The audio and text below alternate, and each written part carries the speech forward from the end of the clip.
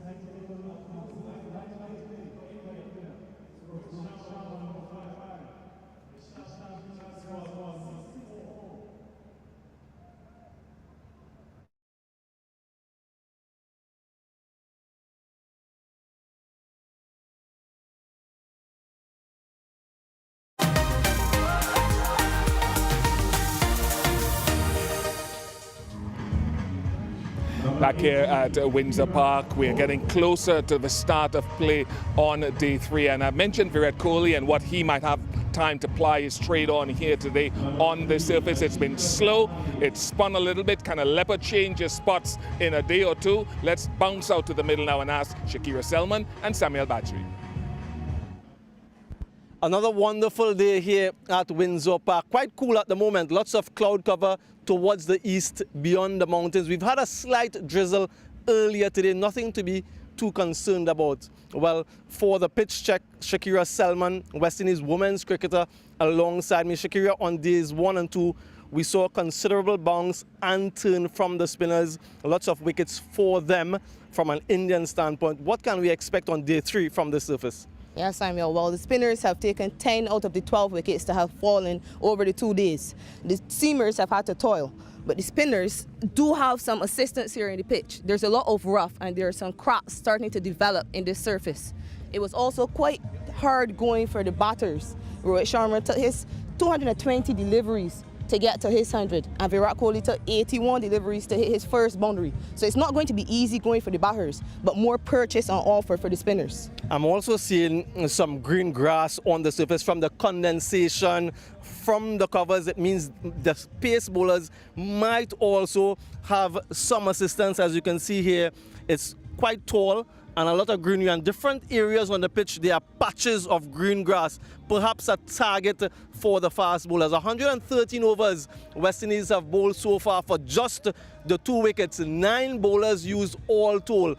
I think it's going to be another tough day in the field for the West Indian bowlers.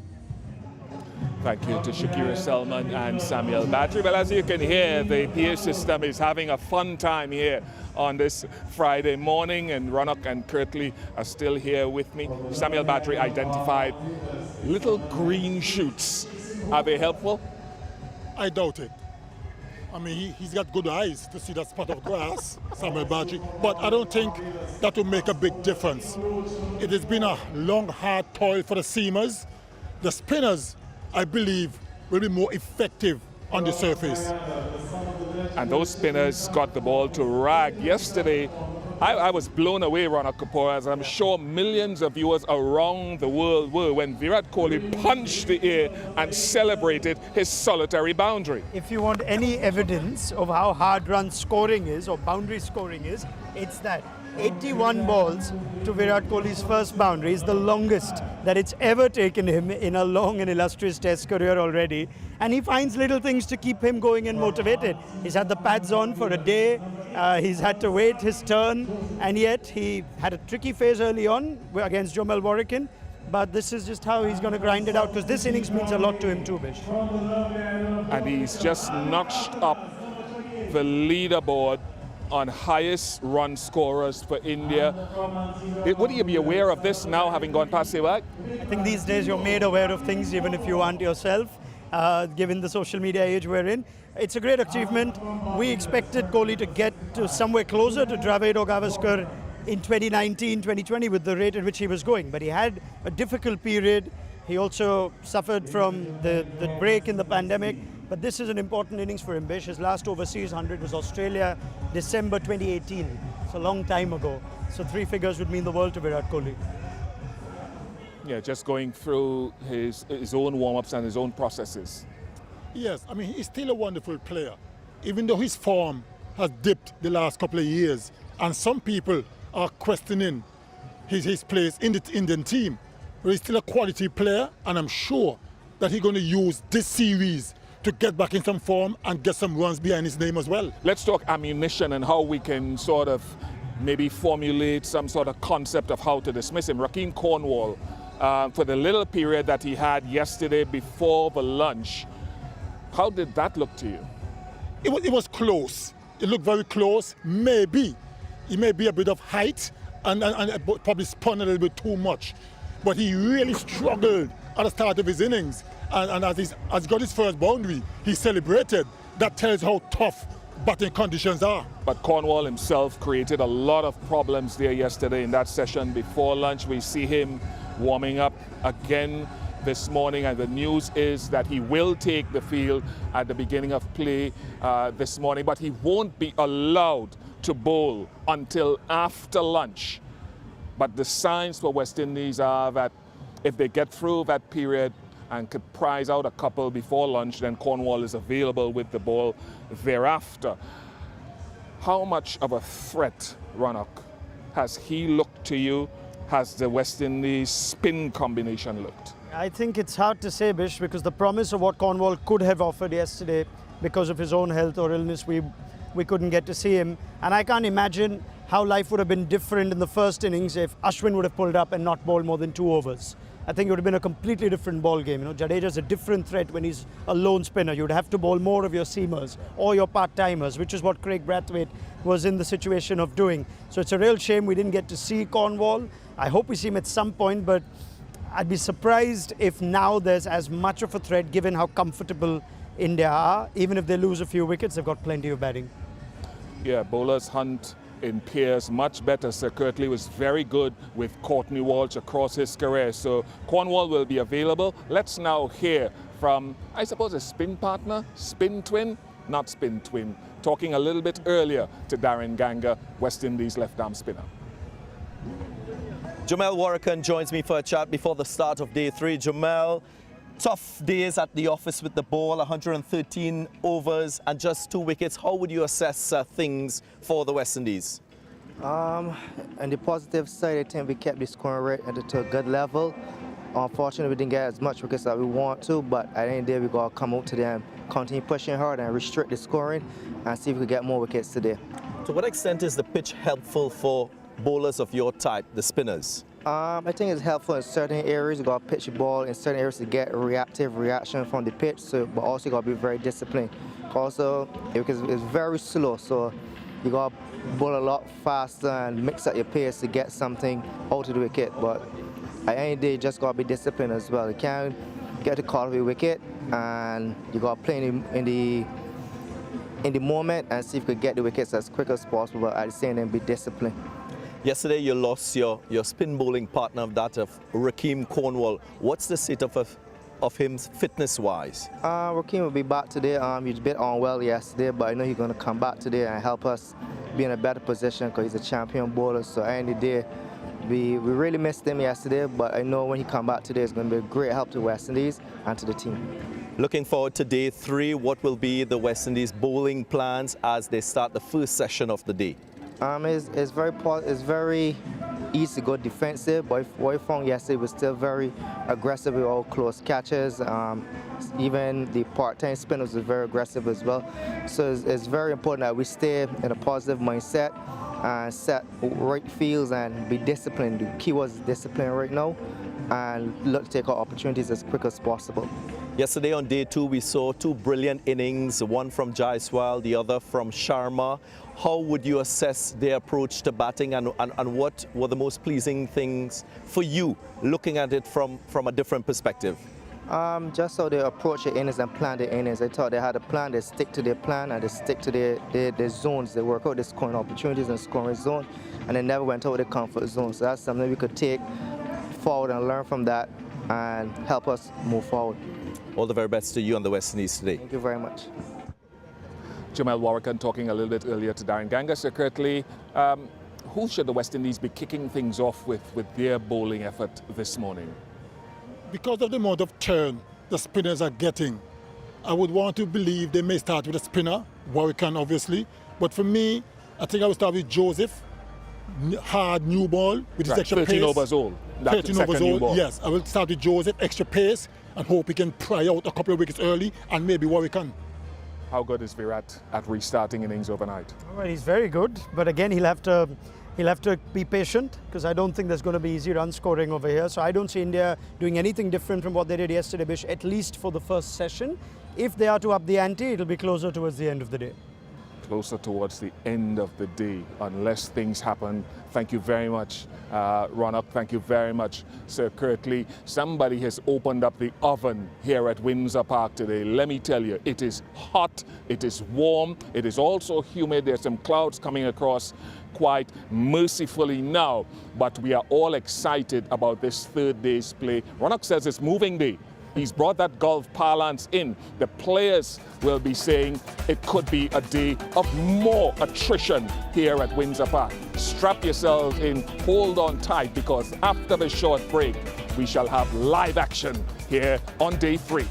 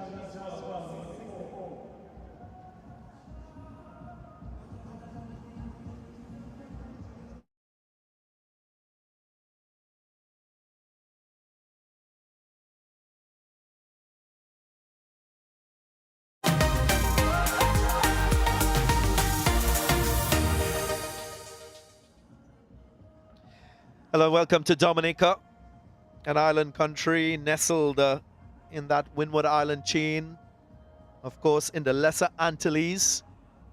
As we start day 3 of the first cycle pure Agarbathi test powered by Yes Bank. West Indies v India.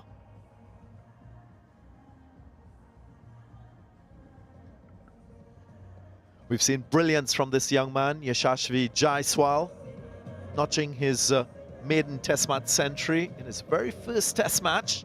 Ladies and gentlemen, really leading India into a commanding position, 312 for 2 at the moment. 113 overs in this inning so far, and the West Indies, they toil for wickets.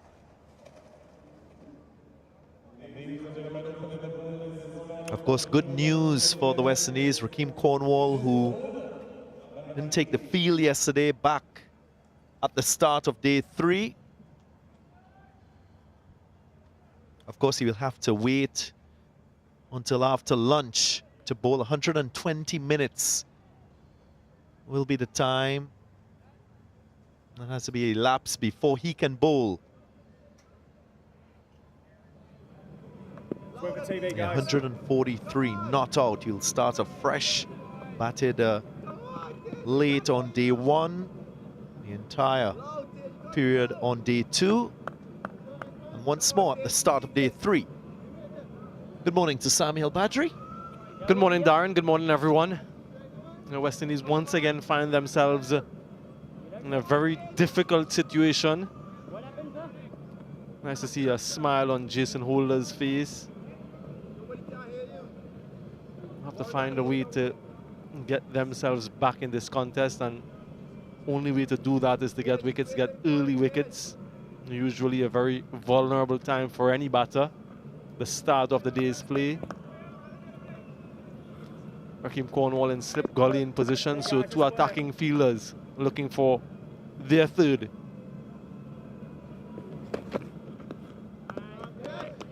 Sorry, Joseph, of course, we'll have to wait for 28 minutes or so to elapse before he can bowl. He left the field yesterday. He'll have to spend that time out on the outfield before he can bowl. So Jason Holder, first option used by Craig Brathwaite to open proceedings on day 3 of this test. We see a spinner from the other end, the river end.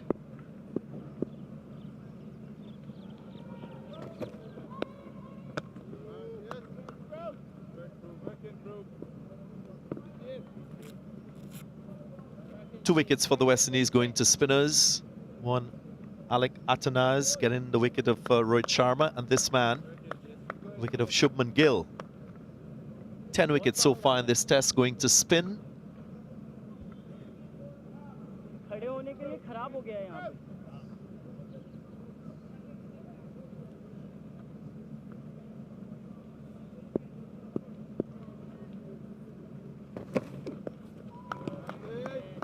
Just a little closer with his line on that occasion, Jason Holder. Another look at the pitch and how it has deteriorated over the course of 2 days. Of course, the start of day 3, a fair bit of rough from the bowlers' footmarks and some divots as well.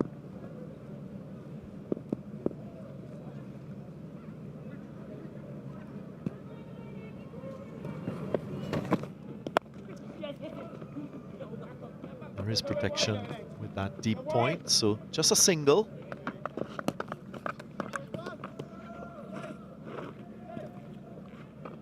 I don't mind that line of attack as they search for another wicket, the West Indies. Nothing for the fast bowlers just yet. This was the first.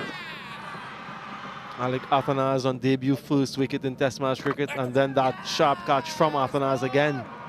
Jamal work on the bowler on that occasion. It was a significant wicket by Atanaz, breaking a record partnership for India in Test match cricket, the highest opening stand against the West Indies in Tests.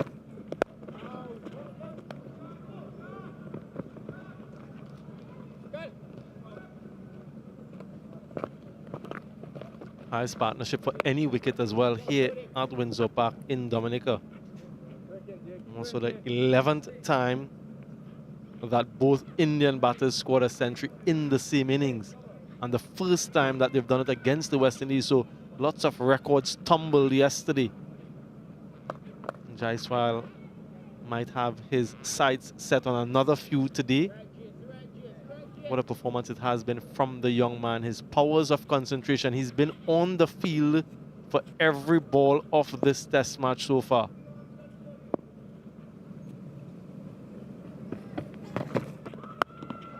Yes, 7 hours and 40 minutes out in middle batting for Yashasvi Jaiswal. End of the first over of the day, 3:15 for 2.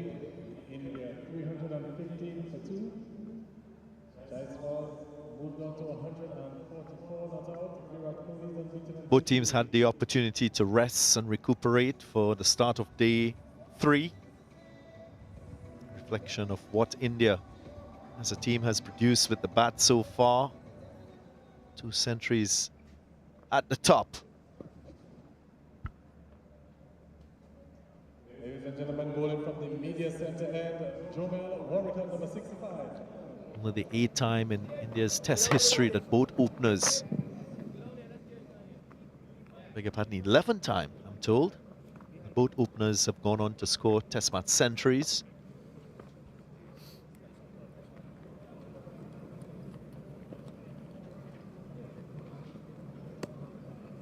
Good, Jomel. As predicted, Jomel Warrican to partner Jason Holder. Curious to see the line that he bowls. When bowling previously to Jaiswal, he was bowling a very straight wicket-to-wicket line. Might just look to bowl outside the line of the off stump. There is a fair bit of rough in that region, so the ball might just turn a little bit more. The bounce might be inconsistent. Start straight.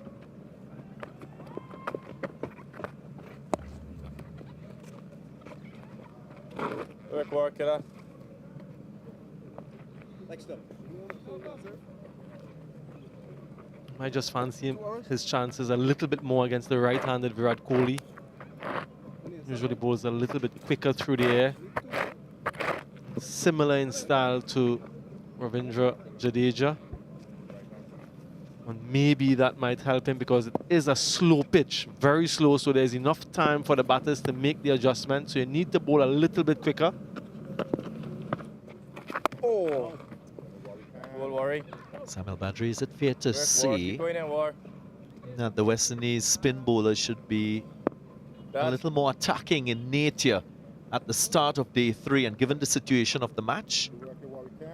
Yeah, not only the spinners, the fast bowlers as well. So Jason Holder started his first 2 deliveries very wide for Jaiswal and then adjusted his line slightly. So I'd much prefer to see them looking to take a wicket early in the day's play. Oh, yes. As you are alluding to, as opposed to being defensive. Because if they aren't taking wickets, they're going to be under pressure for the entirety of the day. You spoke to the batting coach earlier today. There doesn't seem to be any intention of bowling. Oh! Of course, quite a lot of time left in this game, so I don't think there's any issues there. And with this man at the crease, they'd be very hungry for runs.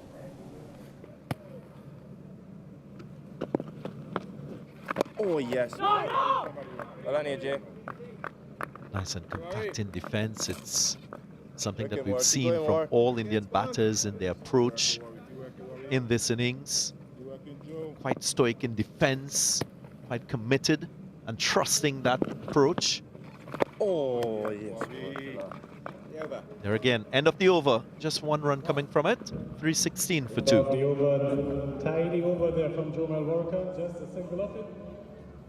115 overs, it's India, 316 for 2.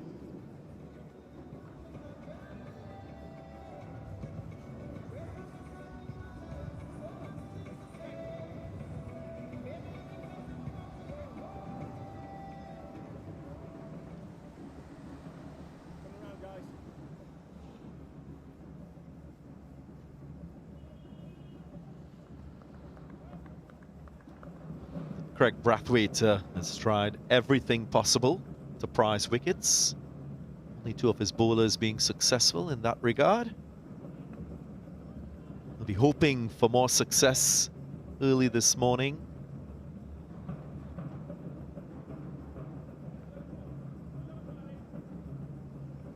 Started that previous over Holder with 2 fielders in that slip region. One has since been dispensed with. It's going to square leg. Support for the debutant Athanas. So he has 1 slip. A deep square leg, deep fine leg. So couple options for Holder from around the wicket now.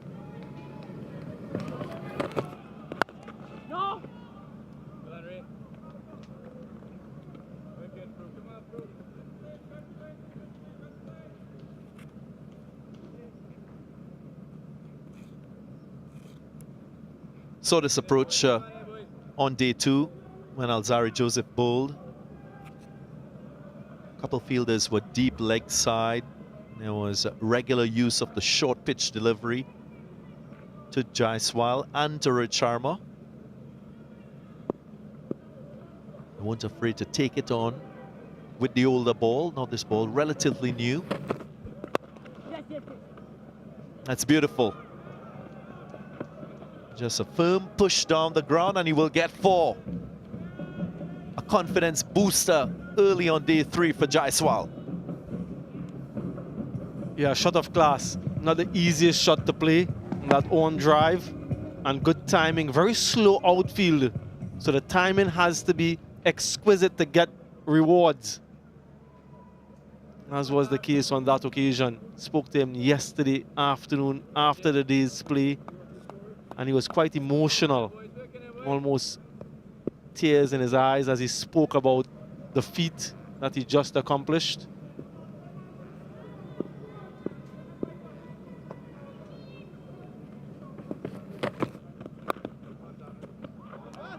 Darren, for someone so young in stature, playing his first game, the application that he's demonstrated, what has stood out for you from this young man so far?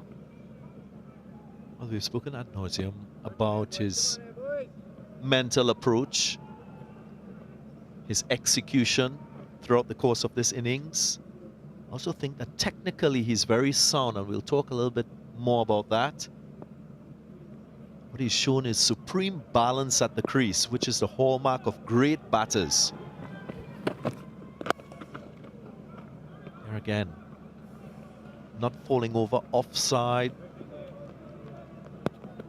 not leaning leg side. When you look at him, very streamlined and side on in his stance position. I'm sure many coaches looking at this broadcast will admire his stance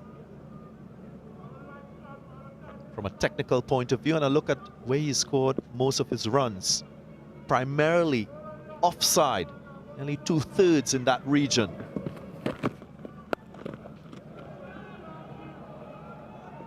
.150 comes up for the young man. Another landmark in and amongst the many he's achieved in this test match.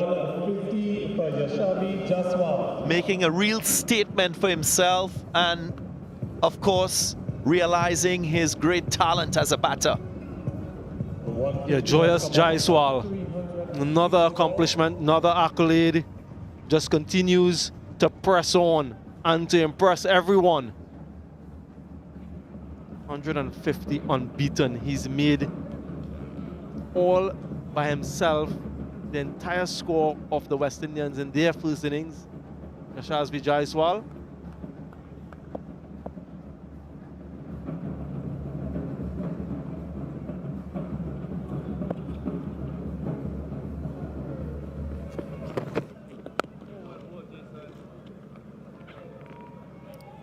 Over. The lead 171. 321 for 2. Of the over, and at the end of the over, it's India 321 for 2. Jaiswal is not out at 150. It's 150 came off for 360 balls. We went for 54. There's that record partnership of 229 between Jaiswal and Rohit Sharma. One of application and real resolve as a batting pair. Go in there, boys. Come on there, boys. Come on there, boy. Come on, man. They better fight, man. Come on there, boys. Even 150. Joey. Come on, Joey. Highest score by an Indian debutant away from home in Tests.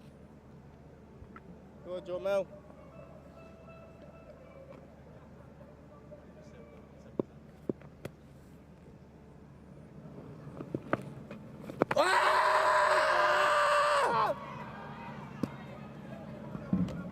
Not convinced, the umpire. There was a convincing appeal. Remember, no reviews for the West Indies.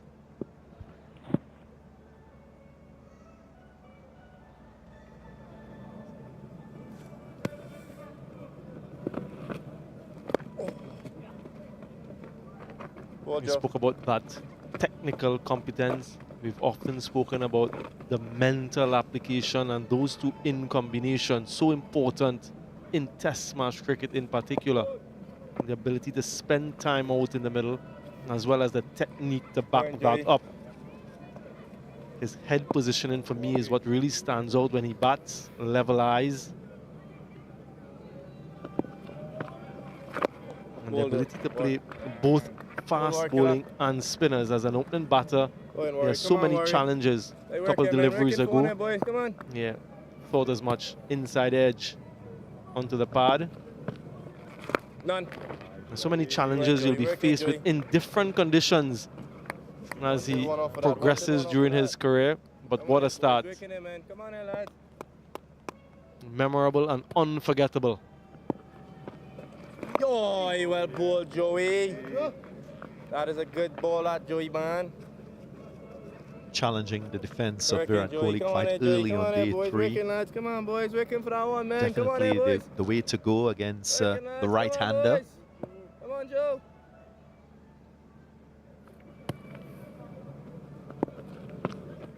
Oh, Joey, down, Dad. Well done, Dad, cat. Love that. Not a dot. 10 the over. 322 for 2.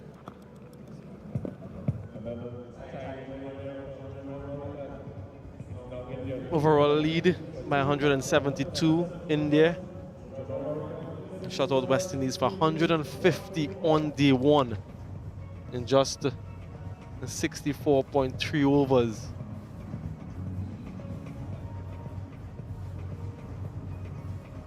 Jaiswal unbeaten on 151.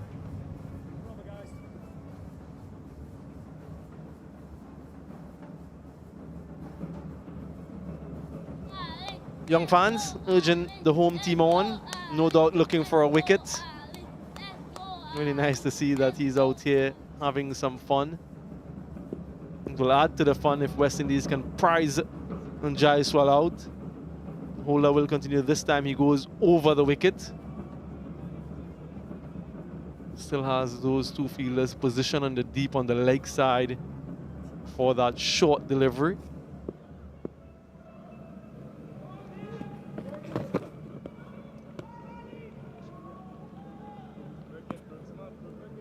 So talking about his balance and his setup, he's very side-on in his stance. And the reason why he's so balanced is because of that positioning of his head, his hands, and his feet.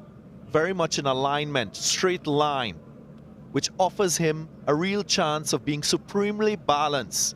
Has that trigger of moving back and across for the seamers. Not so much a trigger when playing spin.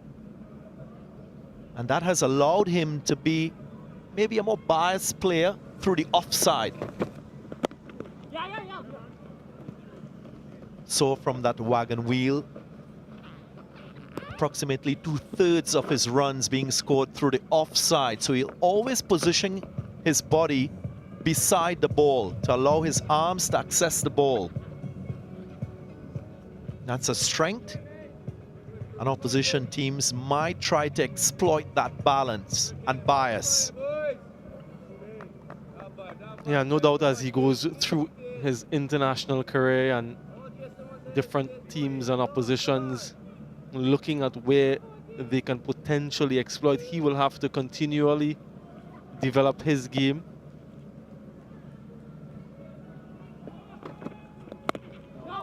That is the challenge of international cricket. As a newcomer, you sort of have an advantage in that not many people know what you bring to the table, but the more you play and the more teams do their research on the player, the different challenges will come. In addition to the challenges and conditions, here it's quite slow.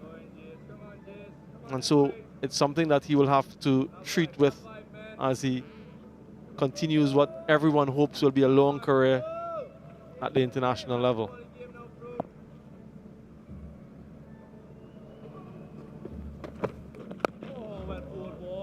And just staying with that conversation of his head, hands, feet being in alignment, it offers him a great efficiency in movement.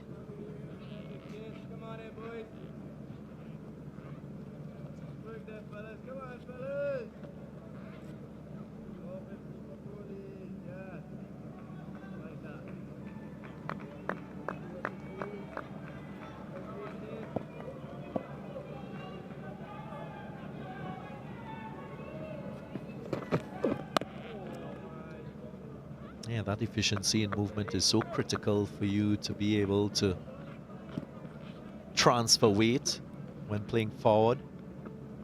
And of course, when you make that decision to play back, to ensure that your body moves efficiently. That's the other thing he's impressed me with. His ability to judge length and then to react according to seam.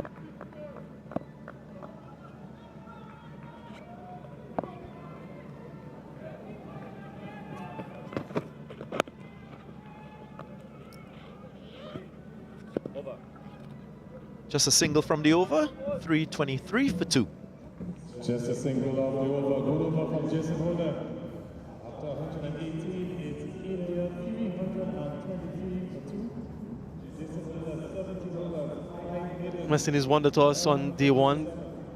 Got shut out for 150. Man on debut, Athanas got 47, top scored for the home team. India, well, currently they're leading by 173. 8 wickets in hand.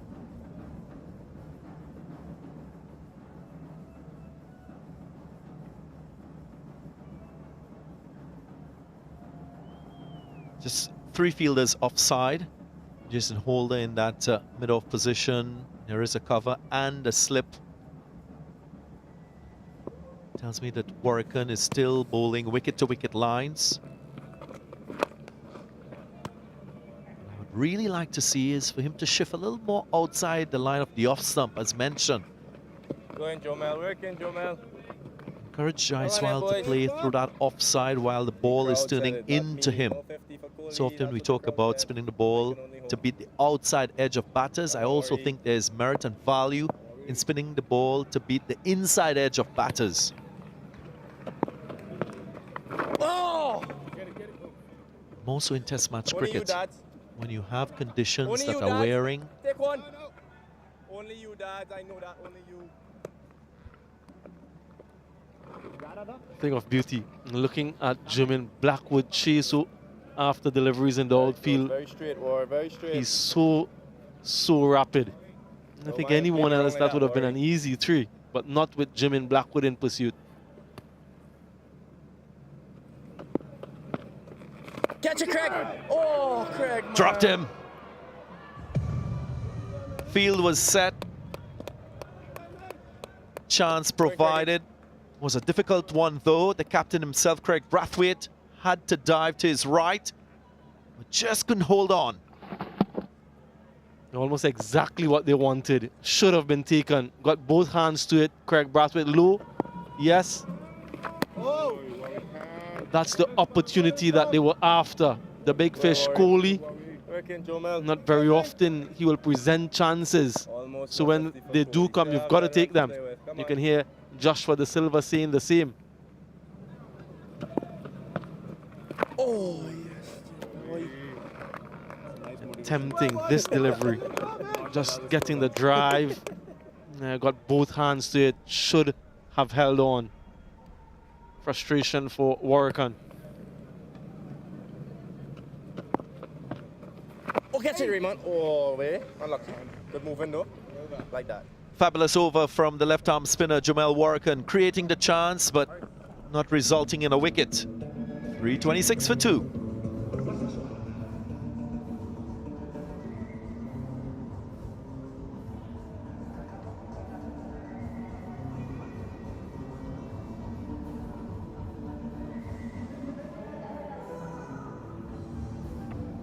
Yeah, Craig Brathwaite would be very disappointed with that drop catch.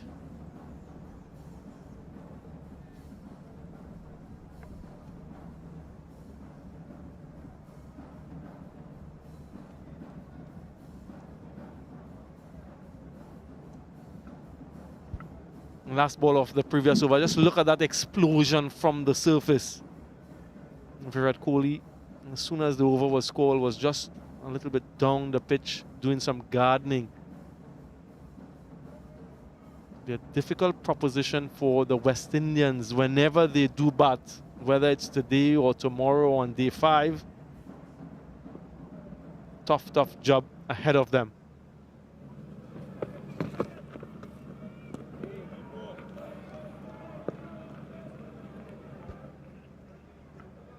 We've admired him from the start, even previous to this test match. Yashasvi Jaiswal, the approach, the adaptability that he's shown. Unfazed with the landmarks, of course, bringing up his maiden test match century yesterday, and today achieving another landmark, going past 150, just 15 boundaries in the innings so far.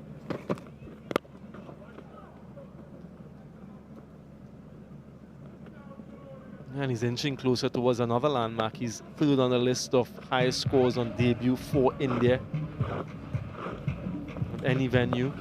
Rohit Sharma and Shikhar Dhawan, the two ahead of him, 177, 187 respectively.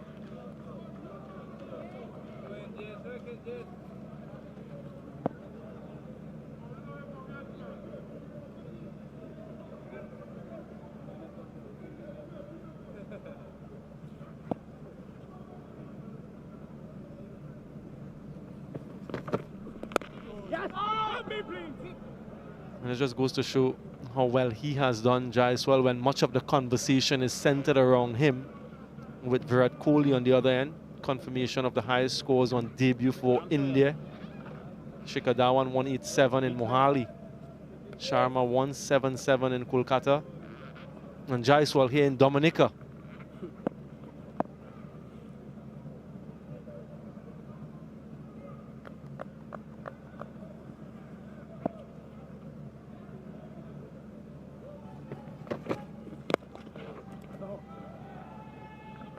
Searching for the Yorker, Jason Holder. Haven't seen many Yorkers from the West Indians in this innings.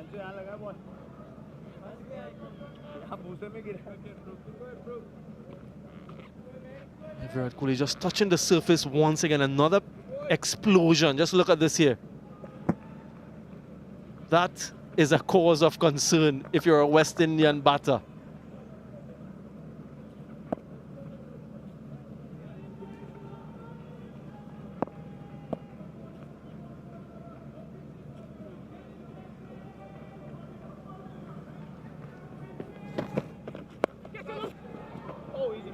Didn't get hold of it into the pitch from Jason Holder. Again, that lack of pace from the surface. Just not getting his timing right. Virat Kohli, as you'd expect on this type of surface. Yeah, that couple deliveries ago from Holder, Virat Kohli was quite perplexed by that response from the surface.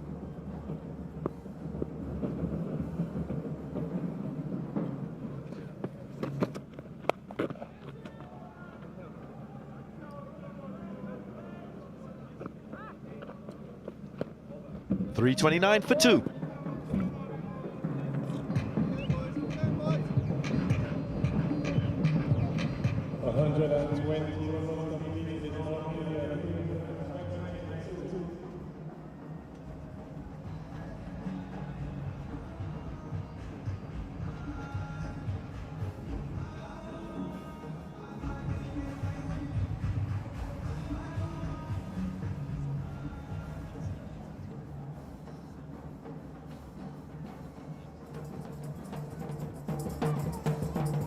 They're supporting the stands for the home team. The musical instruments are out.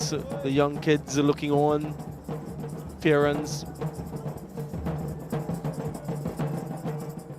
All of Dominica urging West Indies to get a wicket. Inside edge of the bat. Looking for the big expansive drive. Jaiswal, some turn. That's more the line that you're looking for, isn't it, Darren? Indeed. And again, that significant turn from outside the off stump will prove to be more challenging. Again, I just feel with that line outside the off stump, as a batter, you need to make many more decisions as against if that line was wicket to wicket. Get it, Ray. Again, it just plants an additional thought in the mind of the batter too. You will be mindful of that silly mid-on and the rough area. So psychologically, you're putting a little more pressure on the batter when you bowl outside the off stump. Left arm spinner, to left-hand batter. Make sure I get it more. Now to Virat Kohli. None, man. And I suppose for the right-hander, he can afford to be a little bit straighter, a little bit closer, and challenging the outside edge of the bat and the off stump. But I hear you in terms of the left-hander and shifting a little bit. Catch it! Oh, worry. Workan did create an opportunity in his last over, grasped by the captain. And that's the sort of length that he would be looking for, encouraging the drive. Oh, gee, Henry. Hold on. Another very tight over from Workan. 330 for 2. Another tight over from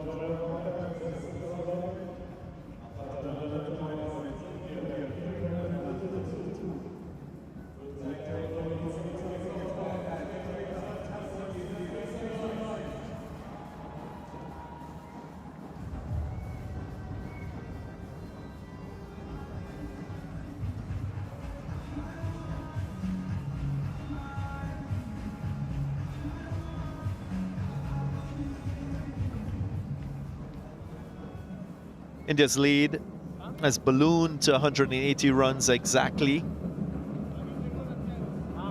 Now a change in bowling.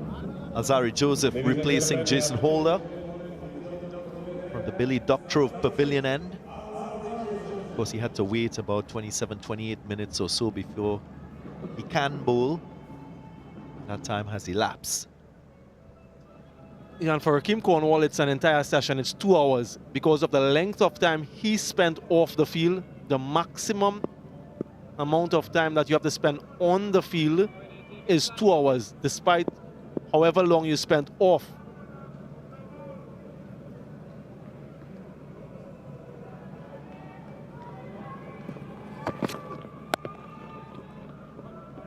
And that's because he was ill, he was unwell. It was not an external injury. Speaking to the fourth official earlier today, he was just clarifying with me that because it's internal, he has to spend a minimum of 2 hours on the field before he's able to bowl.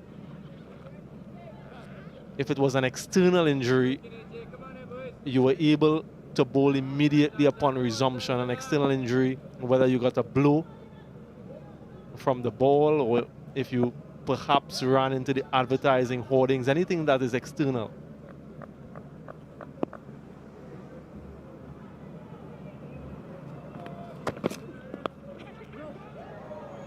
Fine enough to beat the wicketkeeper. Virat Kohli will pick up another boundary, only his second. And he gets closer to that half century. 81 deliveries for his first boundary. The longest he's spent in Test match cricket to register his first, and another long time before he got his second. Ill-directed from Alzarri Joseph.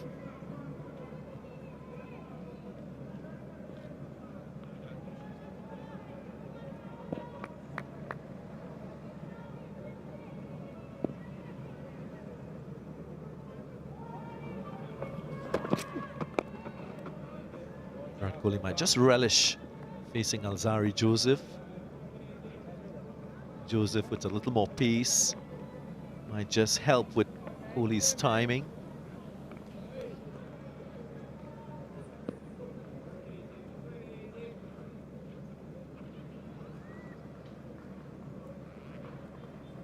Yeah, the extra pace from Joseph might just assist Kohli a little bit more with his timing.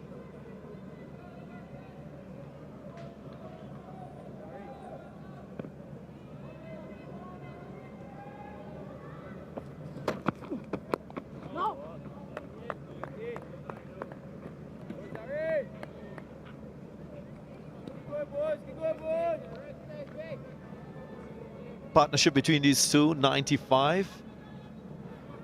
Another significant one in this batting effort by India. I'm sure Rahul Dravid and the batting coach will be pleased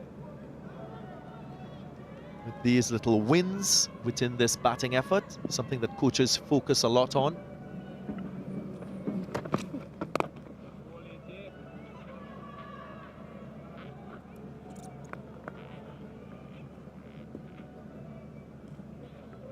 Vikram Rathore spoke about the importance of batters being able to adapt to conditions, and he said that that was the most important thing that he was trying to inculcate in this complement of players.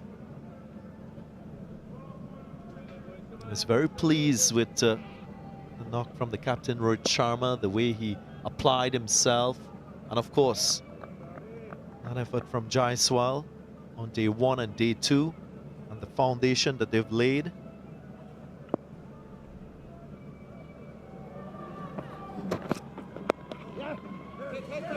Chance.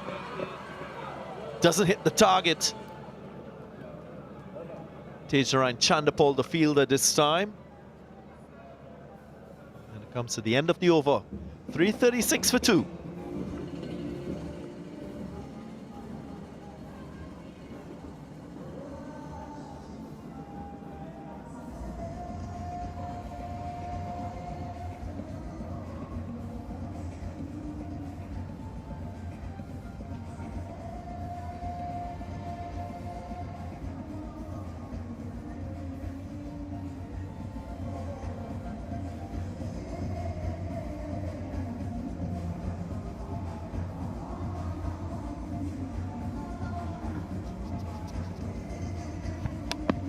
Another opportunity for the West Indies.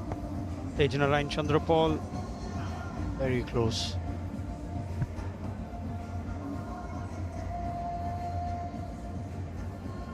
Half chances that have gone India's way in a test match that has very much gone India's way.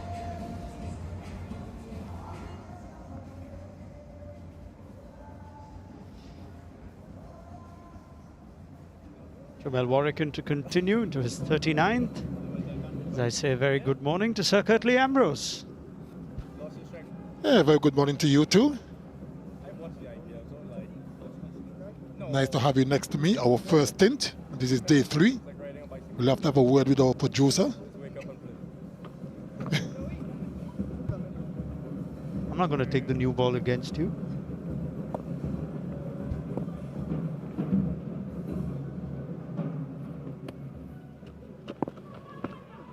Oh, go. Certainly has been a long, tough grind for the West Indies bowlers.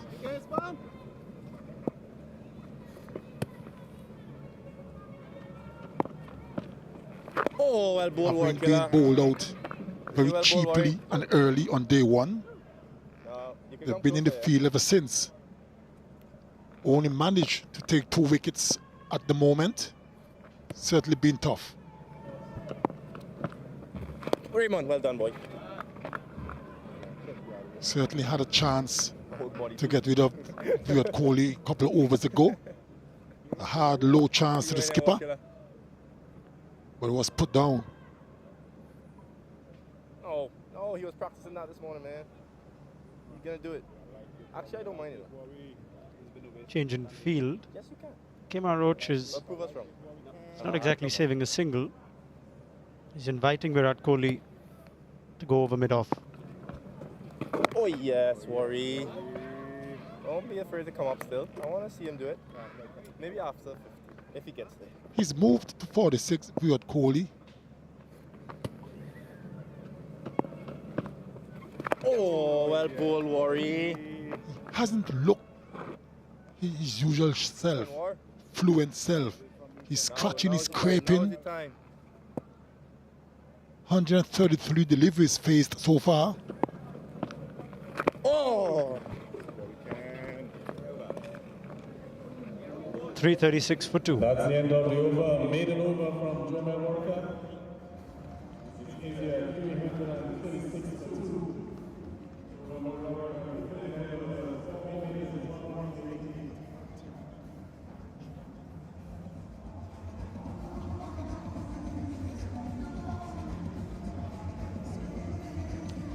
Partnership inching towards 100.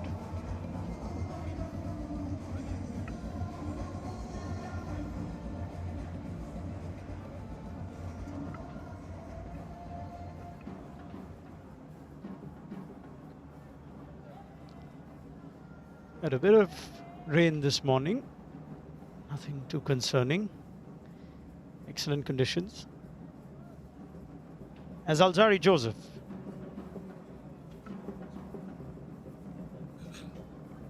He's going to bowl his second over of this morning.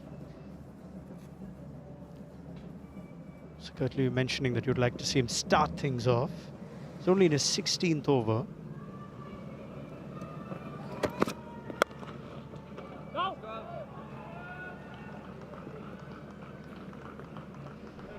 We're being informed that Alzari Joseph had to wait 28 minutes before he could bowl, given that was the time that he was off the field on day 2.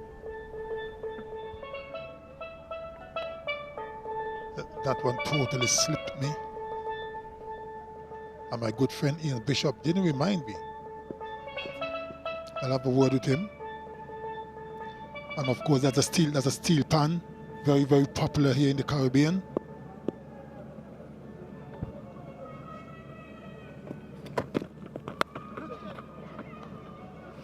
In the air for a while, but it'll go for 4. Brings up the 100 of the partnership between Kohli and Jaiswal. Just a bit of width on offer for Jaiswal. Went for that full-blooded cut shot, not where he intended it to go, but nevertheless, the result is still the same, 4 runs. Brings up the 100 partnership from 267 deliveries.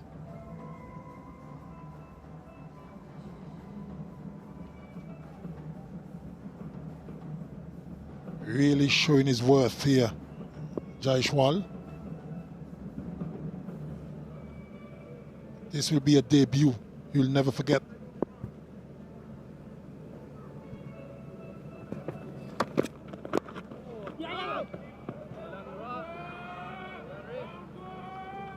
Beautifully bowled. Good follow-up delivery from Alzari Joseph.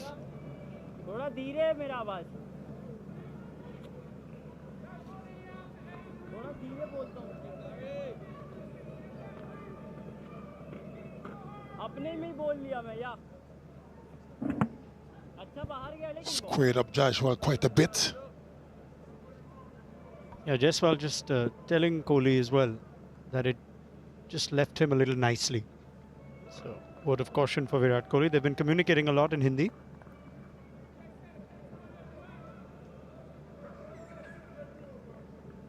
So Jaiswal acknowledging that was a good one.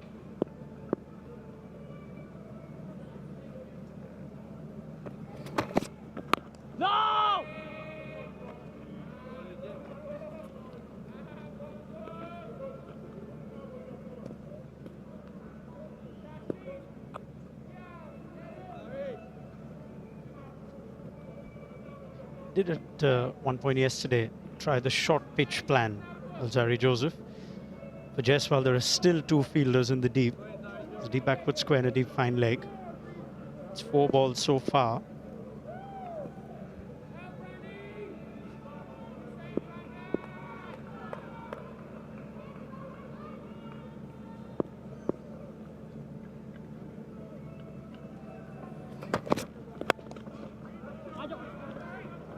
It's gone through.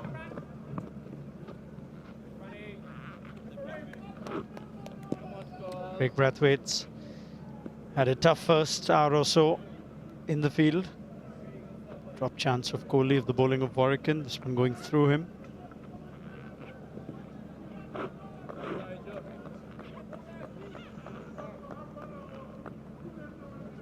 I guess he's got a lot on his mind. He certainly has. It's been a long, hard, tough 2 days and into the first hour on the 3rd day. Certainly has a lot to think about.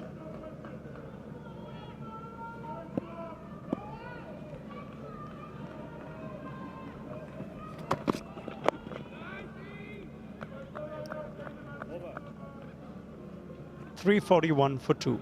It brings us to the end of the over. After 124 overs, it's India 300.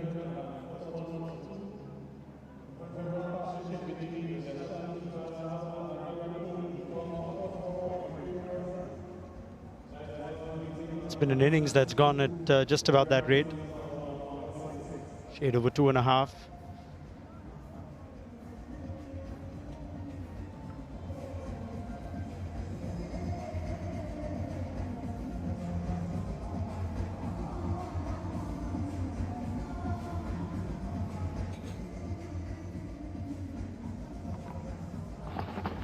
This was a chance that went down. Captain Craig Brathwaite got his hands to it. Just couldn't hold on. Disappointment for him. And Warwick, of course.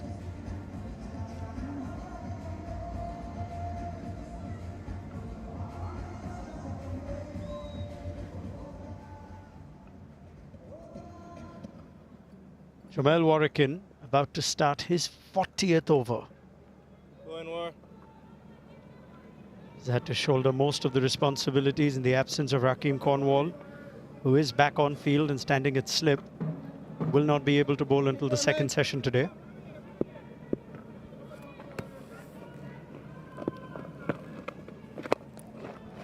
Jaiswal in a different mode and straight down the ground for 6. That one right up. Oh. Very good use of the feet. Look at that. Got to the pitch of the delivery and hit it straight. That was a good shot. It was a good blow. Right into the side screen. Can't get any straighter than that. 378 balls Jaiswal's faced. Many of them of Warwick. Oh, yes, Worry. I think that's the first time he's attempted that shot. It's perhaps shifting gears ever so slightly. Go on, War.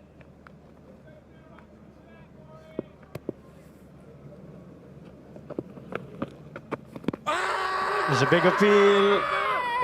Kettleborough says no. And the West Indies are without reviews. How close was that? Go ahead. Go ahead. Umpire Kettleborough just indicated it was sliding down.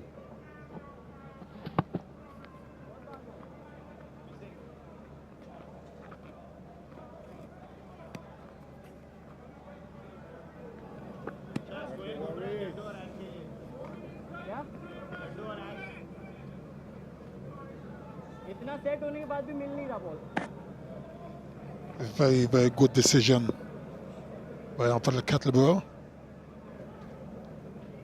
And he did indicate it was going down. A bit of hesitation. A direct hit. And they're going for an extra run.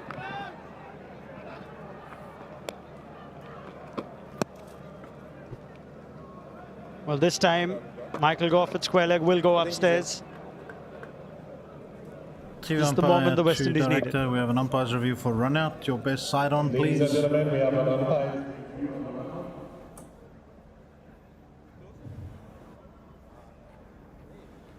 Thank you. Bat is grounded. I have a decision for the big screen. Well, safely home. Virat Kohli is quick. Only for that ball. It was a sharp bit of work. Yeah. Tejnarayan Chandrapal. All these little moments and margins have gone India's way. They were all very excited with the direct hit, but to no avail. Oh, go. A little spin, flick of the wrist. Oh. Good catch, Joey. Let's have a look at it again. Good feeling. Got up really quickly.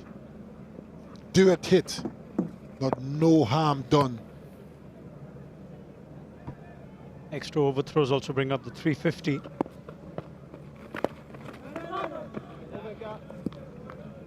That's the score for 2. And that's India's lead goes to 200.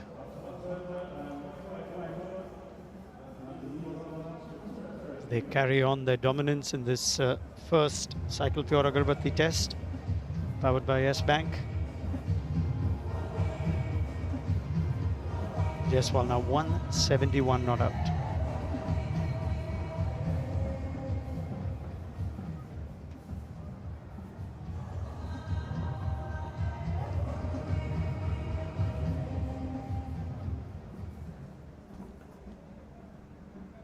Alzari Joseph to continue has been very expensive, conceding 76 runs from 16 overs, 4.75 runs per over. That's a little bit too much.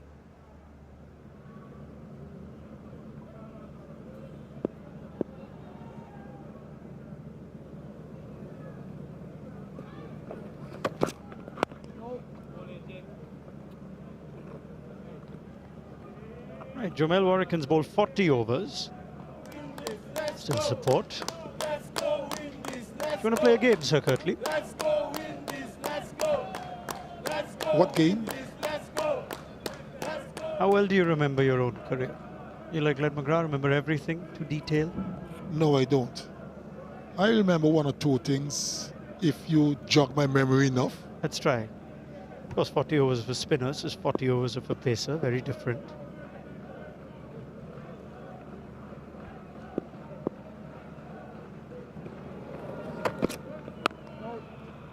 Glorious test career that you had. 98 tests, 179 innings. I've got the answers, don't peep.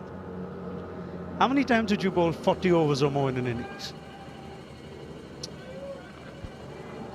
I can remember on 2 occasions. I don't think it's more than that. Maybe it is, I don't know, but I can remember 2. All right, go for it. What's the first? In England, at the Oval, I think I bowled like 41 overs. No.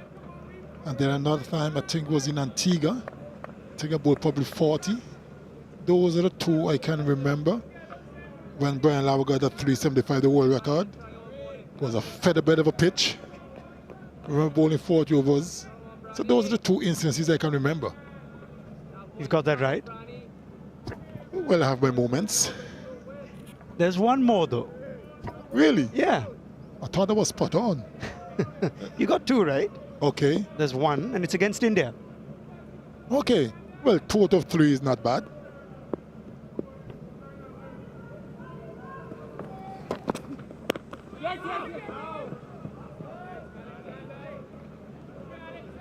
He's getting some help, but he doesn't need it. He'll remember. Let's go back to 97, Sir Kirtley. Come on. 1997. Keep going. Keep going. Tell me. Where was that? Port of Spain. Okay. That one slipped me. Yeah. 41.4 overs. Both you and Courtney Walsh had a lot of bowling to do.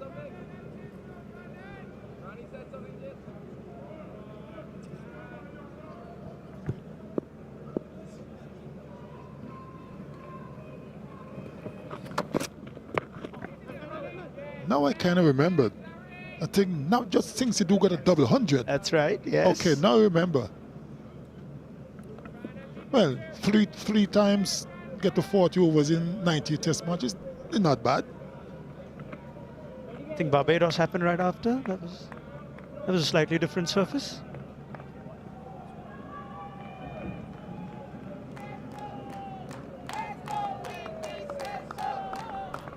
Those 3 innings were bowled 40 overs or so. I wonder how many wickets I've got. Did I get a 5er? Must have been.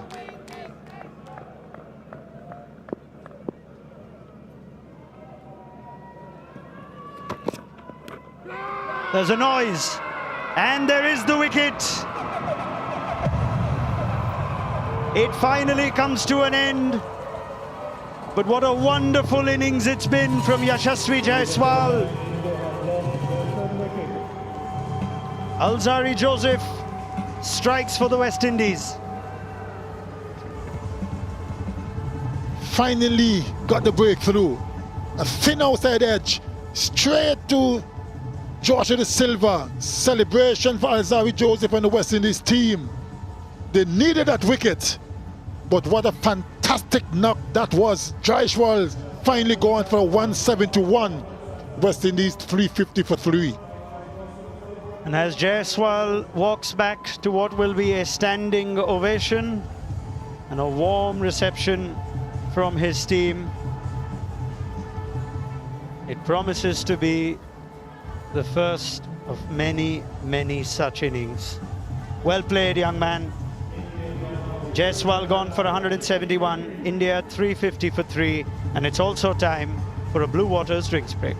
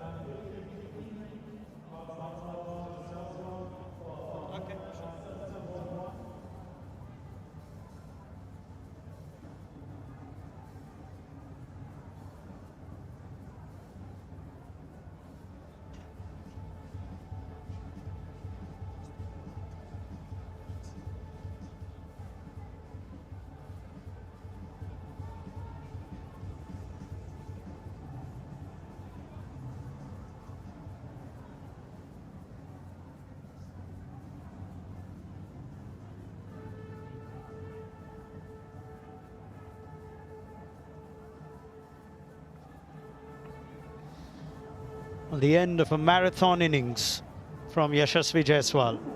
On Test debut, 171 of 387. He left so well all throughout as he tried to bat in a slightly different gear, feathering one of Alzarri Joseph. It was a good delivery. Pitched straight enough and was angled across the left-hander. And a thin edge to Joshua De Silva. And boy, didn't they want that breakthrough. The West Indies celebrations from the crowd as well. They enjoyed that. But it was a magnificent innings by the young man on debut. And he was disappointed as well, which tells you he wanted to bat and bat as long as possible and score as many runs.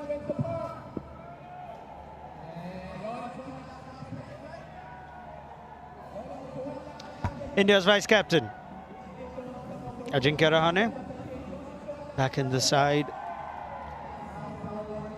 courtesy of an impressive innings in the World Test Championship final.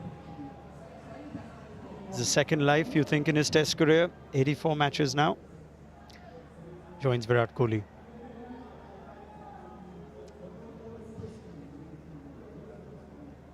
Well, Windsor Park in Dominica is one of the fine destinations anywhere in the world for adventure seekers in particular.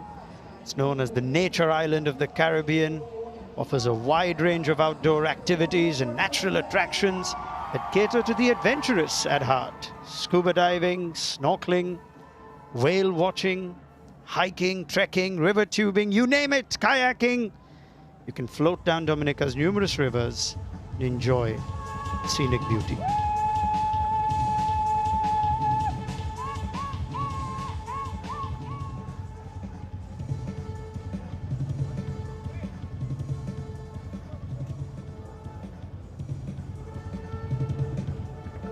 West Indies needed that breakthrough.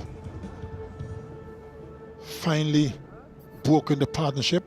There was 110 runs. And India at the moment lead by 200. Ajinkya Rahane is the new batsman.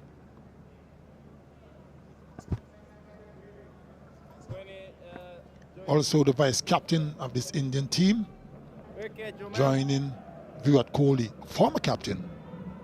Prolific run scorer as well for India. So still a lot of work to be done by the West Indies bowlers.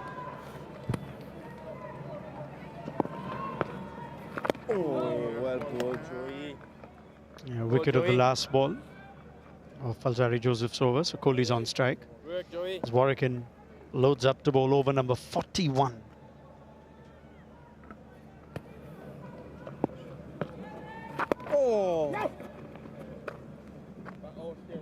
As we speak of the challenges of bowling these many overs to close out the game, from Sir Kirtley, he's absolutely right. He got a fifer on 2 out of the 3 occasions against India and against England at the Oval. Be a crime if Kirtley Ambrose bowled 40 overs and didn't end up with 5. Unless he bowled some spin.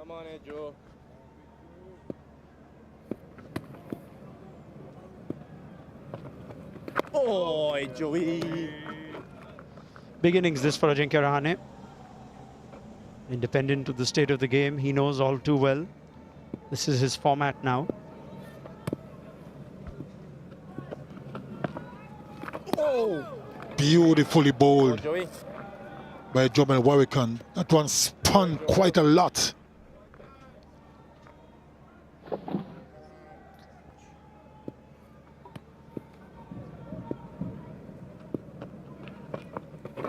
Go, Dad, this one. He's off the mark.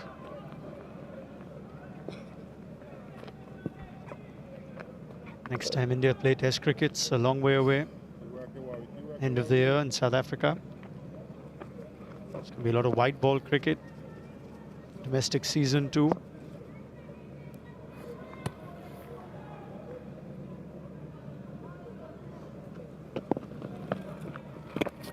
Yeah. Now is that out? Who's that? Oh. Well, I thought for a second the umpires might have a word with each other, but Richard Kettleburrows turned it down straight away. Kohli has a smile. We'll find out in a moment why. That's the end of the over. 3-5-2 for 3. India 352 for 3, 127 overs completed. Very interesting. Was it for LBW or was it for court? Ajinkya Rahane will just join him. Not out on 1. You can clearly see the bat hitting the surface. Flat line as the ball goes past the outside edge.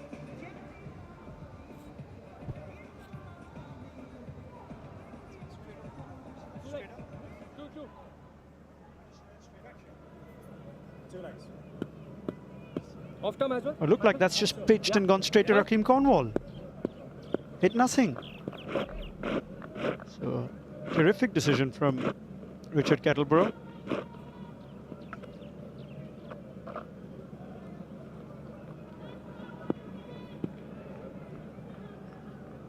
Yep, straight to Cornwall.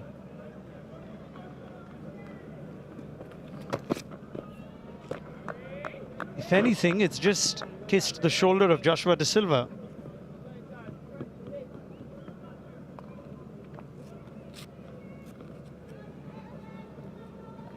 Yes, hit the shoulder of the wicket keeper. Straight to Cornwall at first slip. Bit of excitement from all the players.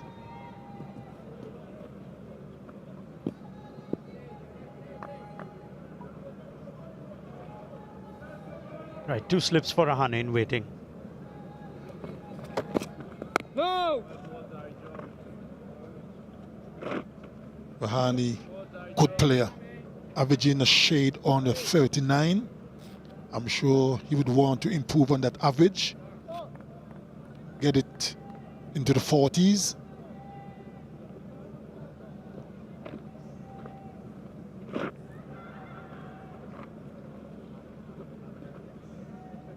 Officers are all here. He didn't like to be on camera. He moved away quite quickly. Yeah, you have a long personal escort, don't you? Security and whatnot. No! of course, is the norm at any cricketing venue. Got the police officers and security guards and all that to make sure that everyone in the stadium is safe. And there he is, bird eyes view of the game. Do they guard the Knights as well? Sir Kirtley?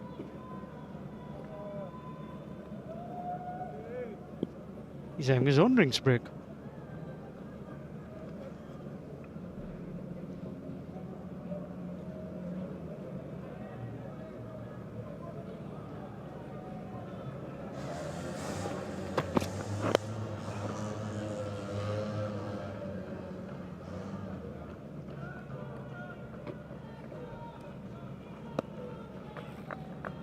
It's an easy single there for Ajinkya Rahane. You surprised, Sir Kirtley? You got two fielders back, even for the new batter. Probably to give Rahane something to think about. Maybe thinking at any given moment there may be a short delivery coming. And if that happens, Alzao Joseph has got the protection.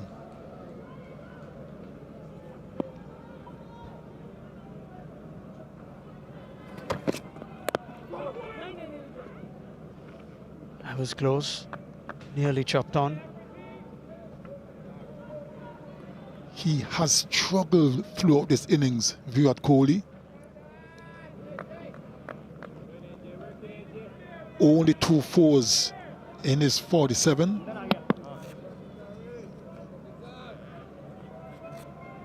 ...141 deliveries he's faced. It's really a struggle for him at the moment. But he's still there, and that's the key.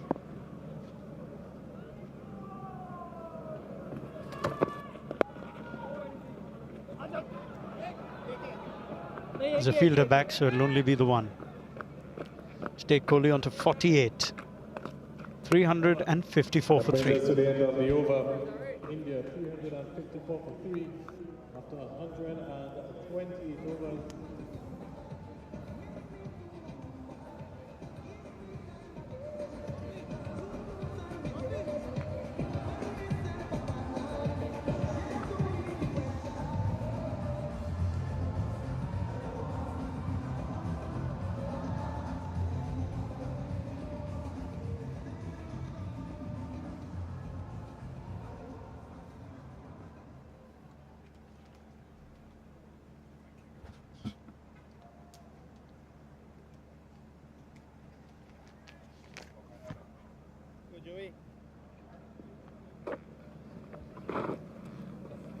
Yashasvi Jaiswal, the batter to be removed today. Come on, boys. Got one. Get another. Come on, boys. Come on, lads. Working, boys. Come on, worry. Woo. Still some grip on the surface for Jomel Warrican. West Indies have kept the attacking fields all morning. Oh, geez. Well done, Raymond. Oh. 49 to Virat. Morning to Shakira Selman. Come on, Wowie. Morning, Bish. Good morning to all viewers. Working, Wowie. Come on, War. Killer. Come on, boys.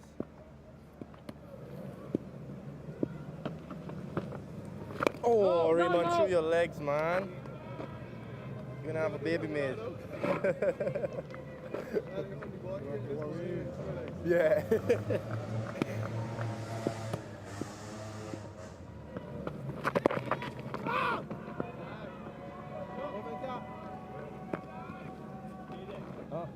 This is a very important innings for vice captain Ajinkya Rahane.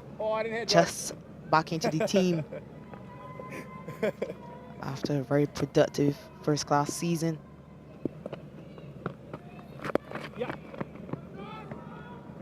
And also some runs at the recently concluded IPL.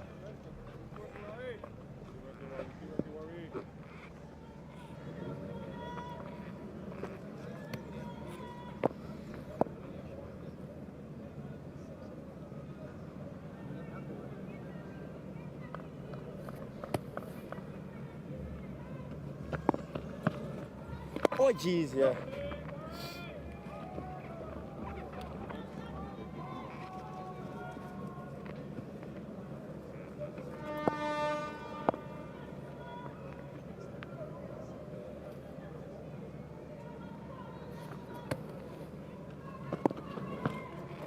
Oh. 3-5-6 for 3.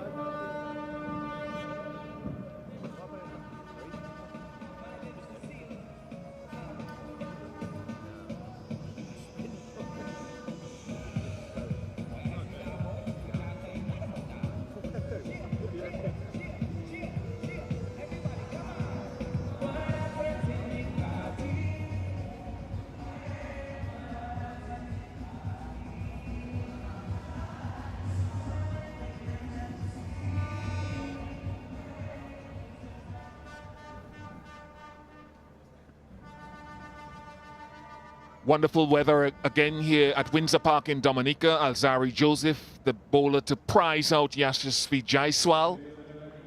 He's out of the attack. Kemar Roach is in.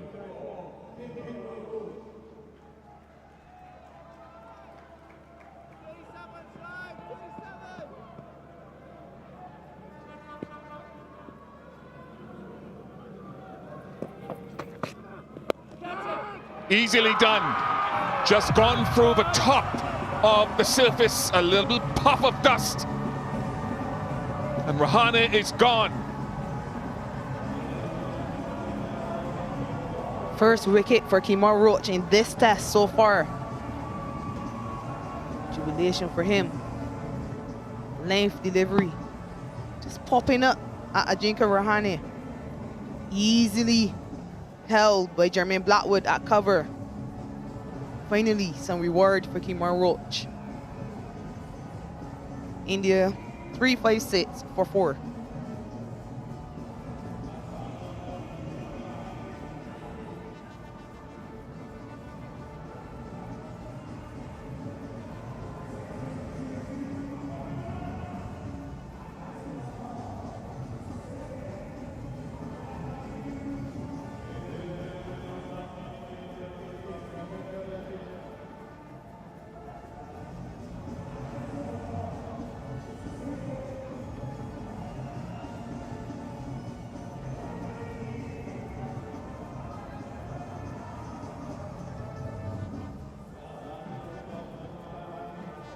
So a couple of wickets going in really, well, relatively quick succession brings Ravindra Jadeja to the crease. Has been intriguing on a dry surface and something from a bowling perspective that we talk about. He's adapting to conditions as a batter. But also with the dryness of the surface now, the ball holding.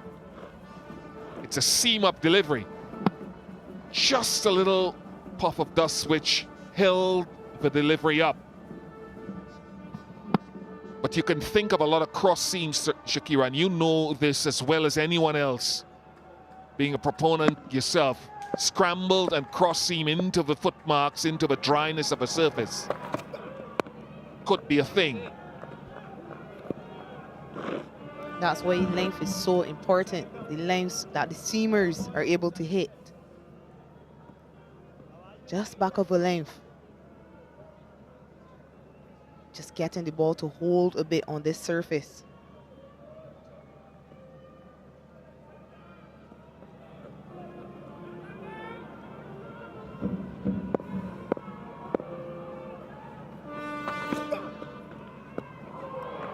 It's a good take. And depending on what Roach's plan is here for Jadeja, yes, he's coming round the wicket and has that great ability to come round the wicket and get the ball to straighten. That didn't straighten at all. He could take that deep square leg out and maybe work it into maybe a short cover in that offside in addition to reefer right of your screen at extra cover. If he's going to go short, then the square leg is applicable. Yeah, I agree with you. With the ball holding like that on the surface, that could be a wicket-taking opportunity. But perhaps that deep square leg is there just in case Kemar Roach goes to a short delivery.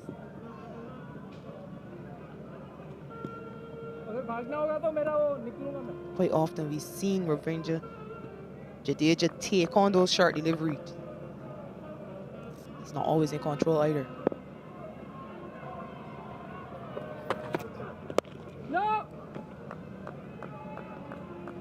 That sort of area. You could have another option there as well. You could bring that square leg up to a short mid-wicket as well.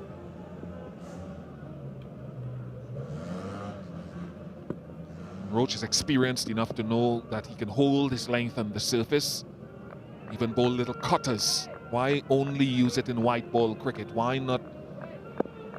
And he's done it before in red ball cricket. We've seen him do it in Test cricket.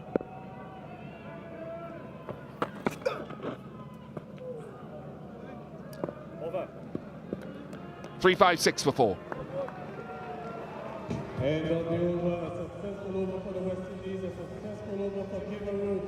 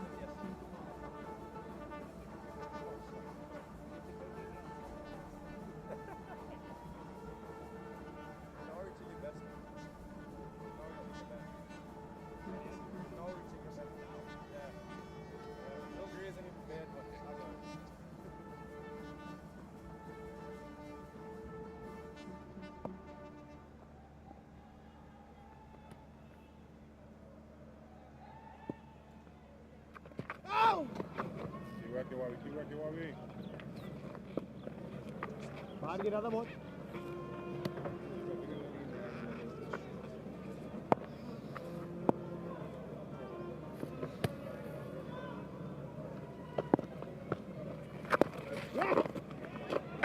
It will be a 29th Test half century for Virat Kohli, in addition Ladies and gentlemen, that's 50 to 2800s as well, and he won't be satisfied with this just being and relaxing on 50, given the drought that he's gone through prior to this year for the last 2 or 3 seasons in Test cricket. 100 earlier this year against Australia, and he'll want to try to double up on this.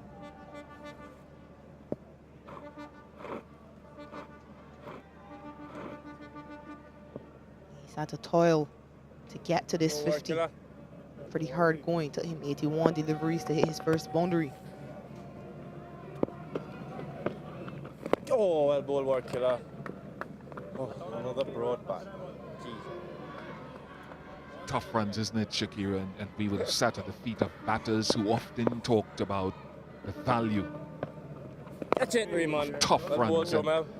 I don't want to use the term good, ugly Jamal. runs, but that's what we use in the dressing room. Scoring ugly sometimes is much more appreciative by a player than those nice fluent drives and flat, benign surfaces. Oh. Yeah, they're often the ones you tend to remember because of how hard you've had to work for those runs.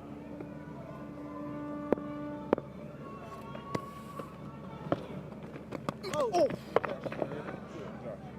That hurt. 3-5-7 for 4. India 354 for 7 after 131 overs. The highlight of Virat Kohli got to his 50. Joshua De Silva taking that one on the shoulder and then eventually knocking the helmet off. Bit of extra bounce on Jamal Warrican.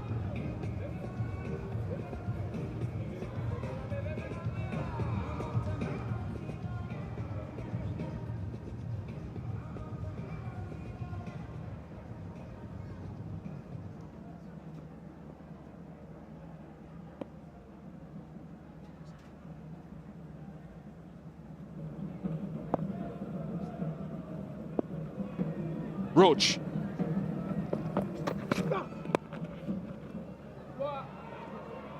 Hand on it.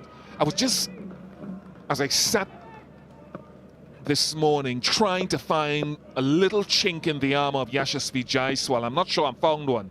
But on this surface, he's been driving the ball on the up quite often from almost the start of his innings. And he's done it beautifully and competently.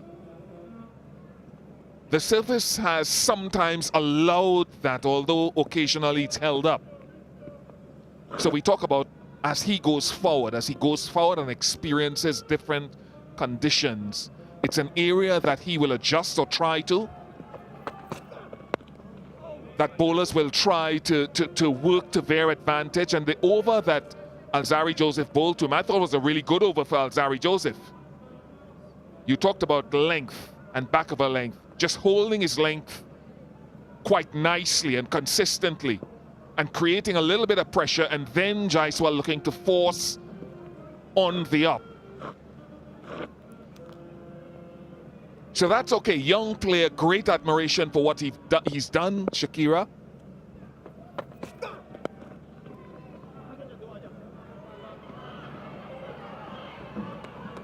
But I said it about Alec Athanase, that as he goes through his career and he's had that nice little start, teams are going to be doing their analysis, their research, forensic analysis on techniques, and try to find a way. And that's where Alec and Yashasvi, and they're in good hands, will have to always be looking to evolve as players, because as bowlers we've had to do it.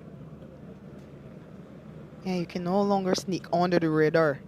So much technology around, so much access to that technology as well.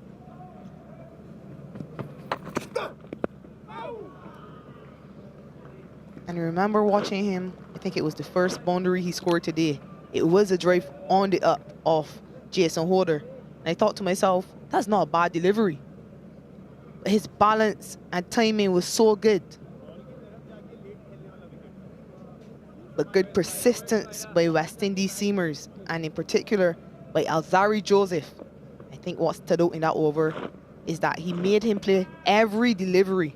So it wasn't just length, but too wide. He made him play.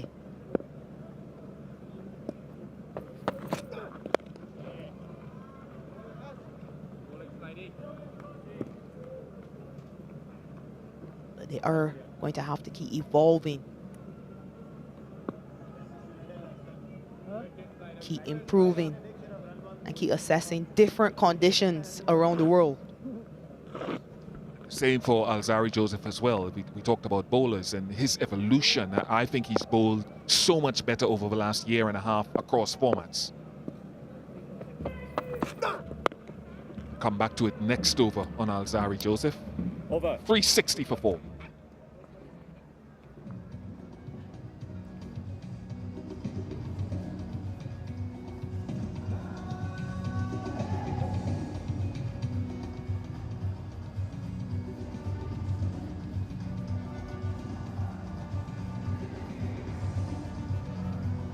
It's been attritional. When the West Indies bat, whenever that is, they're going to have to contend with some quality spin.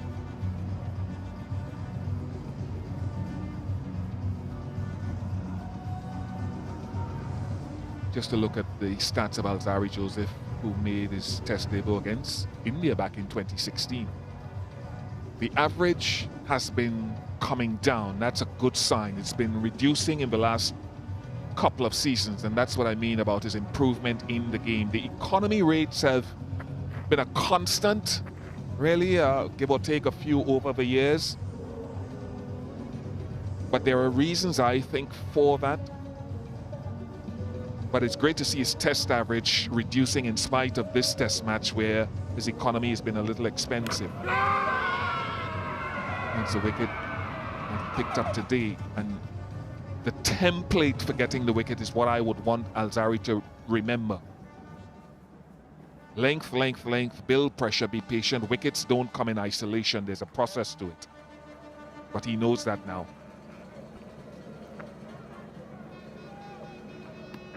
Keep talking about batters being patient in this longer format. It requires much of the same from bowlers as well. I think Alzarri has probably been a bit more expensive over his career because he is an attacking bowler.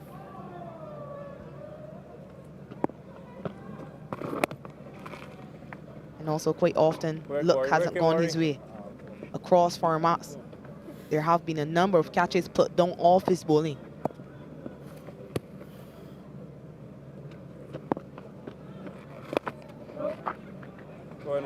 But he seemed to keep improving, keep evolving, continues to grow, become a leader of this attack.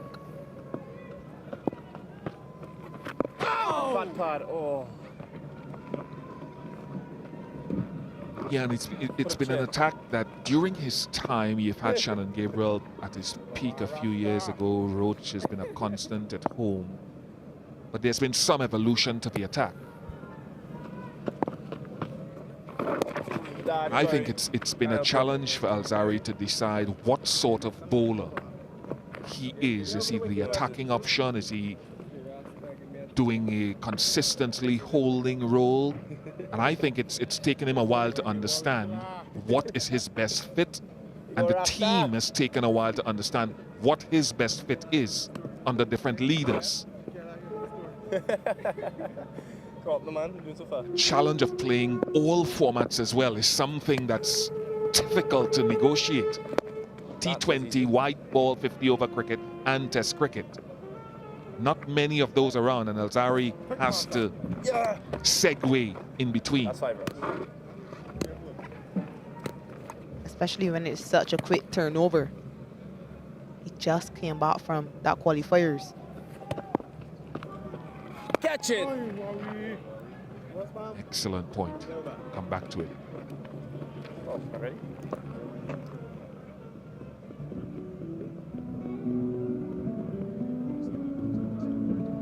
That's the end of the over. 133 overs completed. It's India 362 for 4. Virat Kohli is not out of 52. Another good over there from Jaiswal Warwick, and he now bowled 45 overs.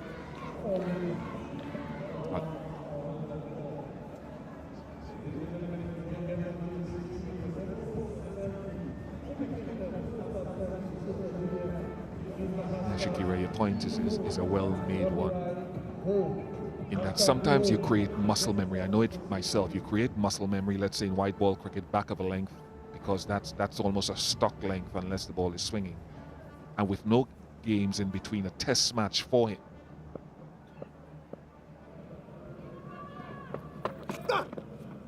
In between the qualifiers and the test match, let's say, and a lot of IPL cricket prior to that, you create a length that is maybe not amenable to test cricket or overdoing variety, because so much of variety is bowled, so it's a challenge.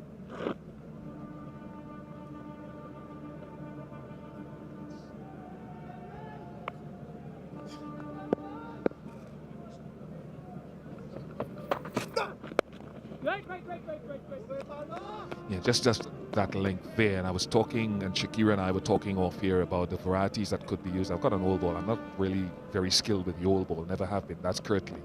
But when we talk about bowling cross seam and allowing the ball to hit this spot into the dry surface, or hit this spot, the skiddy side, and slide or hold up, or you could go wobble seam where it's just slightly off kilter, or really scramble the seam as it goes down and hold up in the surface, I think is a good option, Shakira, here.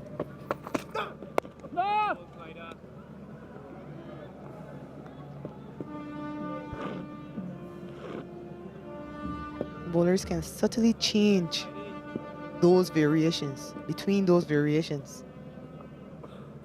It gets batters thinking as well.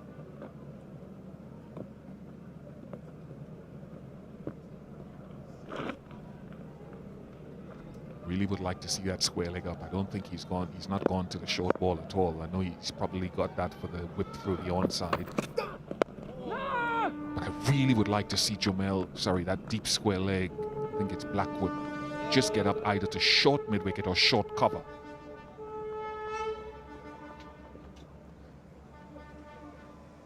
Yeah, if you're not going to bowl the short ball, then you might as well bring that in. Trust your control to stop him from just flicking those fuller deliveries down to square leg.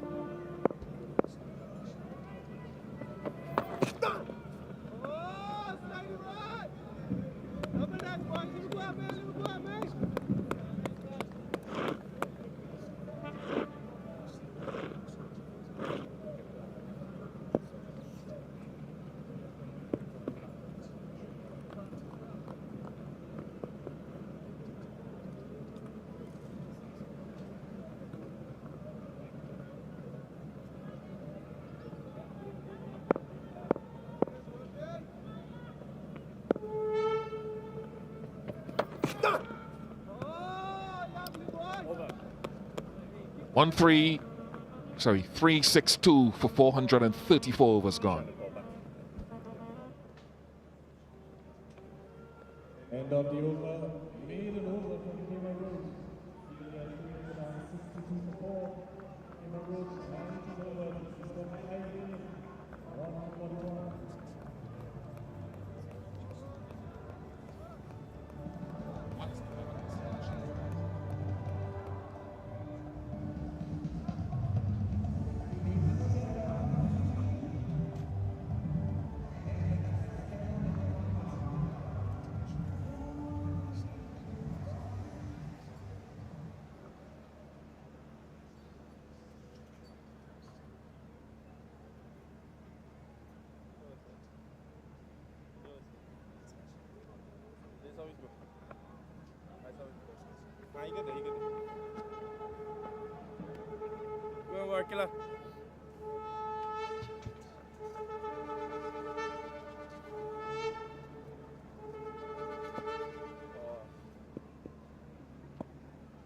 Much better longs than I have.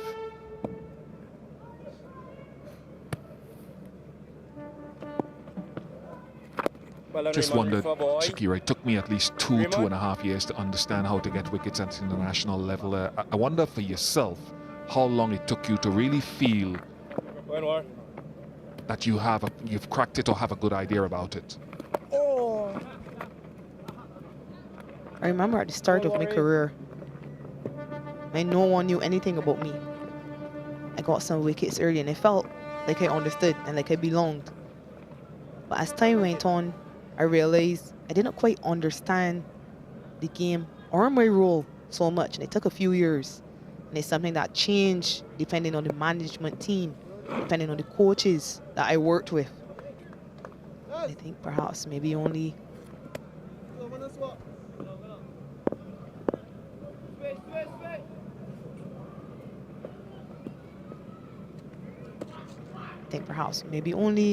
a few years ago, I really understood my role with the ball for West Indies in particular.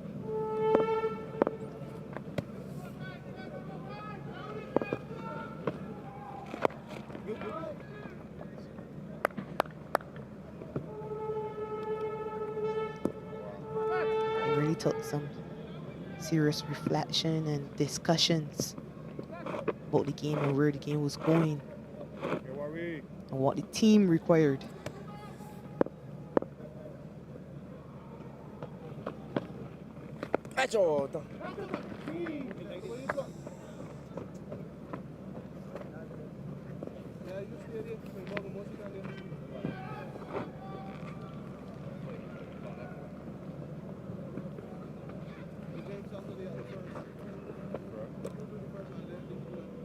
That goes back very much to the point you were making about Alzari Joseph.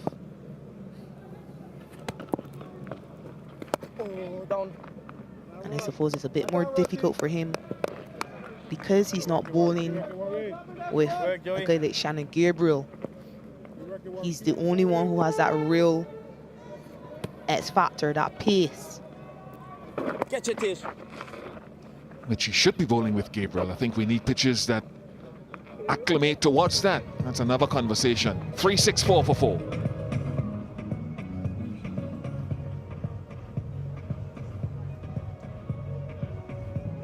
So 135 over is now completed. It's India 364 for 4. Another tight over there from Jaiswal Walton. 45 overs, 4 minutes, 1 for 106.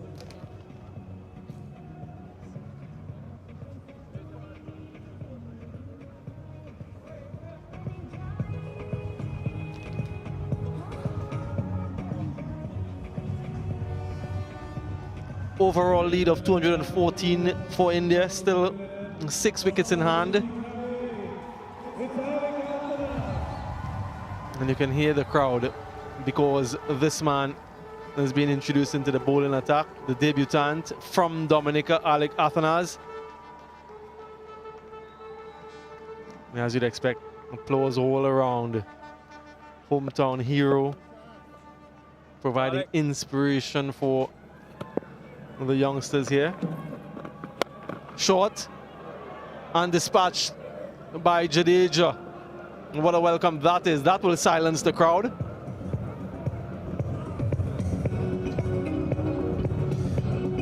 Well, he's a no-nonsense type player, Ravindra Jadeja. Very good with bat in hand. Can turn it on if he wants to in terms of that mode of attack. And he picks length very well on that occasion and gets a 6. Averages over 35 in Test match cricket, a best of 175, unbeaten Jadeja, so has batting pedigree. And there's that turn that we've seen throughout this Test match. He's upset with himself because he played at that one. It was wide to start with. And drawn into that defensive prod.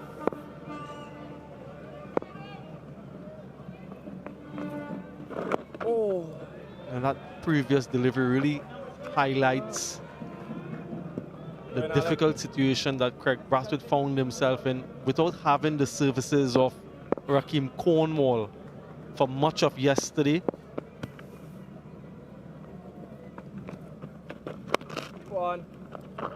Just one padlock, easy Just padlock, a single. easy. He will have his services if needed after this first session on day 3.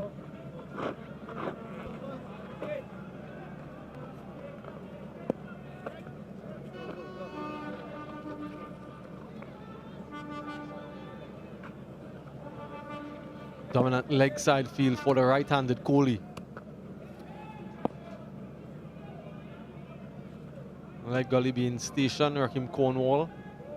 Forward short leg and 3 fielders short on the one side. Done, Raymond. Go in, Alec.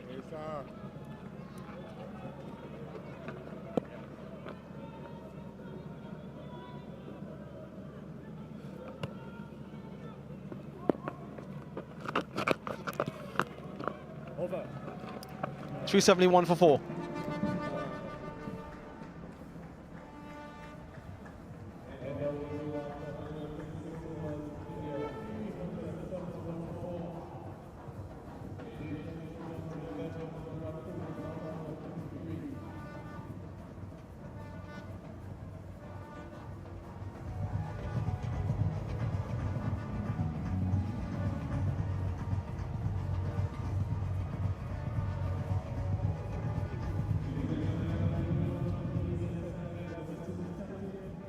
You can see on the big screen there, number 11, Craig Brathwaite, the captain of the West Indies team, introducing himself into the attack from this the river end, replacing Jumel Warrican, who bowled 11 overs prior to this.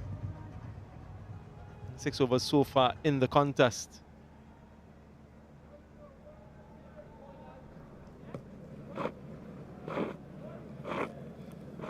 Go, Craigie.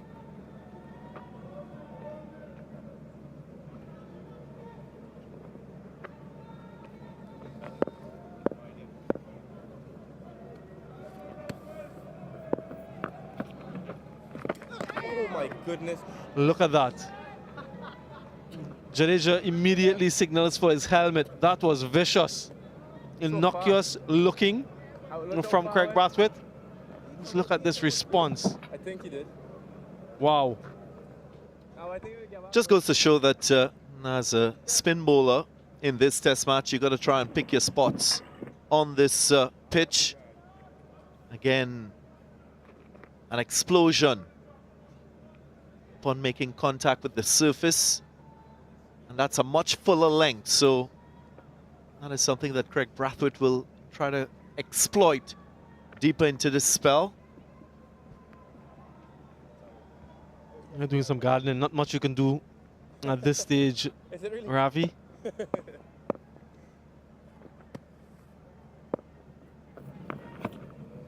You also saw the smile from the non-striker Virat Kohli when he saw that reaction from the surface. It's been that type of surface.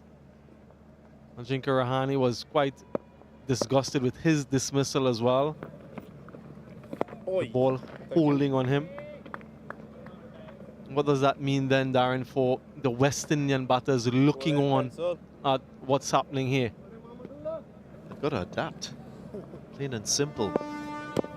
India has done it well. None, Craig.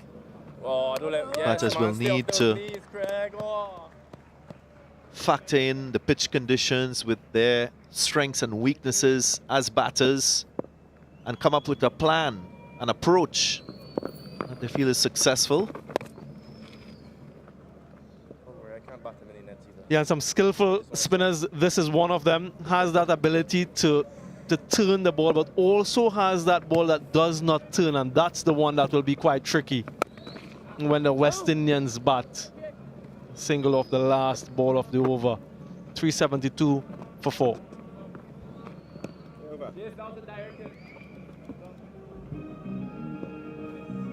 End of the over. India 374, 72 for 4, my apologies. Lead of 222.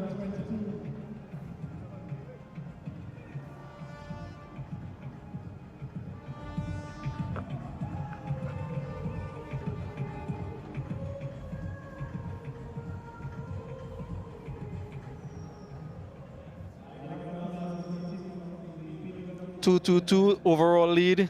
Ishan Kishan, the other debutant, in center back, due to come in next. It's been a game for the debutants so far. Well done, Raymond, boy. You'd expect that the length will be fuller. Back. Craig Brathwaite should be thinking about a little more protection. Offside on the drive.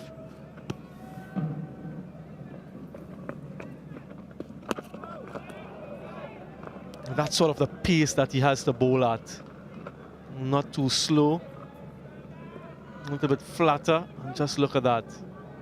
Has to play because of the angle. Fortifying that offside. Another fielder in the slippery region, Jermaine Blackwood.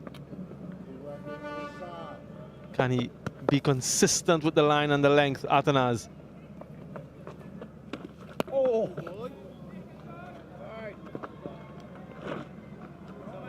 Again, significant turn on offer. Stop smiling, Raf. Don't smile. Just Not allowed to smile. gripping, turning. Good work from Joshua De Silva. Oh yeah, well played.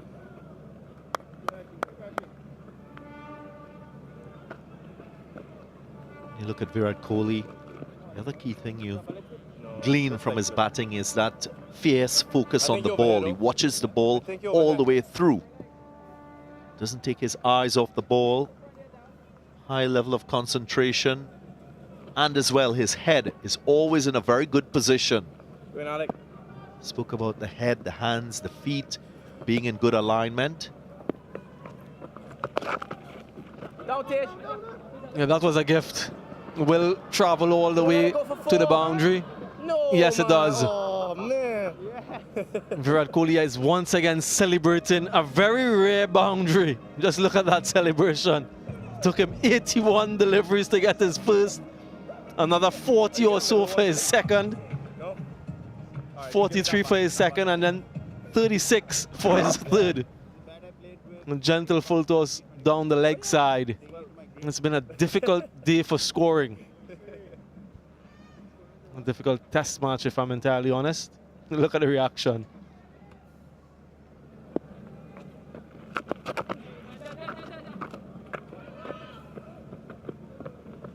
Six runs coming from that Athanas over. 378 for 4. Another over completed, 138 gone. It's India, 378 for 4. Virat Kohli is not out on 58. Malaysia beaten at 13.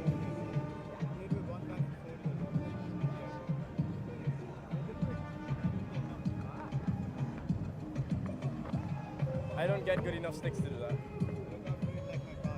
Do you sleep with it? Clean pressed. Yeah. Tape it myself. Yeah, nice. Yeah, that run rate of 2.64 just underscores the difficulty in scoring here at Windsor Park. Both the pitch and the slowness of the outfield in combination have contributed to that. Craig Brathwaite to continue. Pulled away, backward of square. And despite the fielder in the deep, the placement was good from Kohli. So all of a sudden, boundaries flowing. And he's very comfortable with the conditions now. You can see he was smiling when he picked up his third boundary. Now, another one coming in quicker time. That's what the good players do. The longer they stay in the middle, the more control they take. Oh, yes, Craigie, man. On phase with the pace of his innings.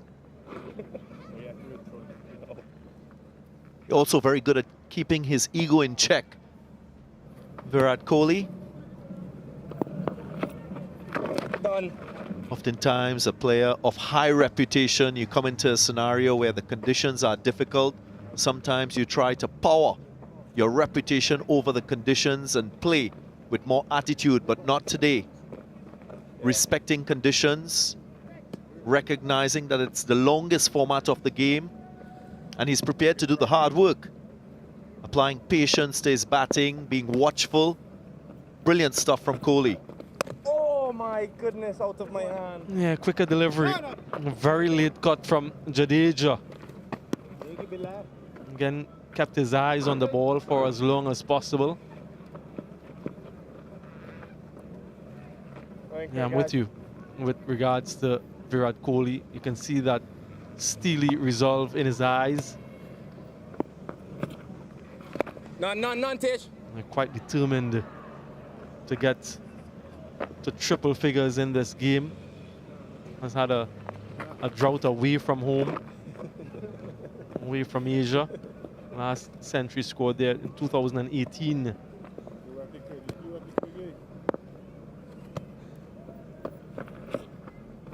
Oh, Jesus. Well watched by Jadeja. 385 for 4. Get roll, boys. It's the end of the over.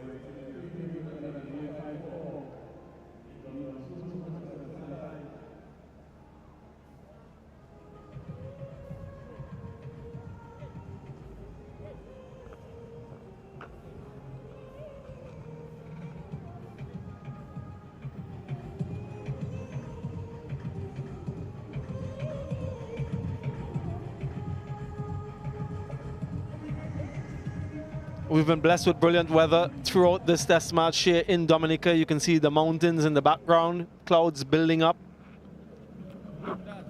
Dad, come up on now. towards the east, and because of those mountains, lack of breeze through this venue means that it's quite hot and humid in the center.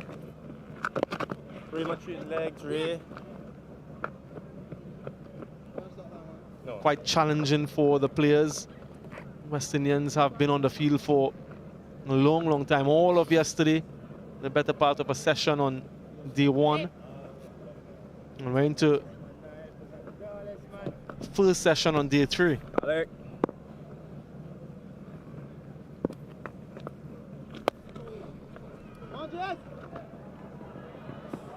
Doesn't get there. Jason Holder. It's a below average attempt to stop that one. The other point I'd like to make about Virat Kohli is a player of that caliber. As we look at that effort from Jason Holder. and more so as a batter who's played in excess of 100 test matches.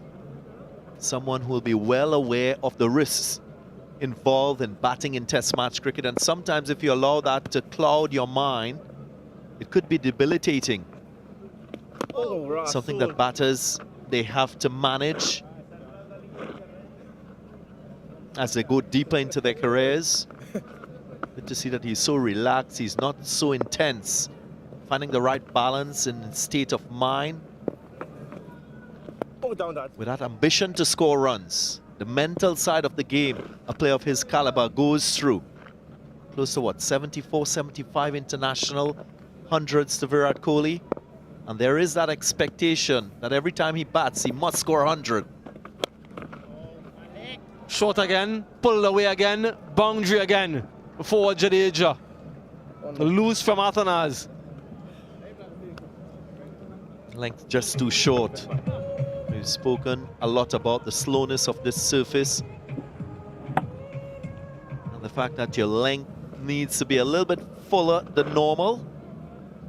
Allows for enough time for Jadeja to pick his spot leg side. Just making an adjustment with the fielder in the deep. From square leg goes to mid wicket. And that's the area. Lack of consistency. 3-9-2 for 4. 140 overs completed. India 392 for 4. Few more minutes before the lunch break. How long, Gaffy?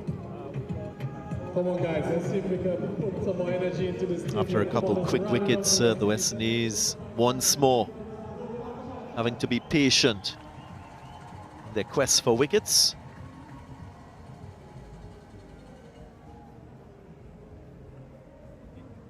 Yeah, that overall lead creeping up to 250, 242 at the moment.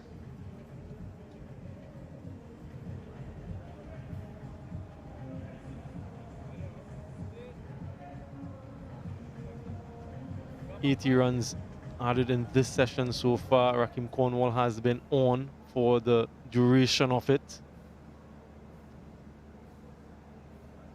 Felt a little bit unwell yesterday and hence he was off the field for the majority of day 2.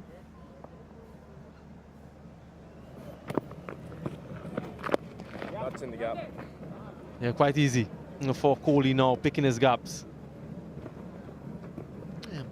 Yeah, one to turn I'm and bite like surprised that that first one Craig there. Brathwaite has gone with this type of feel and this approach to Virat Kohli. Pulling round the wicket to the right-hander with a skewed onside feel. That's bread and butter for him.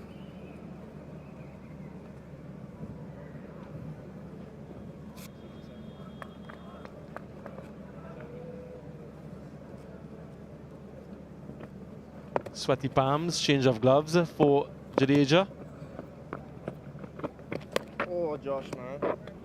So a couple deliveries in that last over from Athanas keep low.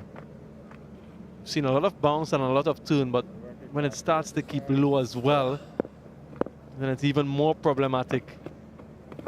I can understand the offside feel for Ravindra Jadeja.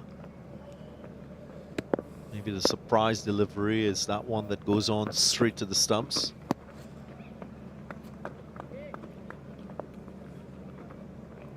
They still need to have that intent to pick wickets, the West Indian bowlers. This stage with a lead of 243. Oh, well bowled, boy. Too early for the draw. Yeah, what you really get from the Indian spinners is any release of pressure. They're at you every delivery, testing your powers of concentration and patience. 3-9-3 for 4.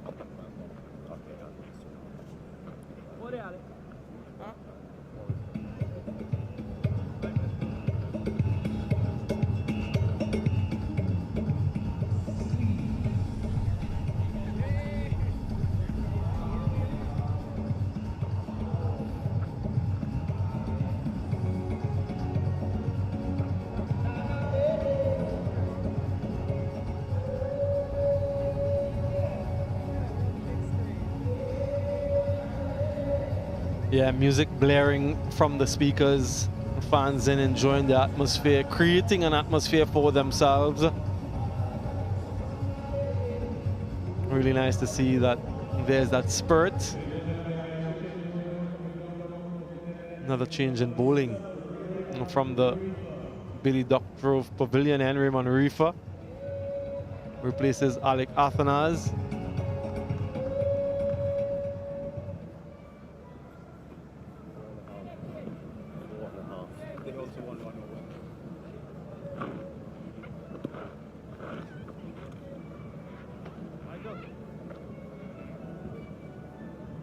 Just 3 overs so far from Raymond Reefer.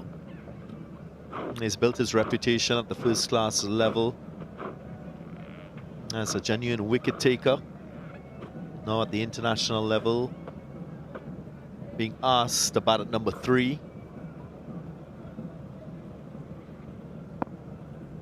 This is where he'll feel much more comfortable, Reefer.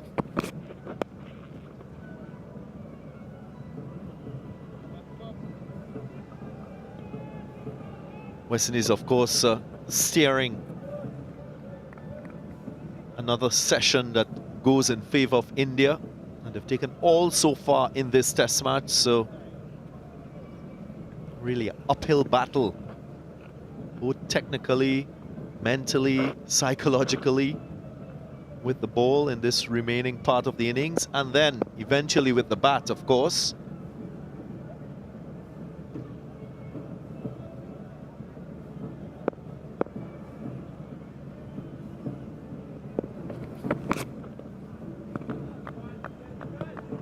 Yeah, let's face it, this was always going to be a tough series for the West Indies. Yes, they've done well at home in the recent past. The last 5 series at home, they've only lost 1 against South Africa, but this Indian team is a strong contingent. The likes of Virat Kohli, Jadeja himself here. So it's always going to present challenges for Craig Brathwaite and his men. So realistically speaking,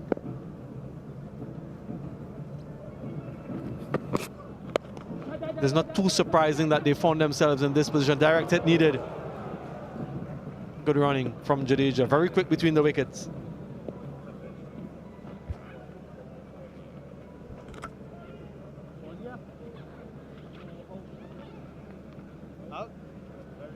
Would have been out.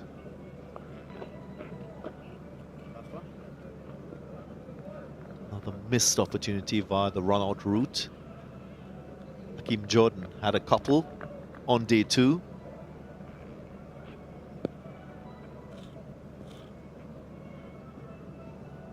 Tejaran Chandrapal had an opportunity earlier today as well. Umpire's just inspecting the ball with the ball gauge, testing the shape of it. If it goes through unhindered, which it did, should be okay.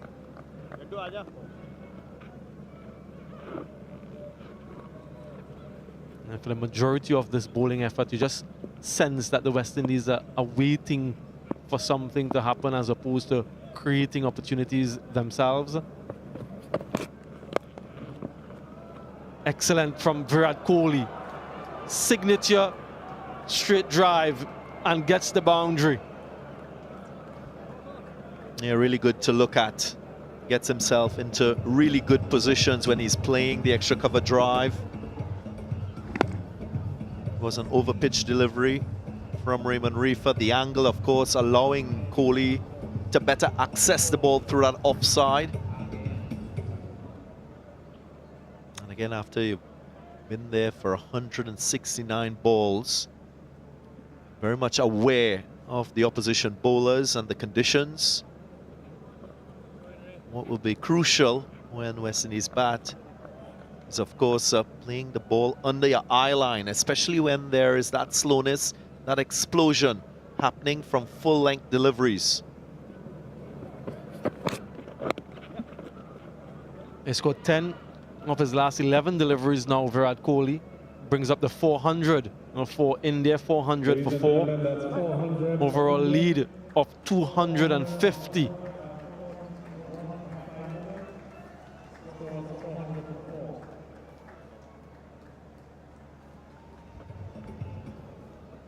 A solid effort. Another part of the process of batting in Test match cricket is not only to achieve a target score, but of course bat a certain number of overs. Approaching 150 overs now batted by India. The process in achieving the outcomes that you want. And they've done it really, really well. End of over number 142, 400 for 4. And it's also the lunch and interval. India have lost the 2 wickets in this period. Virat Kohli has remained unscathed. 29 overs, 88 runs scored. What an effort once again by India and their batters. Jadeja and Virat Kohli, this partnership, 44 from 77 deliveries. Not much success for the West Indies. They'd be, I suppose, in many ways happy that they've gotten 2 wickets. Alzarri Joseph picked up the wicket off the debutant Jaiswal. But once again, it's been all India. What a knock it has been from that man on screen, young Jaiswal. The first Indian to score a century on debut in the West Indies. So many records he's been a part of. Confirmation of his effort at the top. 171, third highest score for India on debut. Captain Sharma himself got a century. Shubman Gill missed out, and so did Ajinkya Rahane. But Virat Kohli unbeaten on 72 and Jadeja on 21.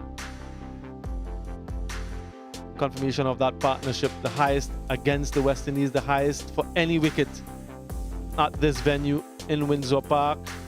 And Kohli and Jaiswal putting on 100 bowlers for the West Indies, 9 of them used.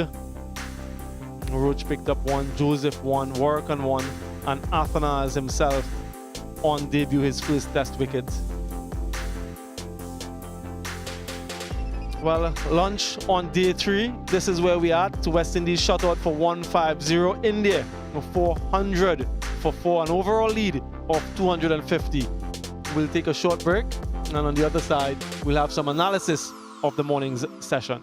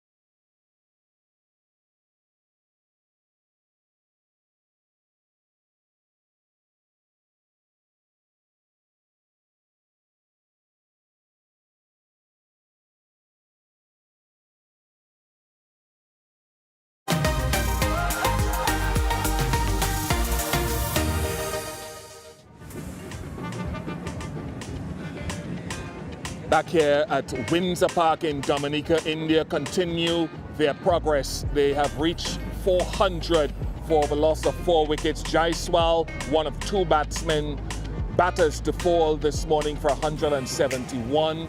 Rahane was the other. Rohit fell yesterday for 103. Virat Kohli still there on 72 and Jadeja with him. The lead is 250.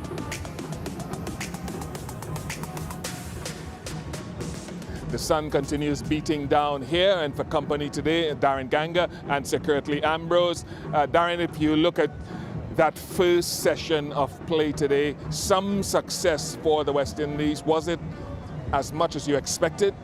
Yeah, it was, and I think that the West Indies fast bowlers in particular will be pleased with the efforts of Alzarri Joseph and Kemar Roach. I mean, Jason Holder had a couple overs at the start, but the fact that the ball was relatively new and they were still able to put some pressure on 2 well-set batters, that will put them in very good stead, possibly for a second innings if it happens, or for the next test match.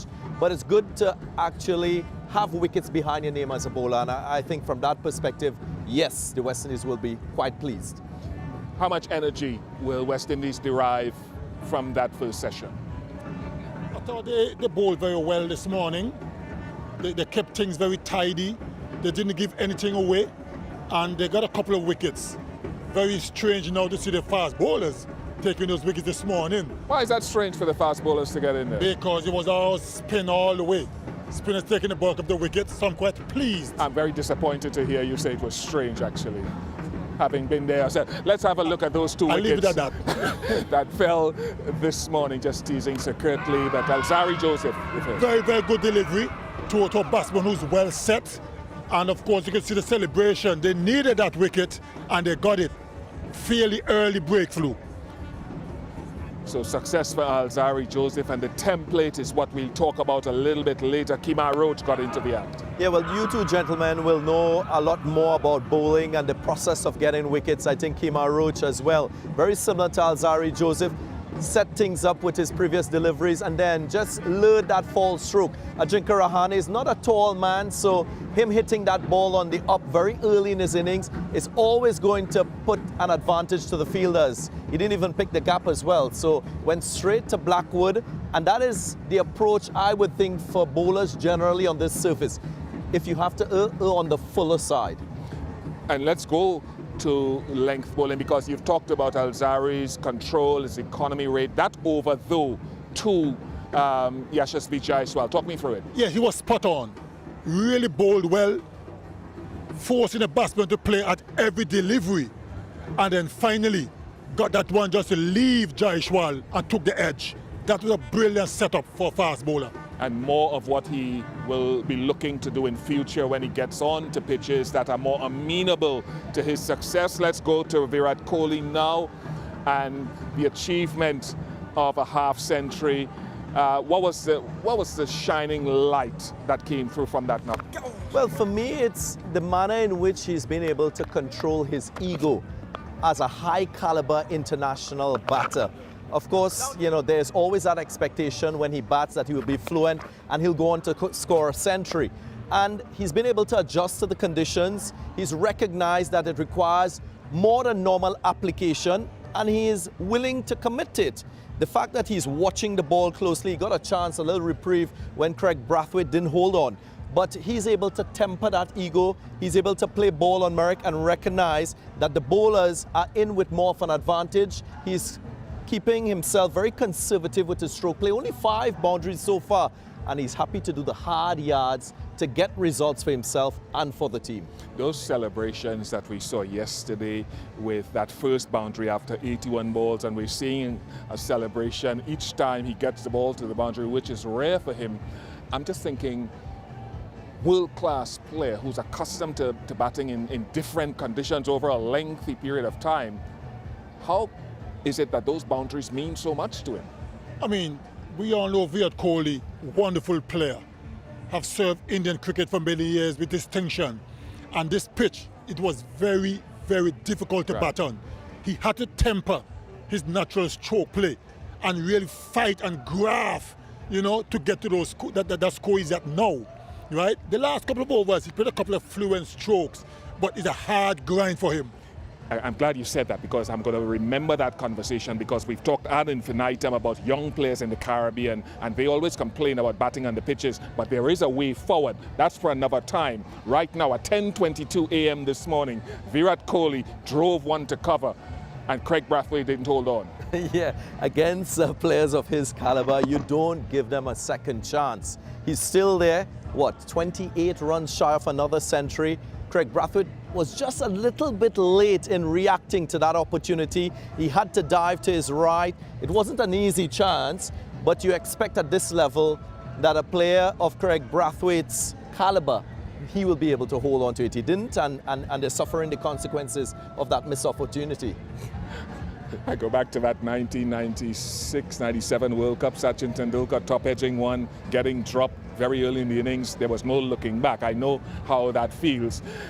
The pitch and the balls almost exploding out of this surface here speaks to your point about the challenge of batting on this. Yes, I think that when you look at all the spinners that bowled throughout this game, every single one of them got the ball to really spin a lot, which says a lot for the surface. And I've said it before on a numerous occasion that I believe we need to have more fast bowler friendly surfaces in the Caribbean. That isn't the case now, and I mean this pitch is difficult to bat on. It's really tailor-made for spinners. It's going to be a real challenge for the West Indian batters when they get a second time to bat against Ashwin and Jaiswal. Let's look forward though, just quickly if we have the time. Let's look forward though. Should our pitches be more amenable to the Josephs, the Roach, the Shannon Gabriels, and perhaps less amenable to visiting Asian teams? Well, my response to that, Bish, will be pitches should be of a minimum standard to start with. This is the elite level of the game, so you'd expect that pitches will offer something to both batters and to bowlers, and you don't want it to be too skewed to one direction. But again, I think there is that element of a home advantage, and if you look at your strength, if you're a West Indian, your strength is, of course, the collective fast bowlers that are in this West Indian side. So you'd think that the bias will be to fast bowling being more friendly to pacers. It's not on this occasion. So hopefully that is something that the West Indians will learn from and maybe set right for that second test in Port of Spain, Trinidad.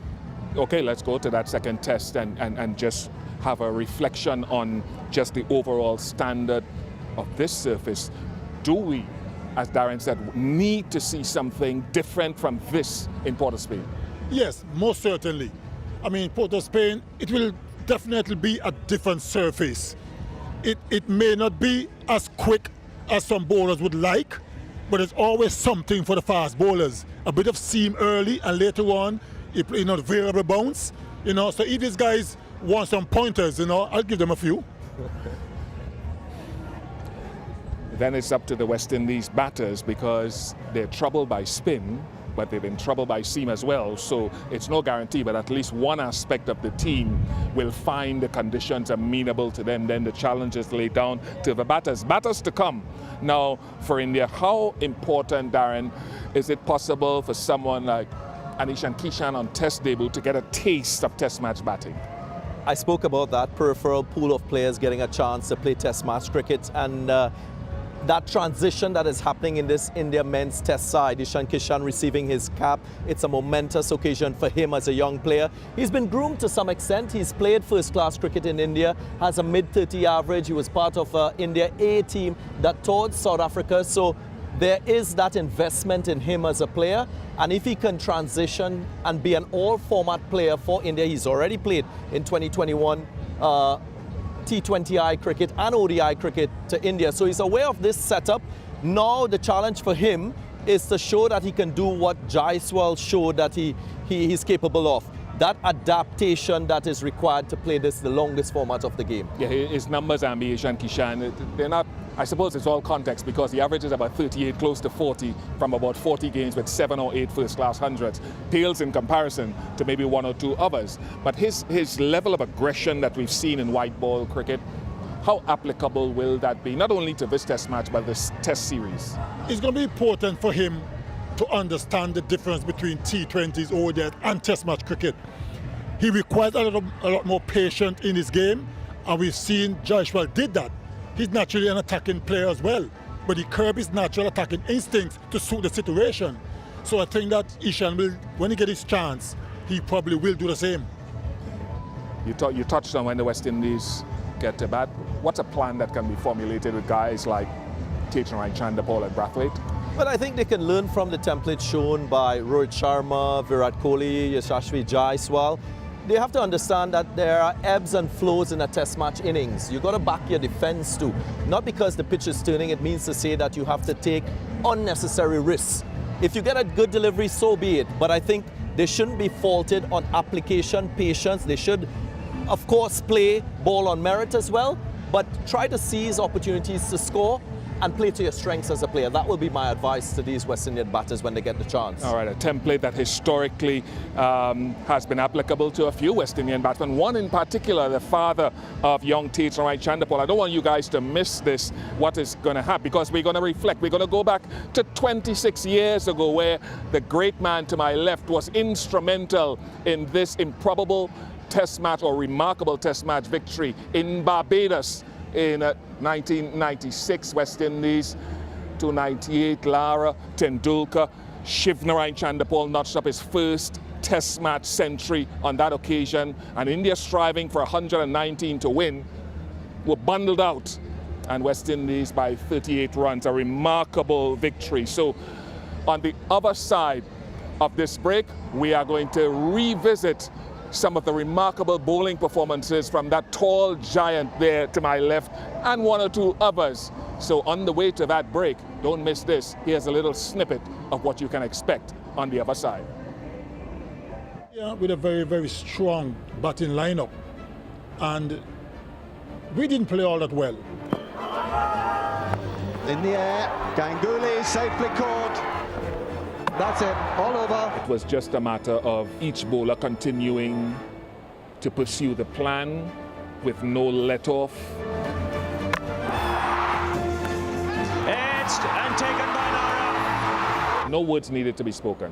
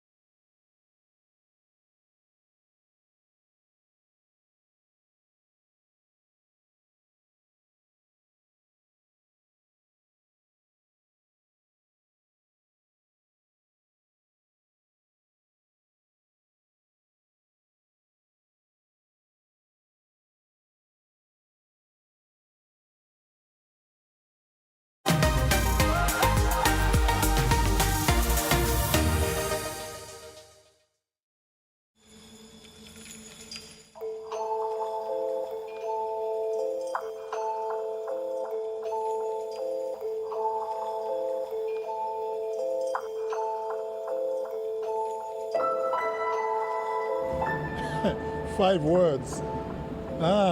Brilliant, fantastic, pride, passion, and victory.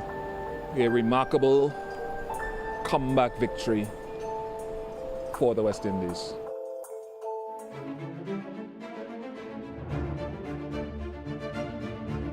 It was Brian Lara's first game as captain for the West Indies, so he was under tremendous pressure. India with a very, very strong batting lineup, and we didn't play all that well. He's given him. In the air, high in the air. Ganguly safely caught. That's it, all over. Well, would you believe it? What an anticlimax. We gave them like 120 to win, which of course is a very, very small total. The mindset then was a mixture of hope and expectation because the pitch had become uneven. We felt we had a chance of winning the game, but it was also one where we know the margin of error was very small. So there was a lot of planning, as far as I could remember, the night before that final bowling effort, identifying each batter and who would bowl at them. But we were confident we could defend those small total because the pitch was playing up and down. They were playing some tricks. So we figured if we bowled in right areas, maybe between wicket and wicket, and some keeping low, we may in with a chance. But in the back of our minds, we know how strong the batting lineup is for India.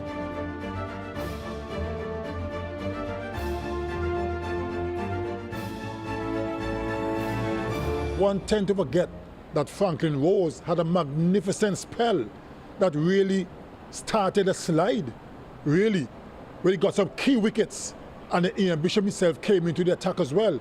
So Franklin Rose, I would say, was really responsible for the slide, and then we finish it off. Oh, how do you play that? How do you play that? That's out. You have no chance of playing that. Franklin was incisive with that new ball, getting the ball to lift, getting the ball to sort of move off the deck, and he could get that leg cutter going from wide of the crease, which provided an extra degree of difficulty for batters. So deliveries to get Dravid, to get I think Navjot Singh Sidhu were absolutely superb. He's bowled in! Momentum is important because sometimes when you've gained the upper hand, you tend to feel invincible, your confidence is sky high, and you figure you can do anything, you can do no wrong. Momentum is not a word that I use at all, but it did give us great confidence when Franklin, who was a big part of the planning as well, in using the new ball because of that shape he could get, that leg cutter, that outswinger that he could bowl with the new ball. So once he opened the door, it just gave us that lift that we needed for other bowlers to then step up and continue creating inroads. One thing really stands out in terms of Brian's leadership before that eventful final day. We talk a lot about Sachin Tendulkar, and it was a period in Tendulkar's career where Brian identified that his extra cover driving or his cover driving, while it was a thing of beauty to many, was also an element of risk. And to particularly have someone like myself who bowled a little gentle outswinger in comparison to maybe one or two of us who hit the deck and shifted the ball about, that it would be tactically the appropriate thing to try to draw that cover drive out of Sachin Tendulkar, which for us was a big wicket. Edged and taken by Lara. This is a big blow for India. Brian Lara's done it. I've said this publicly many times that Sachin Tendulkar, I have a great appreciation for his batting, but as an opposing batter, he was the most difficult opposition batter that I bowled against. His ability to hit good deliveries for force. So to get him out, I thought after Franklin Rose's work was sort of the crux, the linchpin of the batting being removed. Yeah, because it was Sachin, and I love him as a person, but also because of the planning that went into the wicket. I don't think there's any greater joy for a bowler than when you plan for something to happen and it happens precisely the way that you had constructed it. A lot of wickets come by accident, but to get such a great batsman in identical fashion, I thought was very satisfactory. Bish, he was really, very emotional because he doesn't show much of that, but he knew how important that game was and that wicket. And of course, we all know Sachin, that's a big fish. And once he went, that even gave us more hope that we could get over the line. You could look at the batsmen coming out post, let's say, Franklin Rose's burst, post the Tendulkar wicket, and you saw in their eyes, you saw in their body language that they weren't sure how to approach batting against our bowling unit on that surface. So, yeah, fast bowlers, I think they smelled the fear, and it certainly looked then that we had the upper hand. He's bowled in. This time he's beaten the outside edge and found the off stump. So the tall man has struck. I played against Azharuddin quite a bit, and I knew he had his style to jump in the air and whip through the onside. And in my mind, I was saying, because the wicket is playing up and down, if I bowl straight enough and one keeps low, he could be in trouble. And with Ganguly, the same thing. I said, just bowl straight, looking to hit the stumps, because the ball was keeping low. And it worked in my favor. That kept very, very low. Azharuddin could do nothing about it. Ambrose strikes. We knew they had good batting. They had depth in their batting. But we knew once we get the key players out, the Javeds and the Gangulys and, of course, the great man Sachin Tendulkar, we figure we'll in with a chance. But we didn't take it for granted because we knew they bat deep. In the air, Holder's waiting for it. That's it.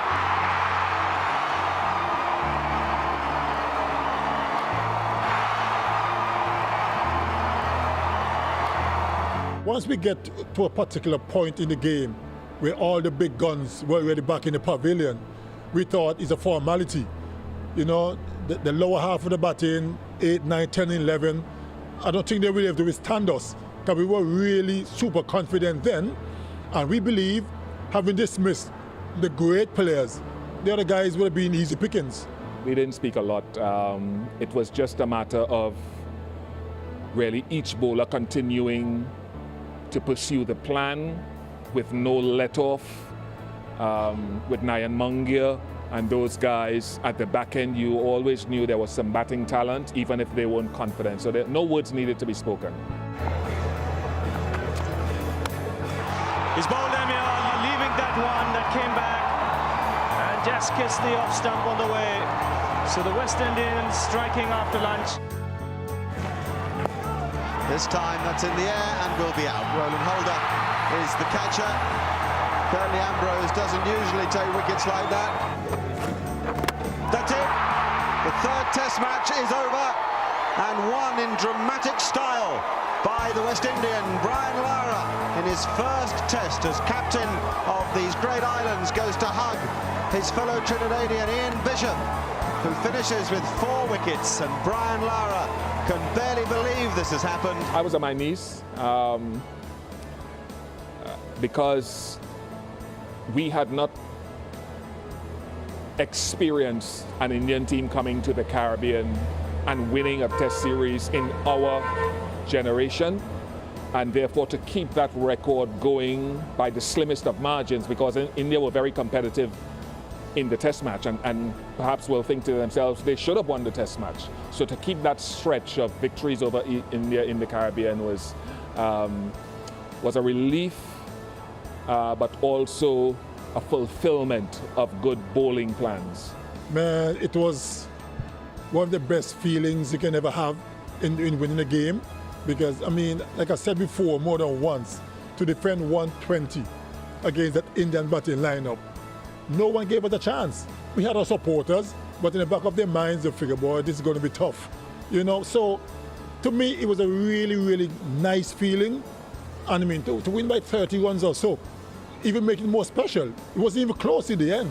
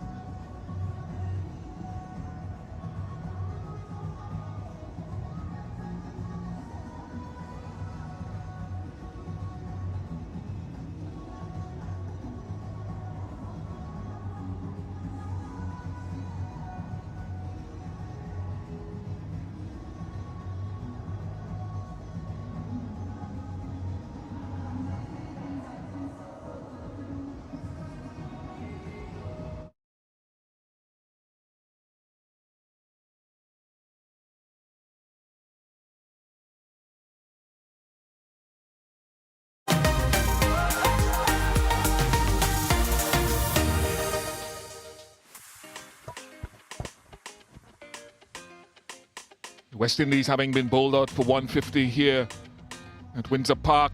India piled it on. They're 400 for 400s for Jaiswal and Rohit Sharma. Virat Kohli can see one through his periscope.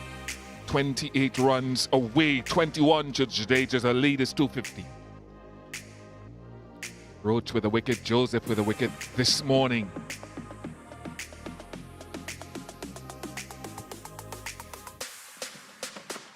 Some of the action from the morning session with Yashasvi Jaiswal continuing to impress for a little while anyway.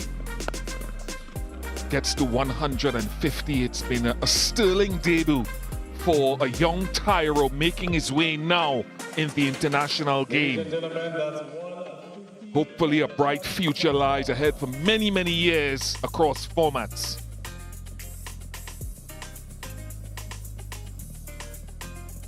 At 10:22 a.m. this happened. Oh, Craig, man. And you heard Joshua Da Silva say, "Oh, Craig, man." Virat Kohli was put down and he soldiered on. Jaiswal continued to flourish a little while longer, showing his versatility at his first 6 in Test cricket, and then he was nicked off by Alzari Joseph. The construct of the over was beautiful. An indication there of how much the ball deviates out of the rough, and then holding up off the surface. Rahane, who had a good World Test Championship final match, fell cheaply. A 29th half-century in Test match cricket for Virat Kohli, in addition to 28 Test hundreds, adorned the morning session. Jadoo, as he's affectionately known, pummeled one over the fence. Virat Kohli marched on, showing and exemplifying a way to dig in on a difficult batting surface.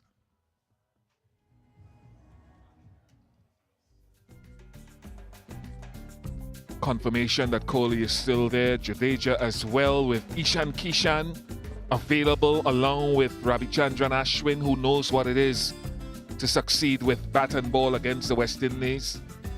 Shardul Thakur can also play even better than that, and then Jai Devunatkat and Mohammad Siraj.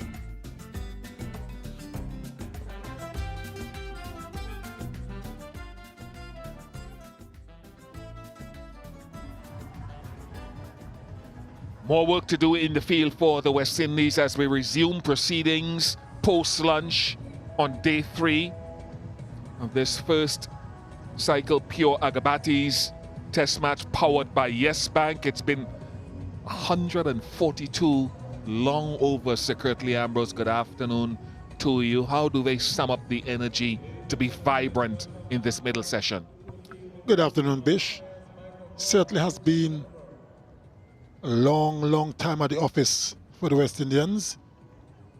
They've been in the field since the first day. But they can take comfort that they picked up 2 wickets in the morning session. And as well, they have Rakeem Cornwall, who can bowl now. So that is a plus for them as well. It's going to be very important that they start well. And I believe that Cornwall, if he gets it right, he can pose some problems for both Kohli and Jadeja.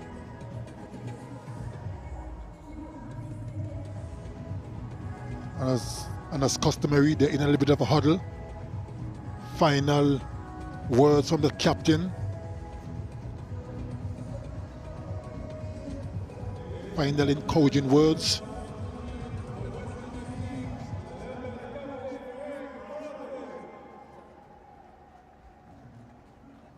Must be some aching bodies around, Bish.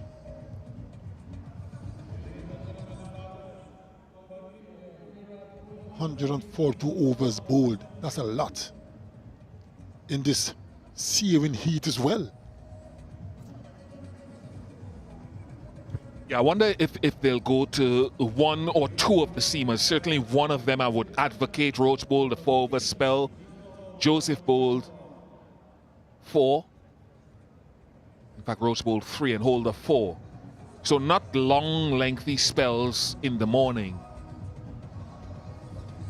We'll find out shortly where Brathwaite goes, but I expect one of them, those seamers, to be able to come in and give another short spell.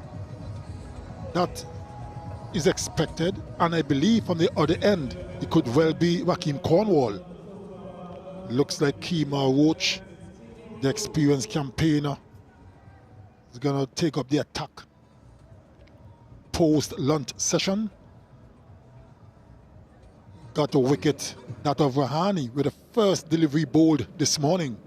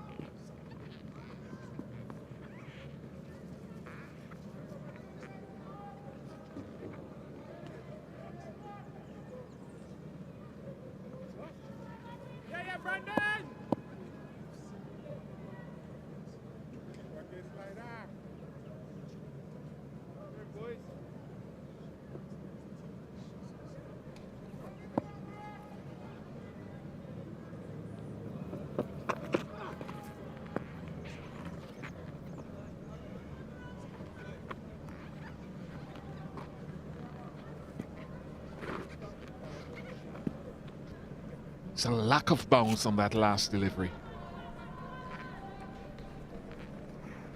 It's one of the things I always looked at. Samuel Badri had touched on the little grass patches this morning. And it's one of the things that I noticed from day one on the surface. There are 2 identification marks that would help me gauge what length I needed to bowl with those grass patches.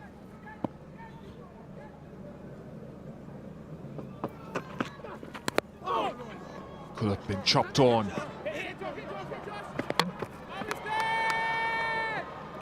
Lots happening there. A little bit of indecision on the part of Kohli and Jadeja. It's like a yes, no kind of situation. And I think in the end, they made the right decision to not go through for the single.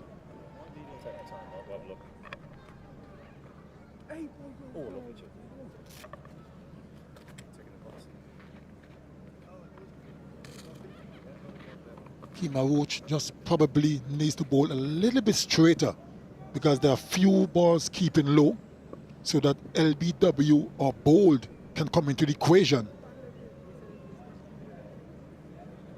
Umpire just checking to make sure the ball is still nice and round and not out of shape, which is the normal thing these days, Bish.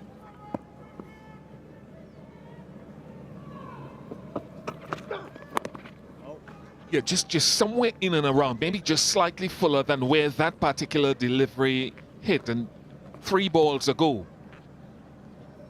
the one that kept low, look at where it's landing, look at the grass patches just on the edge of one. So I'd look to aim for that target, but you're right. Occasionally, or more than that, I want to be targeting maybe middle and off stump. So I have that visual as I ran in, to hone in somewhere around there. Dropped it. Dropped it. It is a typical way to bowl to Virat Kohli. Dropped on 40 by Brathwaite and dropped on 72 by Da Silva. Would it have carried to slip though? Went for the drive, Virat Kohli.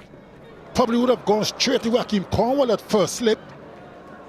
George Da Silva went full stretch to his right. got his glove to it, but just couldn't hold on. And despair for Kemar Roach. Yes, he's not a happy man. Found that edge of Virat Kohli's bat. He'll have to try again.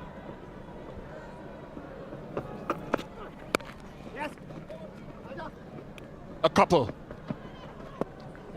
Again, that is just an archetypal way that some bowlers talk about bowling to Kohli.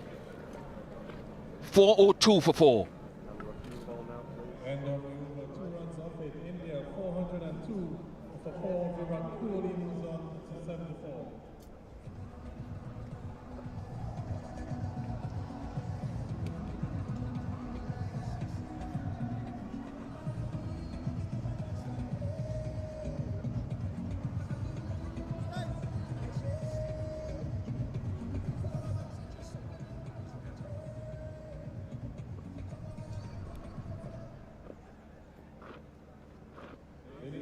Jimbo is in immediately.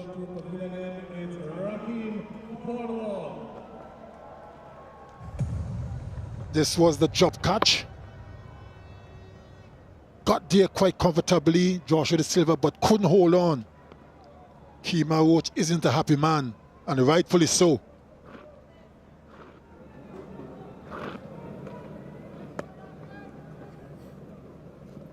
And as expected, Cornwall is into the attack. Ball, Jimmers. This is going to be interesting. Ball, Jimmy. Ball into the left-handed Jadeja. Will get the ball to spin away from him. Look at that bounce and turn straight away. And that is a problem he will cause, Jimbo Cornwall, because he's tall. 3 players encroach close in for any chance of a catch. Go in, Jimmers. Come on, Jimmers. Sweepers come off the offside boundary, which I think is a good thing.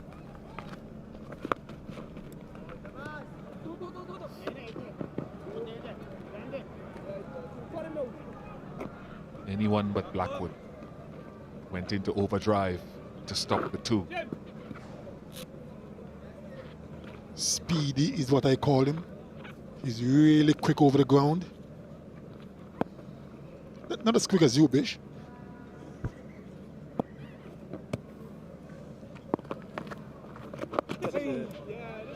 Ball, Jimmy. Go in, Jimmers. Work, Jimmers. Come on here, boys. I think I'm getting fielding and fast bowling mixed up here.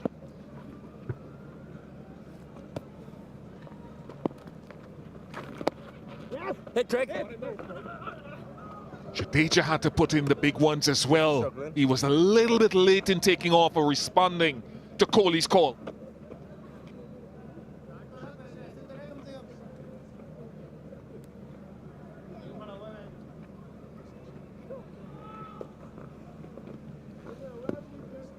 Stop it. Come, boys.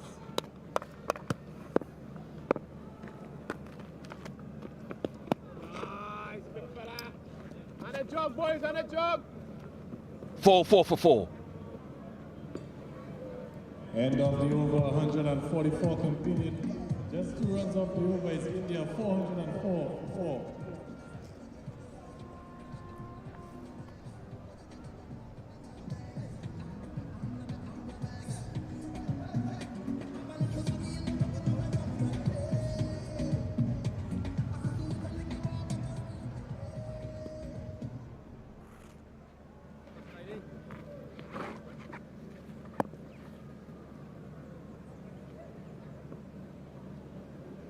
The battle resumes. Kemar Roach.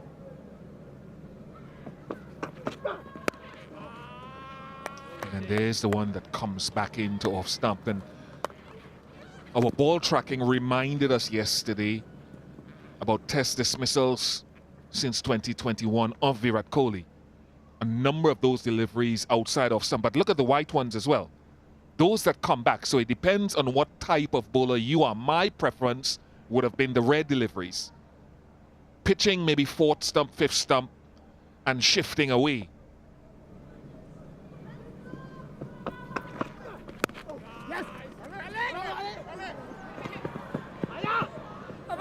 A lot of energy to get off strike and rotate strike from Virat Kohli. And then there's some others who are known to Kohli who prefer to work him across and nip it back. So the plan almost coming to fruition. Around. Down the wicket. Center, please. That is. Thank you.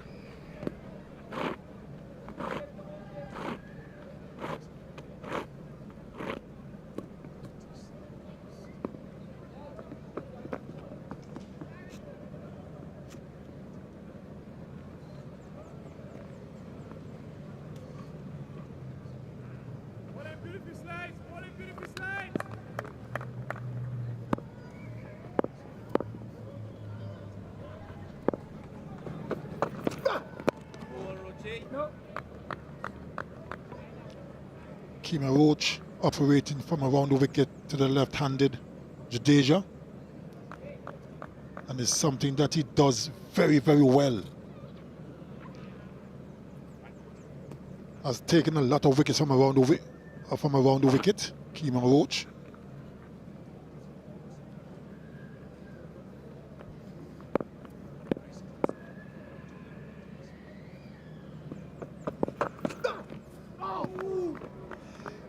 That's the delivery. He does not necessarily, I'd love to see the seam position again, but he doesn't always sort of angle the seam in towards off stump. He bowled one to Jaiswal yesterday that was just natural variation. And that's what I mean. That seam position says that it should really go away, but the natural variation occasionally takes it in. And to Jaiswal yesterday, it was a very similar thing. The LBW wasn't given. And that's why Roach is such a handful to left-handers round the wicket.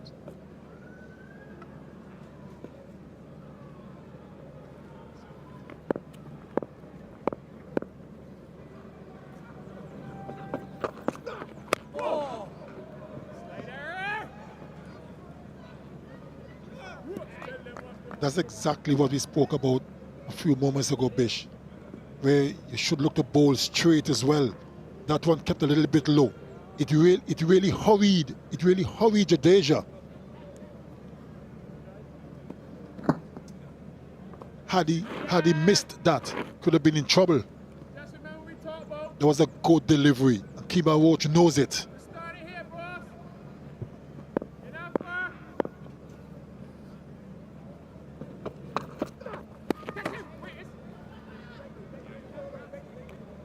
405 for 4.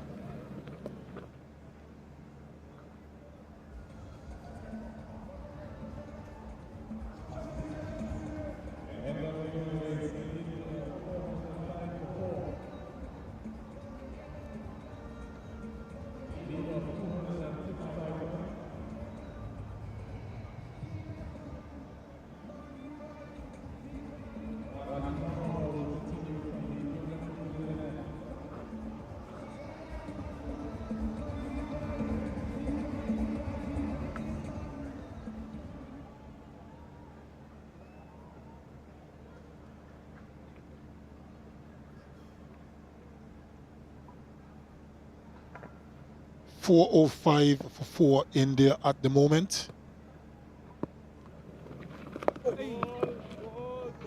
Does 405 ring a bell, Bish?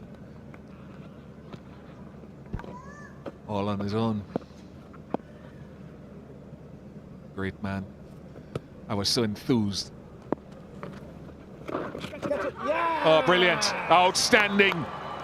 The first time in this game that Cornwall has bowled to Kohli. His return since the first session yesterday, and that is a phenomenally sharp catch again by that young man.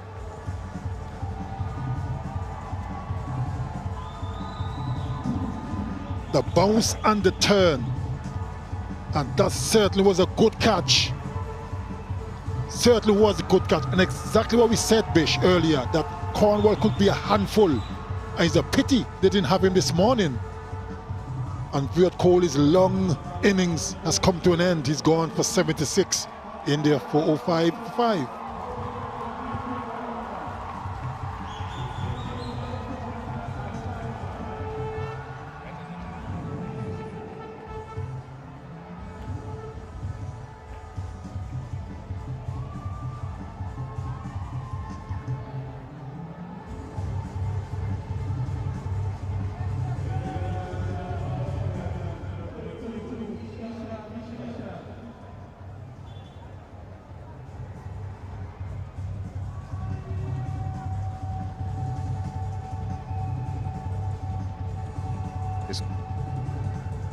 Ishan Kishan. First class career with an average just a touch below 40. Strike rate is high. That tells you something about what type of player he likes to be. Aggressive. Be a challenge against this man. This is the reason why he's there. Good sharp catch. Alec Athanase again.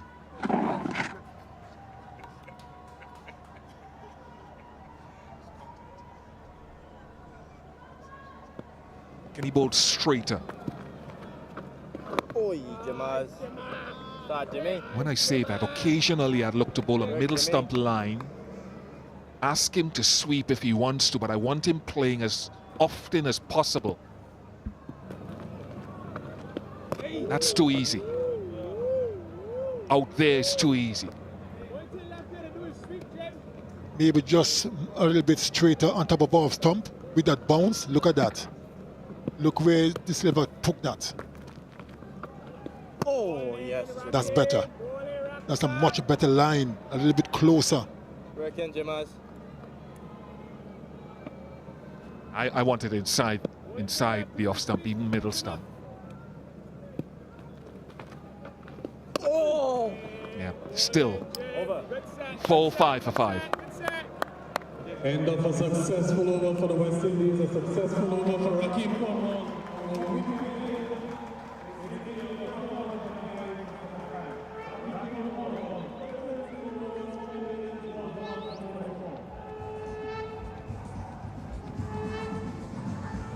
Another 100 or 2900 will have to wait for Virat Kohli. Dropped twice, then Athanase snaffled him.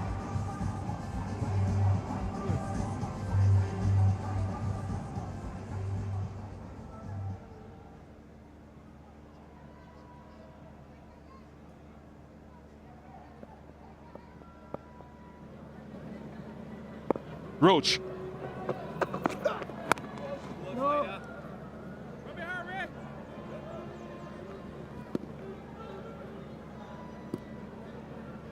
Quickly, there are a couple of things that we could discuss, whether Kohli could have just allowed that ball to run into his thigh pad without playing at it, but also Roach's excellence from around the wicket.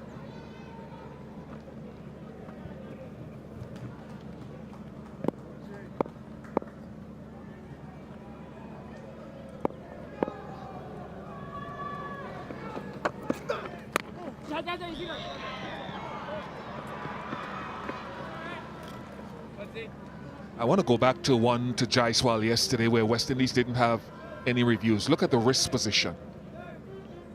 And look at the seam position as it goes down of the ball. Now the intention would be for that stock movement, perhaps touching down and moving away.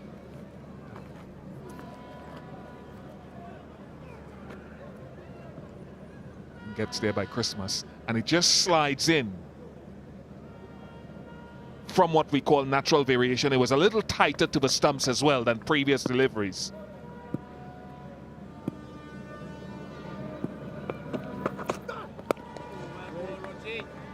But if you look, and historically, and we've looked at Roach, it's the build up to it where he'll be off stump decking away, and suddenly go closer and get that variation, whether deliberate or not, to slide in. And that's what I mean when wickets are not taken in isolation. There's a process to it.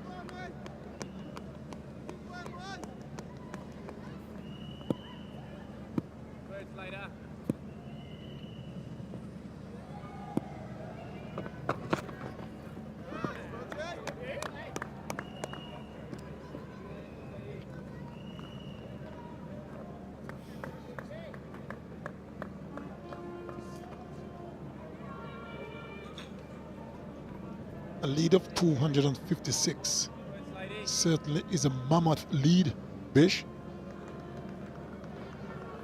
And building is not over as yet.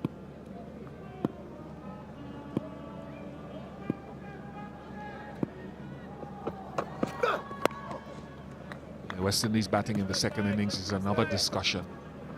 4-6 for 5.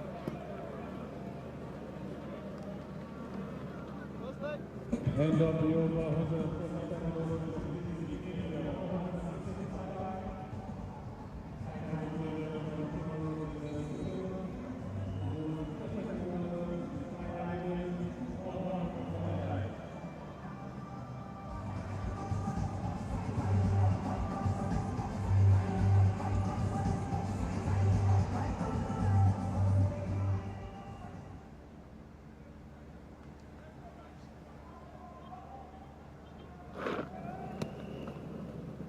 Let's find out now if Cornwall can get inside the off stump and on a length that will force Jadeja this time to play at it.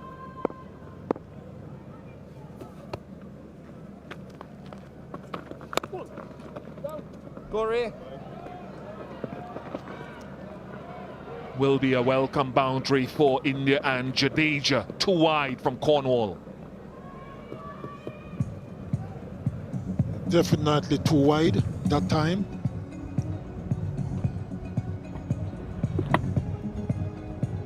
Jadeja had enough time to rock back and hit it square. Needs to get it on off stump. That's better. That's a lot better. Go in, Jamas. Jim.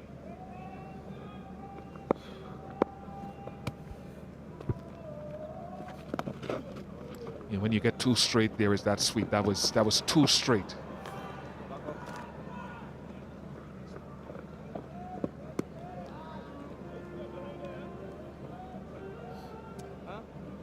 Yeah, I think it's just around middle and off stump, not leg stump. Go in, Jimmy.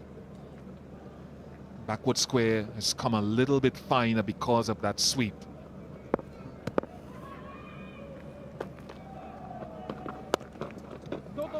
One, Ray. Easy, Ray.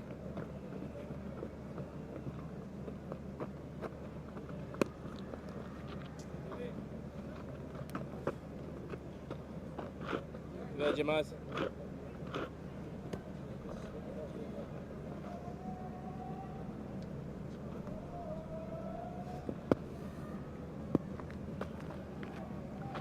Oh!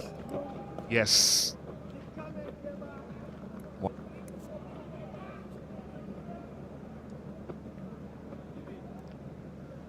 That was a beautifully bold delivery.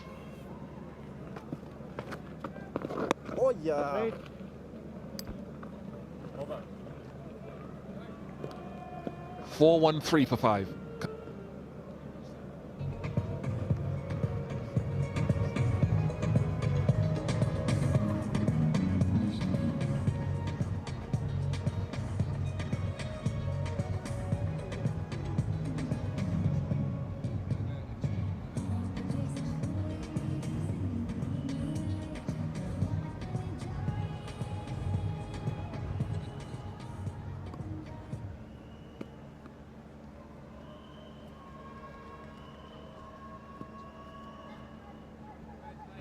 Beautiful people of Dominica.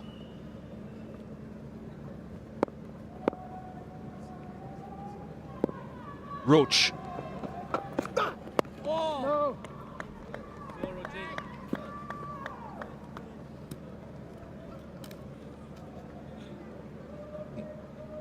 Yeah, I just want to go back to what line I would like to see more deliveries ball. I mentioned a middle stump line.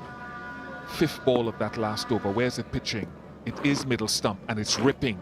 So if he wants to sweep, go ahead and sweep. I have a deep square leg. But I think most, not all deliveries, but a lot in the over should be there.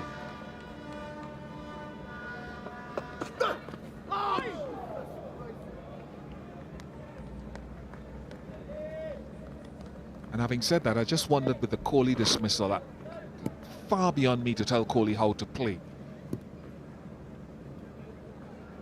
I think a sharp Kohli, having seen and understood the bounce that Cornwall could get, I wonder if he had enough time to say, instead of looking to score with that leg side trap there, could I have just absorbed it into the thigh pad or just allowed it to go? Because the trap was set for him.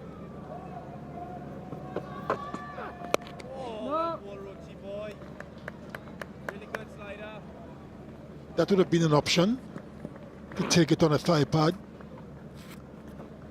Maybe the bounce did him. Probably bounced a bit higher than he thought. But it was a sharp catch in the end.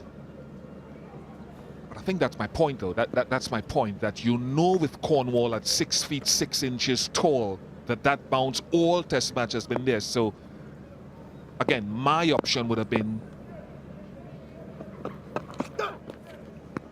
just let it ride the thigh pad. We've seen guys choose that option.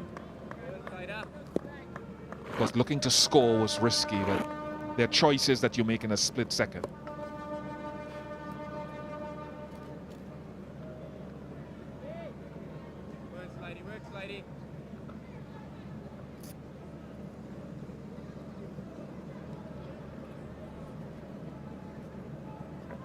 Ishan Kishan, the debutant, is yet to get off the mark.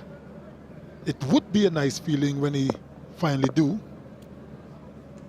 If he does. I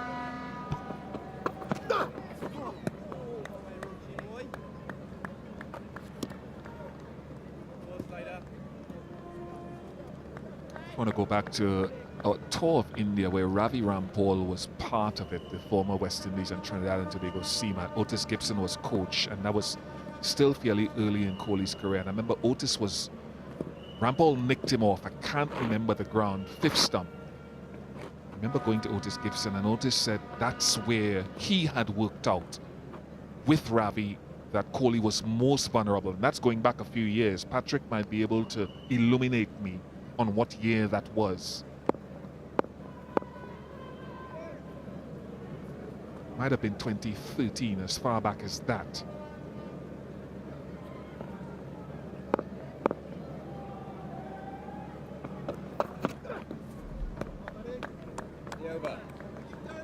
Maiden over, 4-1-3 for 5.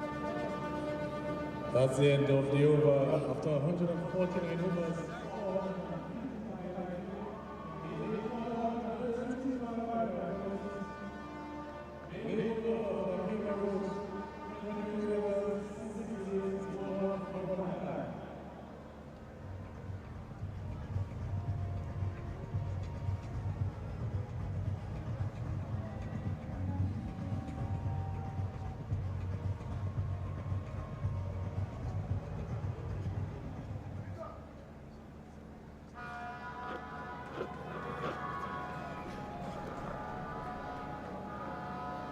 Like all those fans celebrating Patrick's era. It was 2011. Still got to get in tighter, get in tighter. Go in, Jimmy.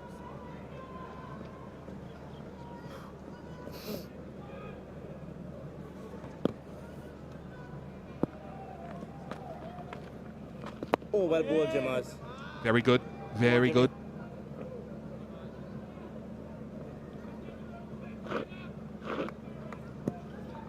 Just need to bowl it in that area on a more consistent basis, Raheem Cornwall.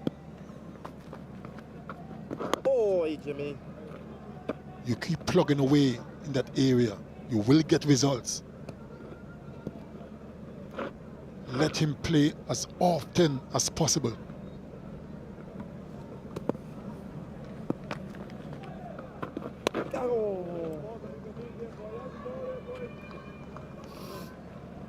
It's an indication of what the West Indies batters have to face when Jadeja and Ashwin start toiling away second innings. Oh yes, Jimmy, well bowled, Jimmers. Before we go, folks, before we switch commentators, I just want to say it was phenomenal, remarkable looking back at that test match in 1997. And watching Sir Kirtley and Franklin Rose and those guys go to work in a remarkable test match win at Bridgetown, Barbados. Remarkable. 4-1-3 for 5. Another maiden over. And after 150 overs, it's India 413 for 5. Good tight over there from Raheem Cornwall. He now has bowled 15 overs, 5 innings, 1 for 31.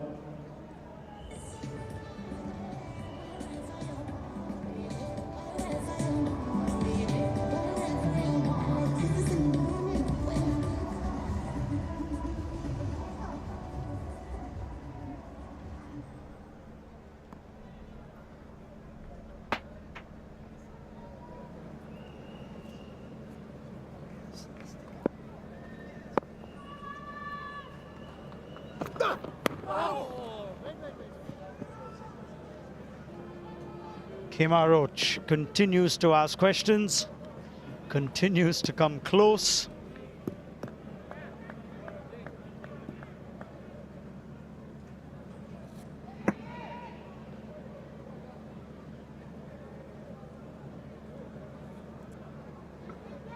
He's bowled well. Deserves a lot more than just the 1 wicket to show.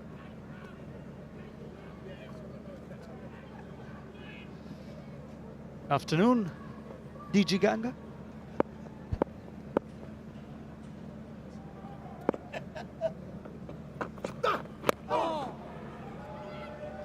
Low. We're into the 8th session of this test match.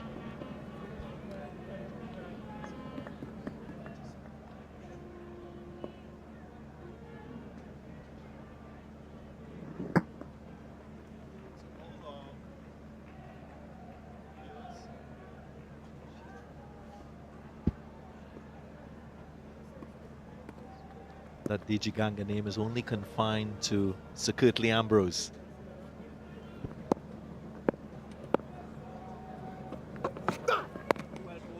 Yeah, he already said he's going to have a word with the producer.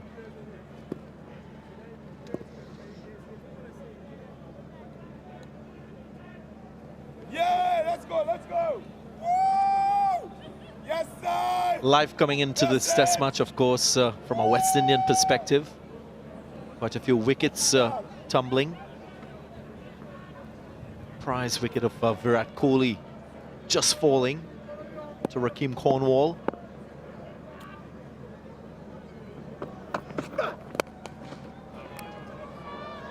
First runs in 18 balls. And they're very pretty runs of the bat of Ravindra Jadeja. Another full-length delivery, just very easy for Jadeja. He's been watchful when facing Kemar Roach, who's been very consistent with his lines and lengths and just trying to create that element of surprise with getting a little bit closer to the batter. He's punished. Jadeja was waiting to pounce on it.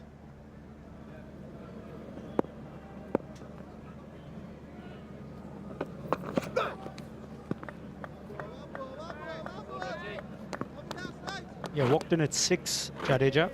Spoke to him before the start of play yesterday. Was curious if the inclusion of Ishan Kishan, primarily for his batting prowess, would mean a change in Jadeja's position, his role. It's a strong case for Kishan to come in at the fall of Ajinkya Rahane's wicket. But he is now clearly the undisputed number 6 for India. The absence of Rishabh Pant at least. Home and away.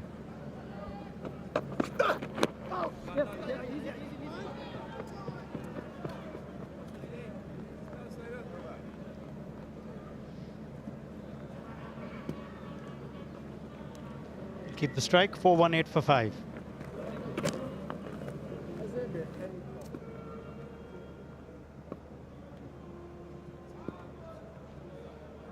Ishan Kishan still not off the mark as yet. He's faced 16 deliveries in Test match cricket. Solid effort from India with the bat in response to the West Indies' first innings total of 150.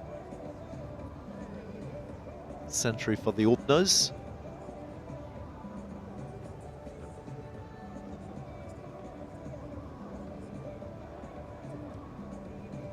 Marathon effort from Yashasvi Jaiswal.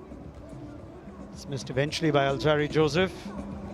Wickets shared, one apiece. Roach getting Rahane. Cornwall. As soon as he was allowed to bowl, instant impact with the wicket of Virat Kohli. Jamel Warrican and Alec Athanas picking up the 2 wickets yesterday.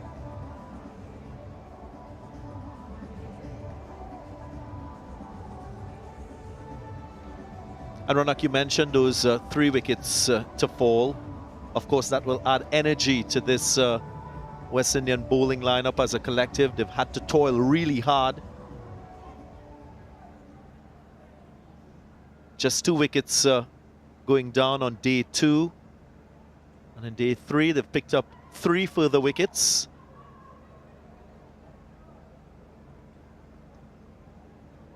Slightly long break in between overs. Ravindra Jadeja tends to change his gloves often.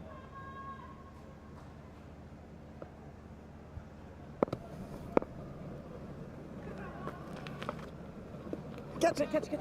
Yeah! Just a polite inquiry. Cornwall continues to ask questions.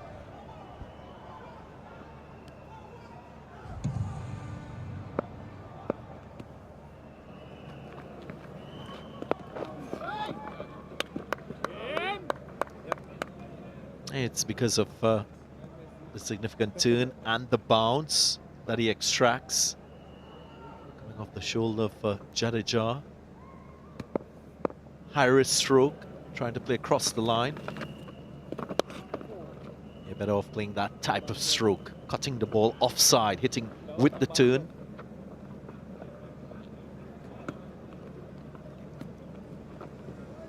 Just in these 4.5 overs, Darren. What if they had Rakim Cornwall all of yesterday? Having the chat vision circuitly before play. Both teams clearly identified spinners going to play a big part. Played 2 specialist spinners. West Indies were without their strike spinner. It's fair to call him that, ahead of Jamel Warrican. Significant part of the first innings. Might have just hastened the inevitable with Rakim Cornwall. Of course, India batting very well at the end of day 1 and laying a good platform early parts of day 2.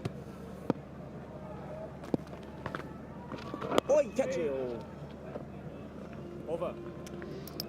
Kishan still waits for his first test runs. 419 for 5. At the end of the over, it's India 419 for 5. 152 overs completed. Jadeja is not out on 36. Ishan Kishan is yet to get off the mark.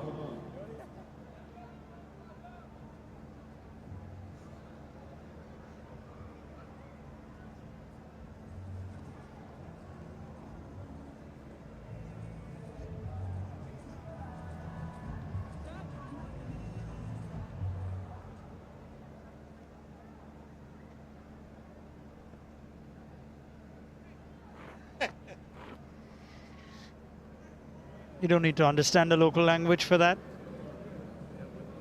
Rohit Sharma has indicated from the media center end is number 8, that he wants his batters in the middle to move on.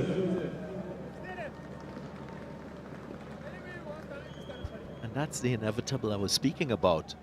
West Indies batting again.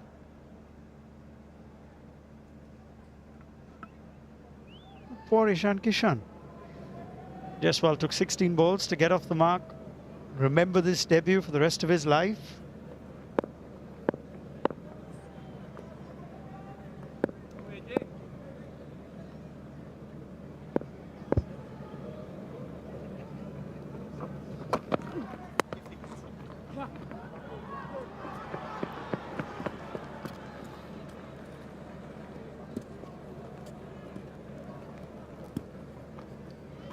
Ronak, what do you make of that gesture from Rohit Sharma in the dressing room to the batting payout in the middle? Is that a sign of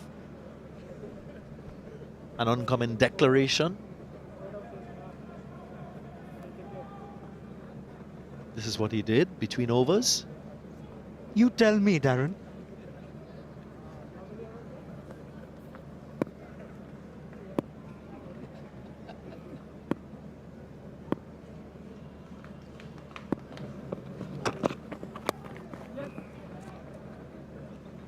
Off the mark in Test cricket is Ishan Kishan. And that's all the Test runs he'll get for now. He enjoys a chuckle and sprints back to swap pads and gloves. India have declared 421 for 5. A lead of 271. And Rohit Sharma says that's enough. Well, this was my interpretation, Ronak. Of course, in this scenario, India doing the right thing, making the declaration with a lead of 271. And a really solid performance, batting-wise. And again, reinforcing their control in this very first Test match with that record opening stand. And Virat Kohli, of course, just consolidating the position with his half-century. And Jadeja, he's a class act with ball, with bat, showing his quality with 37 from 82. Kishan will get a test run going into the second test. Wickets shared. Agarbathi had a job to do along with Jomel Warrican. Did the bulk of the bowling in the absence of Rakeem Cornwall for all of day 2. And Timar Roach deserved more than the one he got. Chances missed, not given of his bowling. Finishes with 1 for 50. 9 bowlers used by Craig Brathwaite.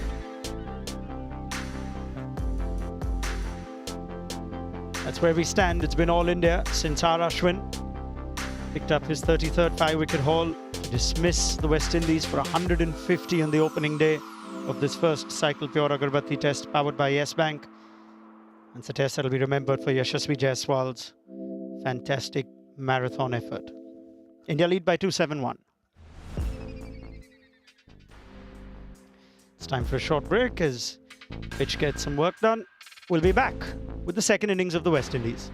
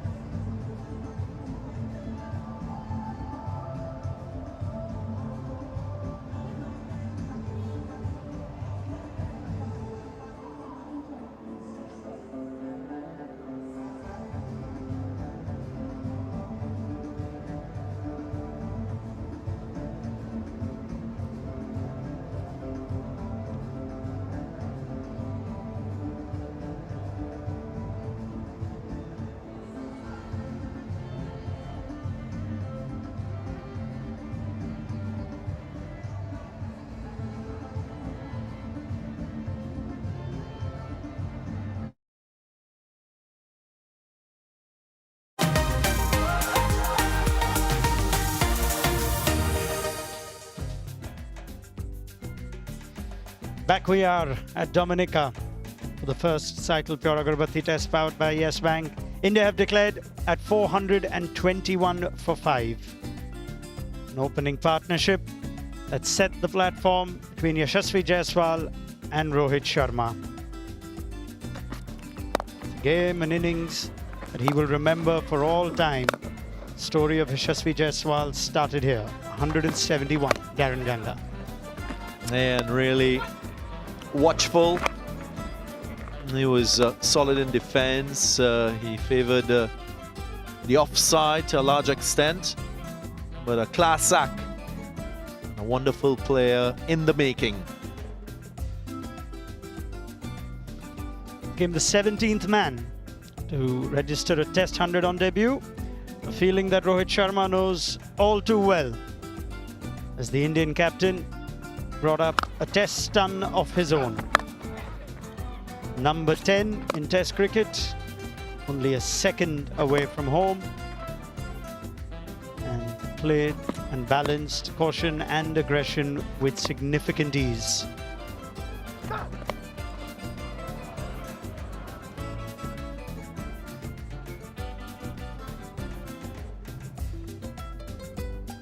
Hard work for the West Indies bowlers. Trumel Warrican, 45 overs, 152.2, but they shared the wickets. Rohit Sharma immediately after getting 100, Alec Athanas gets his first Test wicket, and at his home ground.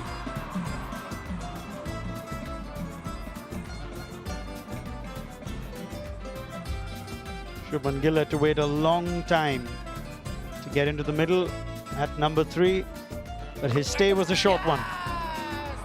Increasing evidence of the role that spin will play on this surface at Windsor Park. Athanas, once again, you couldn't keep him out of the game. Yeah, the solitary wicket for Warrican in this test. Alzari Joseph had to work really hard to get this prize wicket. That of Jaiswal, well set at this stage, and just building up to that beaut of a delivery that created surprise. Ajinkya Rahane didn't last too long, trying to drive a delivery on the up, not the ideal approach in conditions here at Windsor Park. Presenting a simple catch to Jermaine Blackwood in that cover region. Little energy being given to Kemar Roach. And another big fish, Rakeem Cornwall, when he had to delay his entry with the ball on day 3, made an impact immediately, getting bounce, getting straight on Virat Kohli. Alec Athanas making no mistake.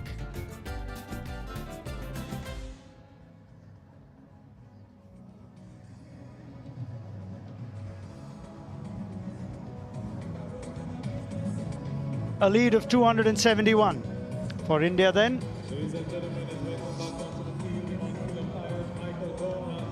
They should enjoy themselves, given the state of the game. The music is on. India's players are dancing to it. It's now time for the West Indies batters to face the music, though, as Craig Brathwaite and Tej Narayan Chandrapal walk out with a mountain to climb.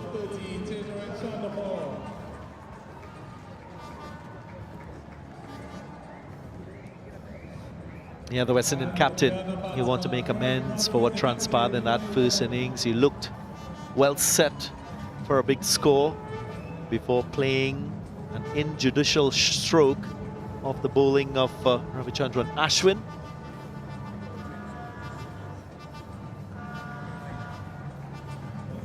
He's such a significant figure in this batting lineup when he does well. Craig Brathwaite, the team, usually does well. And his partner, Tej Narayan Chandrapal, still building upon his early success in Test match cricket. Brilliant double century against Zimbabwe recently. Missed out in the first innings. And he too will have great ambitions for himself in this second innings. Just 12 overs for Mohammad Siraj in the first innings. Did get the wicket of Jason Holder with the short ball. Promises to be threat by spin again for the West Indies. But Siraj will take the new ball from the Billy Doctorow pavilion end.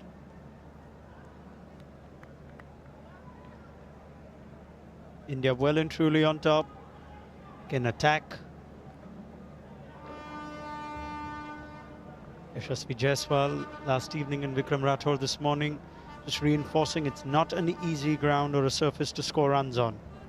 So the West Indies have their work cut out. 2 slips and a gully waiting.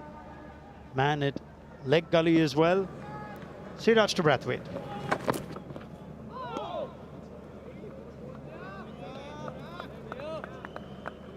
I don't know what you make of the declaration, but of course I'm very much in agreement with that decision by Rohit Sharma and India. Of course, 12 World Test Championship points on offer with a Test match win. So as a Test captain, when you're in a situation where you can seize control, go on to win in the quickest possible time, you got to take it.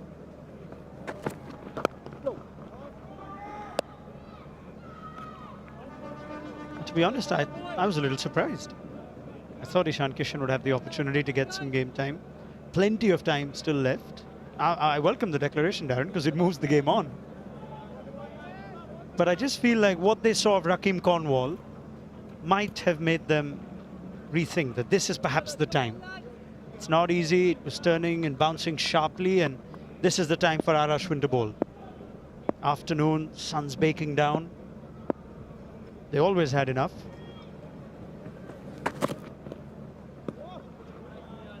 What it does, it places West Indian batters in a situation where they'll have to start twice on day 3. That was his gesticulation from the dressing room between overs just prior to the declaration.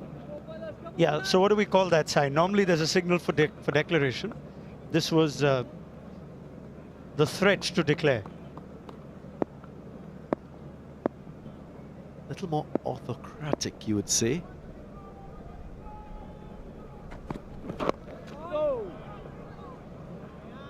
Indian captains are kings.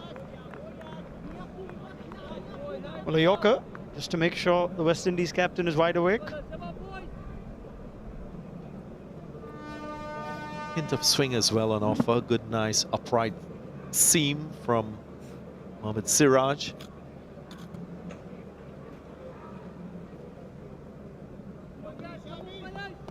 And if Brathwaite does see off this period into T, he'll have to start again on the other side of T. So that's a bigger challenge if the declaration came post T.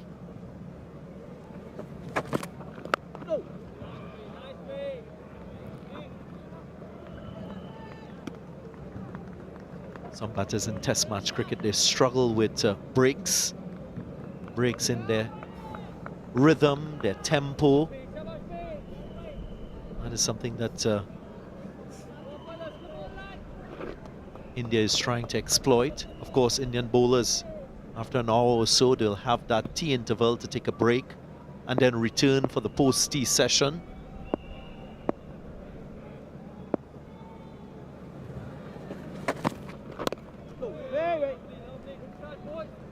Maiden to start with for Siraj. None for none. End of the over, maiden over.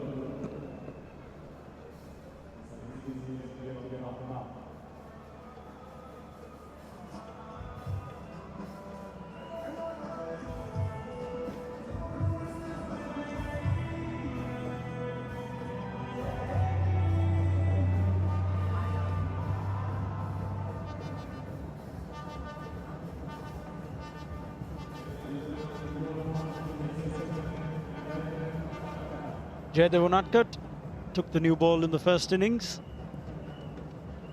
Bowled just the 7 overs. May not have too many before Rohit Sharma turns to spin. So an opportunity to create an impact early on. Left-handed Tej Narayan Chandrapal on strike, 3 slips, a gully.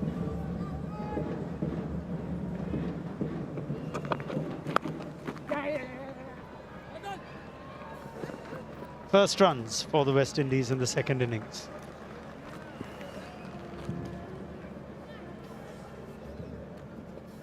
Another point to support the declaration from Rohit Sharma, of course, it's the accumulation of runs and the lead that India did accumulate.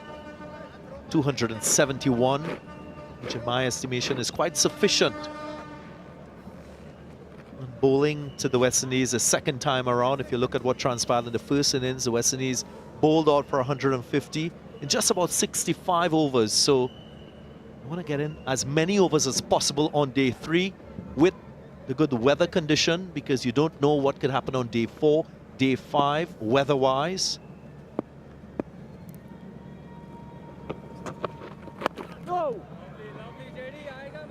Yeah, I mean, if we have to, in all seriousness, think about that gesture, which is not often seen, is that there was clearly a plan when Ishan Kishan went in, that I intend to declare in another 4 or 5 overs, so go have some fun.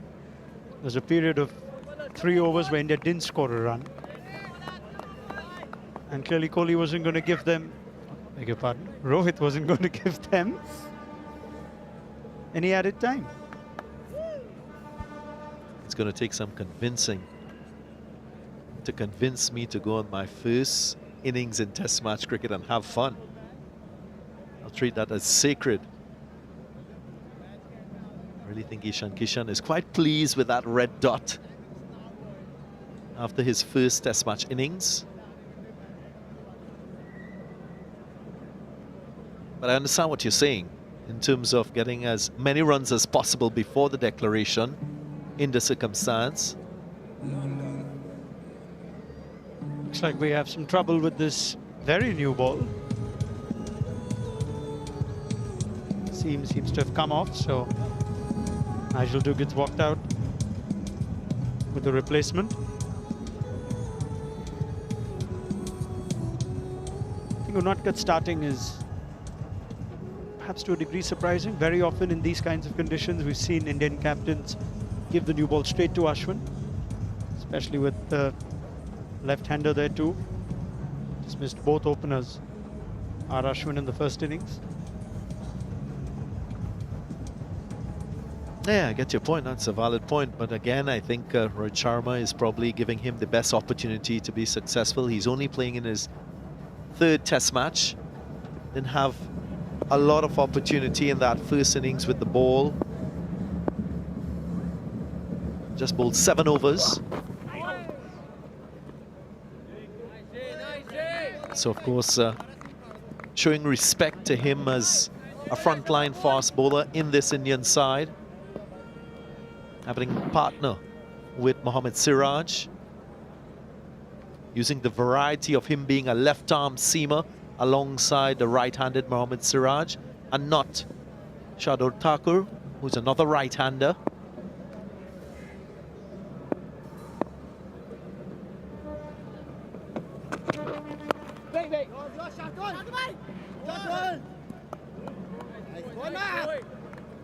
Yeah, and Jaydev Unadkat is used to these situations. May not be as much assistance for his type of bowling, but he's picked up a truckload of wickets in first-class cricket. Plays in difficult conditions for seamers at Rajkot. Success of Saurashtra and the Ranji Trophy has been at the back of Unadkat's vastly improved bowling and leadership. Siraj will always be part of the setup. In the absence of Shami, Bumrah, Prasidh Krishna, it's an important test as he comes round the wicket now to Craig Brathwaite.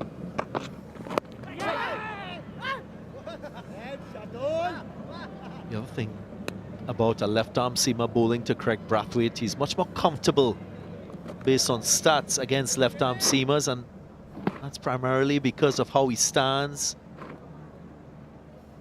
A little bit open-chested, which allows him to access the ball from over the wicket to left-handers.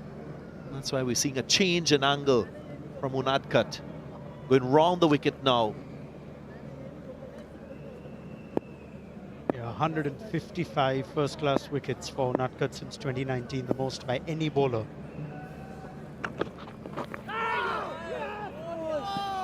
Now, did that just brush the off stump? Well, as it turns out, End of the over, the West Indies Brathwaite's come close. without loss. One without loss.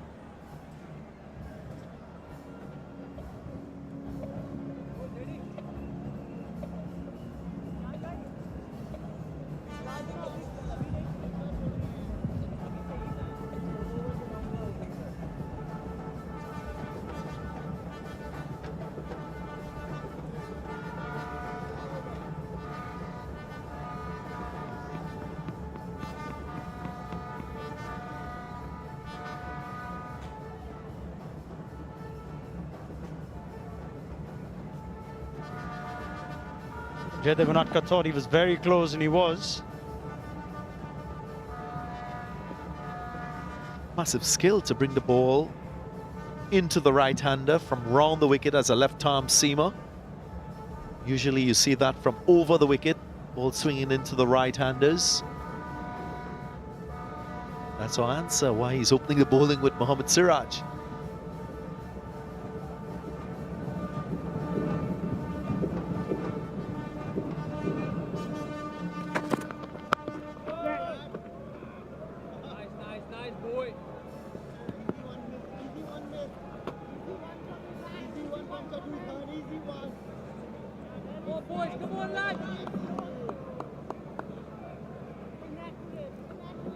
What you're going to see from Tejaran Chandapal is that grit and determination in his approach to batting in this innings. He missed out in that first innings.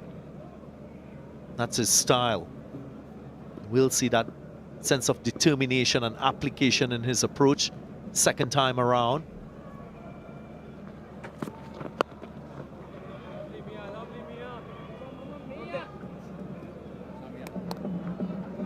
Also sure that his father would have had a conversation with him following that effort in the first innings, just to reinforce certain things about his batting. Both of them quite close, they communicate well, share information. And if you know Shivnarayan Chandapal, he is an absolute professional. Seeks excellence all the time he plays, and you'll expect the same from his son.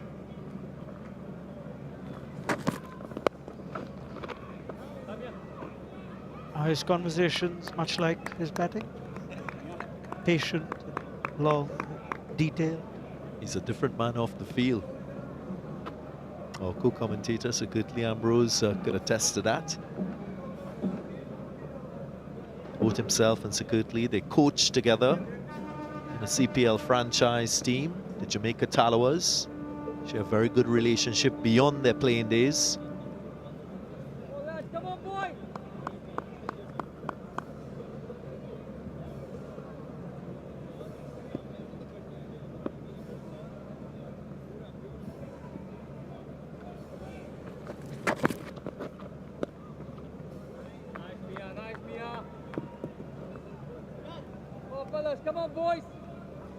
I also feel him having the chance of looking at Yashashvi Jaiswal and his marathon innings, that will surely inspire Tejaran Chandapal to have an extra pep in his step, be a little more aroused for success in this second innings. And he can smile and relax now. He's done the hard yards with the bat, Jaiswal.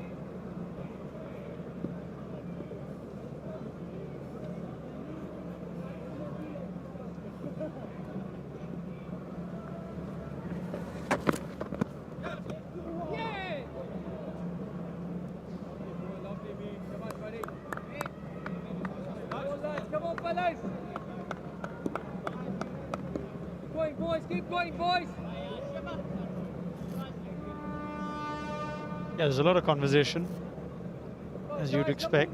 Virat Kohli is at the forefront of it. It's a tired West Indies side now. Spent 152.2 overs in the field.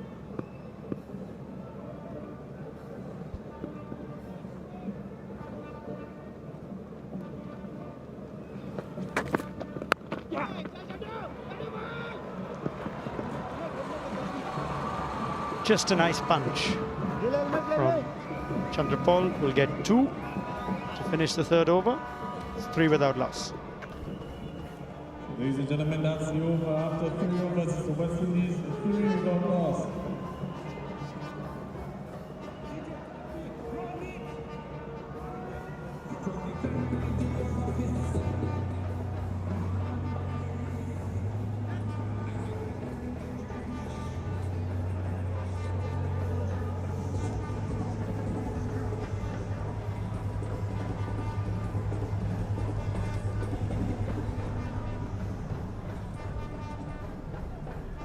.268 the deficit for the West Indies. Need to get that to make India bat again. Judging from what we've seen so far in this test match, the spinners are the ones who are likely to get the majority of the wickets. So maybe just a case of Rohit Sharma just trying to get the ball a little bit older.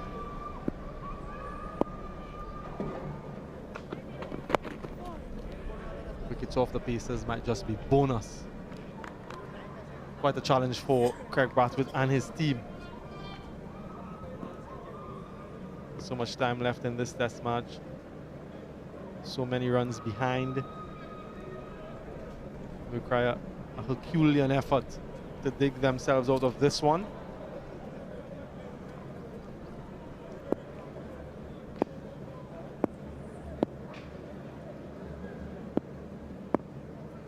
Couple catches on the leg side, close to the wicket.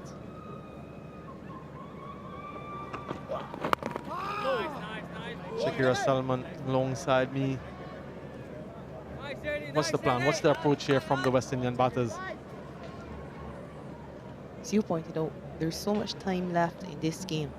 They have to be prepared to do the hard yards, bat long, show some determination and discipline,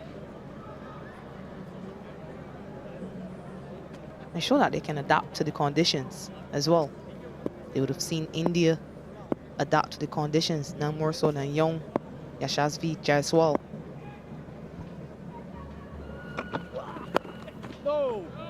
Hopefully some learning would have taken place, even as they toiled in the field.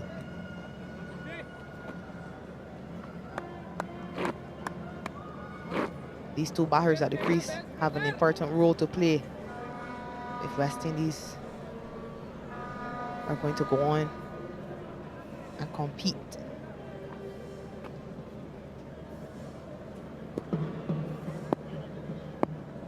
But a very steep mountain ahead of them.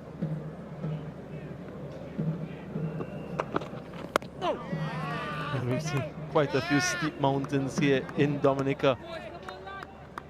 Very rugged terrain, quite mountainous, as you can see there in the background. A wonderful part of the world. The Nature Isle, as it's affectionately called, lots of greenery. Nestled in the foothills of the mountains. Windsor Park.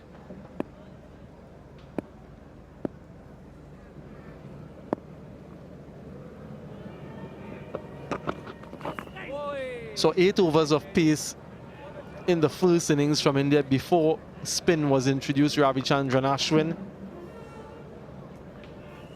Just suspect that there might be a similar number of overs before he comes in, already getting himself loose and warm. Pfeiffer in the first innings. Maybe just indicating to his captain that he's ready to go.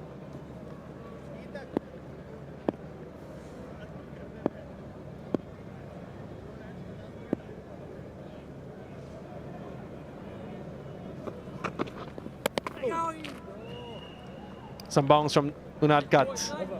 3 without loss. 4 overs completed. It's the West Indies, 3 without loss, a maiden over for the dot cut.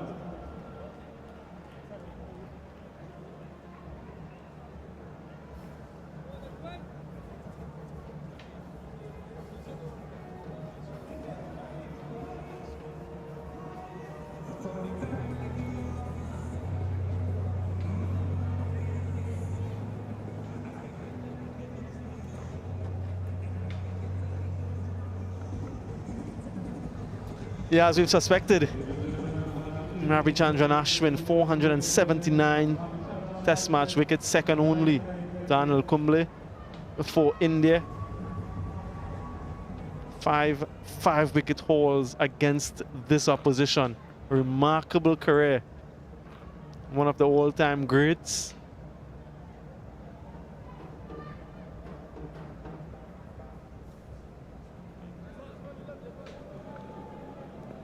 Quite used to using the new ball, Ravichandran Ashwin, particularly in Asia.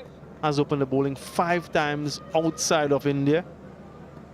He's never opened the bowling in the West Indies. Well, it's the 5th over. Let's see what sort of response he will get from the surface. 2 slips and a silly mid-on. Yes, boy. He did account for Tejna Range, Chandler Paul in the first innings. You're confusing wicket here. So a good battle on hand here. Yeah, and that will be uppermost in his mind, that dismissal from a similar angle around the wicket, playing down the wrong line. An excellent delivery, no doubt. The angle in, and then the bounce and turn. Let's get one neck here.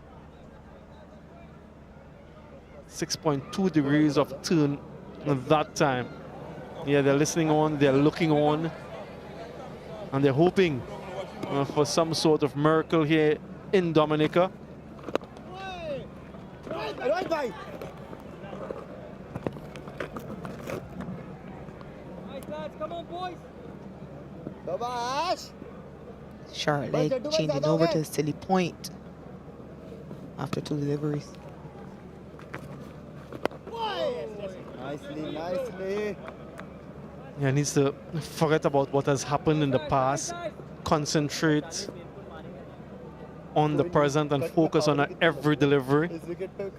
Has shown good temperament in the past and his ability to concentrate for long periods has come from good stock. Maiden over to start, 3 without loss. Ashwin starts off with a maiden after 5 overs. It's the West Indies 3 without loss.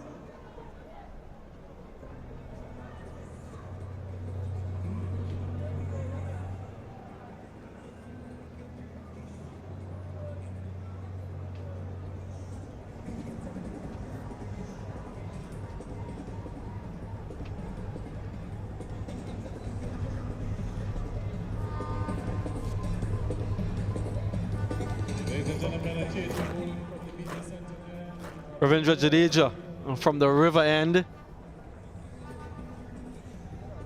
271 test wickets for him.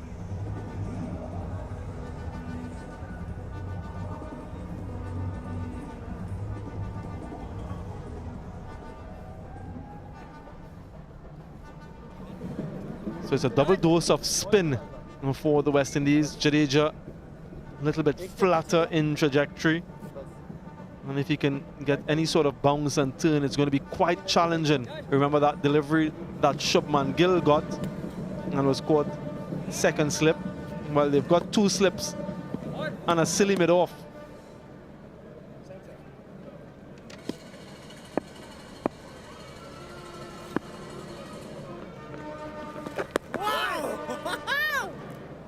Nicely, Jado. And typically, Shakira, it's not necessarily the one that bounces and turns.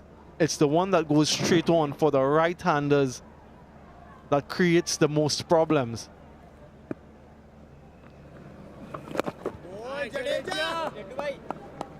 And because that delivery is particularly threatening, I keep wondering why not a short leg as well, just in case it comes off the inside edge.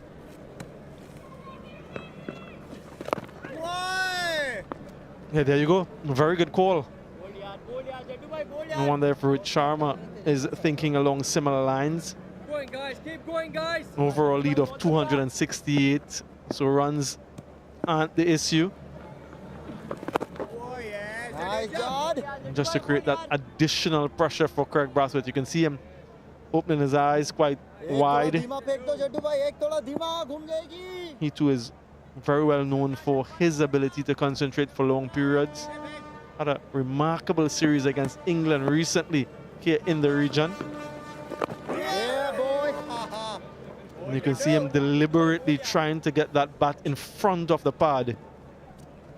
And support for India. Anywhere they go, they have that touring party with them. Nice to see the young ones in as well. Another maiden, 3 without loss.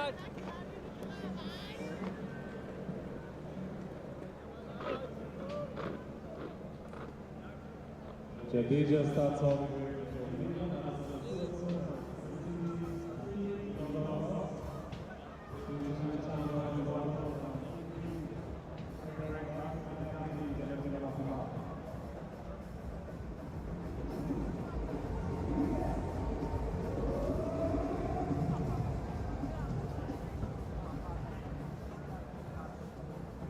Unscathed so far, the West Indies.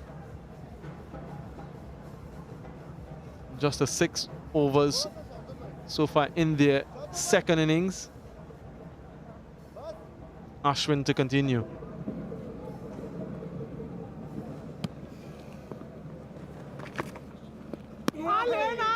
Bounce and turn. Such a skillful bowler, Ravi Ashwin. Look at the number of revs on that, the energy that he places, or imparts on the ball. Very quick arm speed. Having a conversation with him earlier, he makes very subtle variations in terms of the release points, both from over and around the wicket. Not much in terms of the difference there in the angle, but look at the conglomeration of his deliveries. Very good control despite those subtle variations in the air. That's what he's looking for, that uppish drive.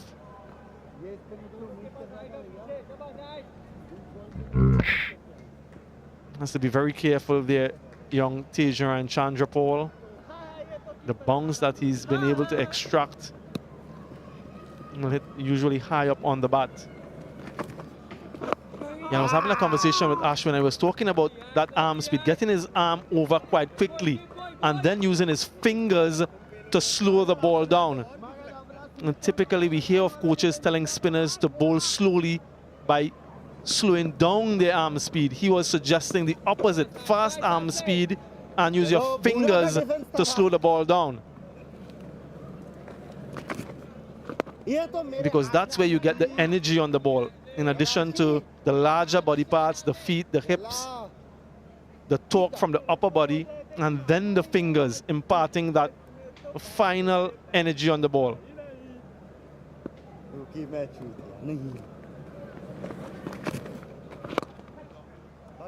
Firmly driven. And this will run away to the boundary. Exceptional stroke from young Chandrapal. Good control. 7 without loss.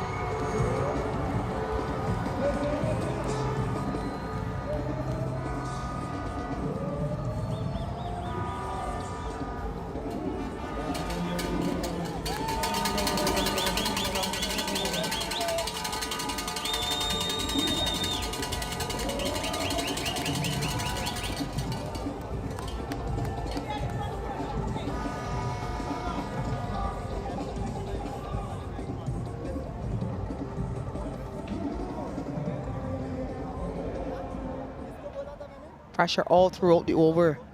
But then that one a bit too full from Ashwin. And Chandrapal accepting one finally into his zone, making the most of it. Again, Shakira Salman, that silly mid-on.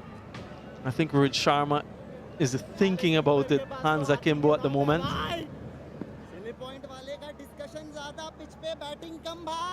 He's looking around. He's wondering who should he remove to get that fielder in there.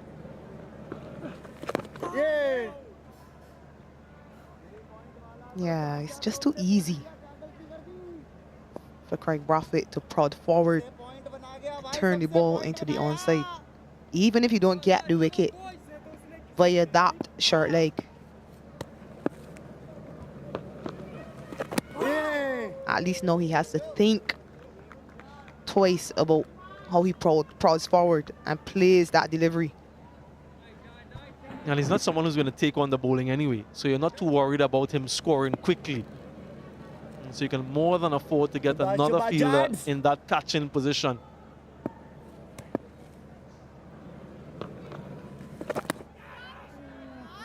Look at that. That one was quicker through the air. And still something from the surface. Just look at this delivery. Wow. It would have been a catch as well. That touched the glove on the way through. Difficult opportunity for the young Ishan Kishan.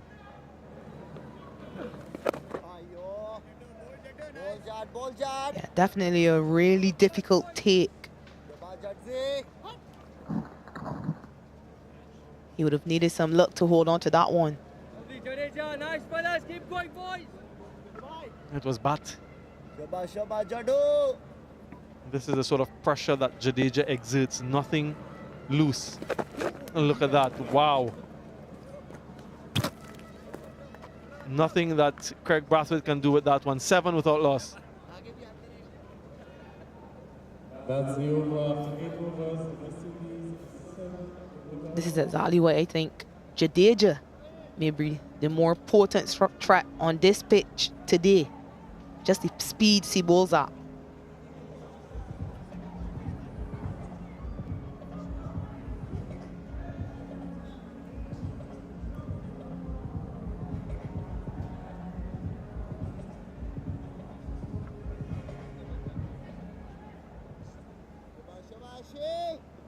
.29 deliveries for Craig Brathwaite so far, not yet off the mark, the longest that he's ever taken. This is a couple deliveries ago in that Jadeja's over.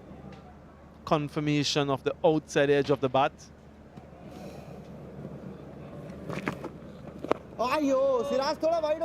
Ashwin wouldn't be too worried about that drive, the final ball of his last over. That's exactly what he wants. And if he can just hold on the surface slightly, a couple fielders will be in with a chance of a catch.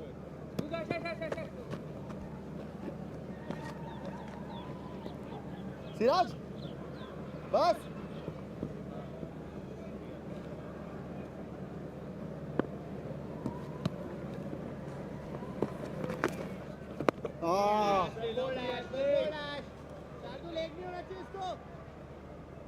चलो lads, go together lads, come on boys. Don't wicket यहाँ पे, come on fellas.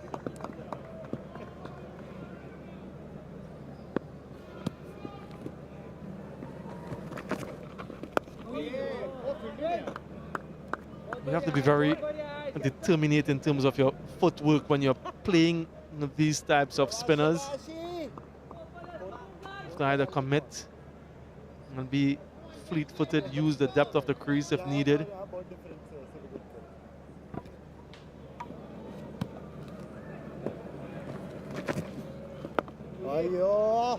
Yeah, we spoke quite often about many of the Indian batters being very nimble on their feet. And if West Indies are going to survive the threat that Ashwin and Jadeja pose, they will have to be as well very decisive, whether they're looking to go forward or go back.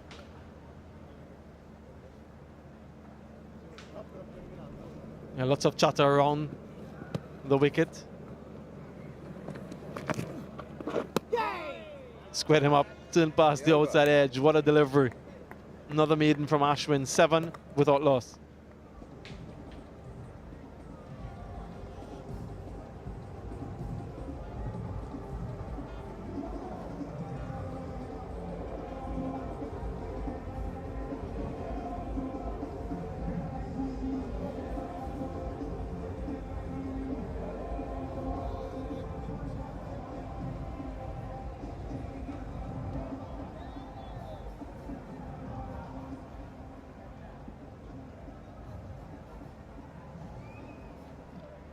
breathtaking views of Dominica. Really idyllic part of the world.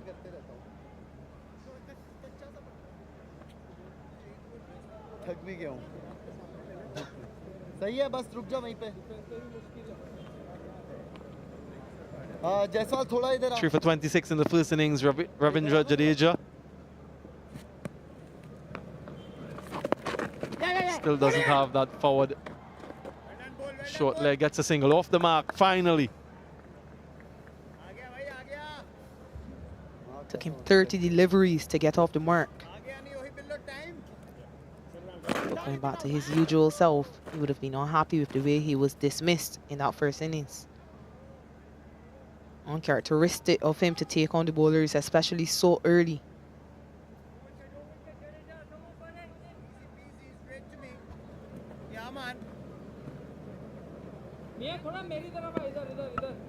Really funny to hear the accents being tried out by some of the Indian fielders and players trying to mimic that of the West Indians.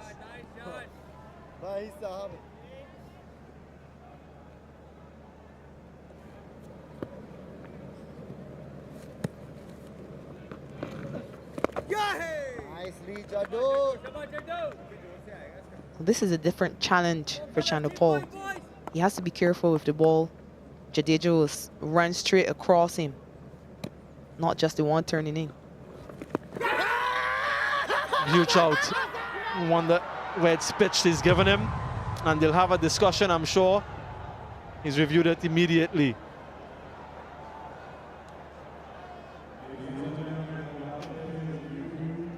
TV Umpire Director, players review for LBW.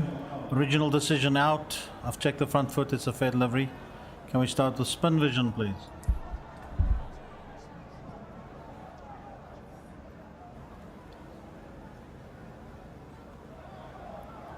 Can I see ultra edge, please?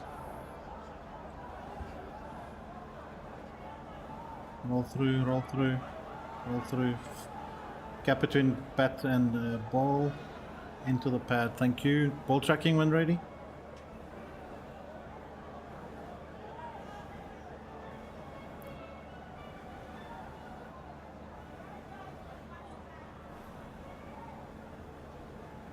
It's pitched in line, impact in line, and umpire's call on the stumps, so you can stay with your decision. I'll tell you when to signal. You can signal Umpire's now. call. Decision is out, remains out. And that's the first wicket to fall for the West Indies. Tejaran Chandrapal goes for 7. The West Indies 8 for 1.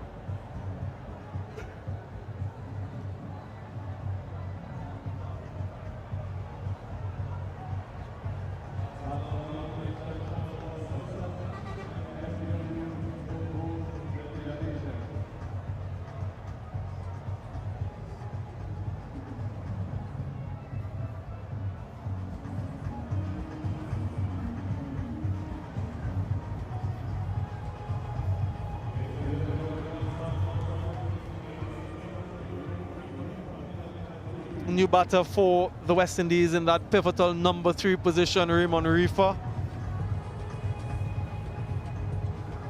And this is his returns to date. Best of 62.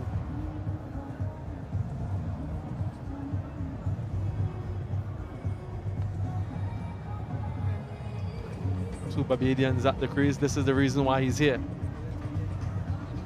Not a big straight forward by Chandler Paul, but unfortunately he played down the wrong lane. And that one gripping and turning. Just taking the outside of that leg stump. Unfortunately for him, umpire's call on wickets. Jadeja takes his first of this innings. Come on, John. Yeah, perhaps he was thinking about that one that you mentioned that slides across him, so he was playing, I suppose, for both of them, and in the end wasn't able to make contact. Just enough turn from Jadeja and just about clipping the stumps to remain as umpire's call. Another left-handed batter at the crease. Leg gully in position, forward short leg, very short mid-wicket slip. So on the attack.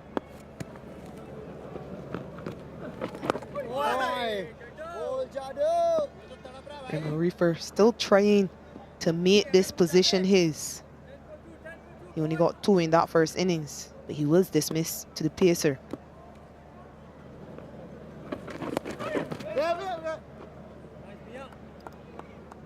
No reprieve. Successful over, 8 for 1.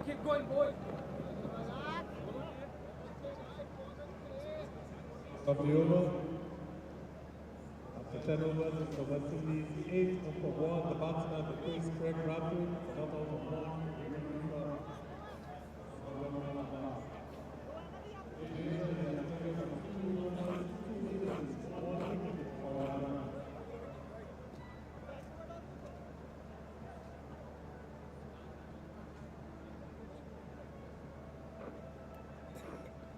Who will stand up for the West Indies in the second innings? Yes. Yes. Not only one, they need a few. A lot of responsibility on this man's shoulders.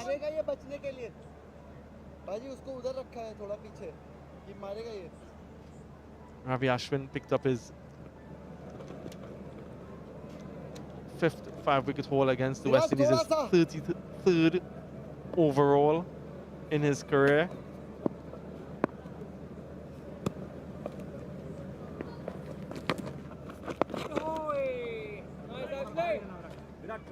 Gain that fielder at mid-on, just 3/4 of the way back, just in case Craig Bradford decides to have a go. He does favour that leg side.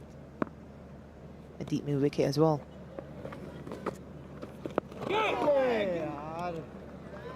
Yeah, just safely. Some overthrows, a very wild throw from the fielder. Will get some bonus runs. Shazbi Jaiswal, a very wayward throw over the head of wicketkeeper Ishan Kishan. Good change here, I feel. Good change here, I feel. No one backing up, didn't expect that from him. Very unlike India. They're usually quite tidy in the field. Lots of runs to play with though. There again, that bounce. Just sense that it's only a matter of time, don't you? Yeah, this was the dismissal in the first innings. Uncharacteristic from Craig Brathwaite. And maybe when he's on strike, Shakira to Ashwin, get that mid-wicket, that deep mid-wicket inside, and ask him to play that shot again if he wants to, that long on, get him to mid-on. Lots of runs to play with. Good running. Surely he's not going to play a shot like that with the position that his team is in. Surely he's learned from that.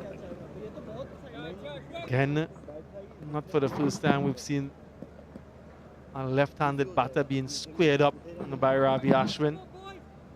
Yeah, and that's why I'm suggesting that that fielder deep mid-wicket come into the inner circle. The imaginary inner circle, that is. Trying to cut that one. Prodigious turn. He has to be careful playing a shot like that. With the ball turning that much, ill-advised.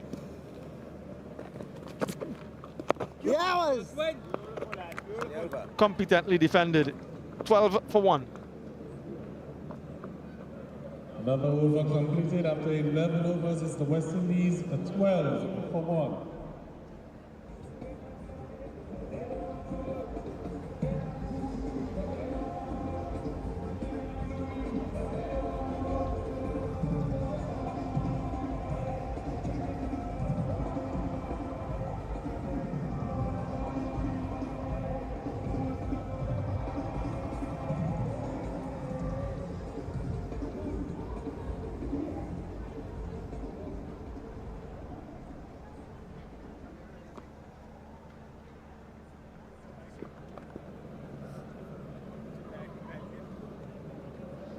serious examination by spin for the West Indies.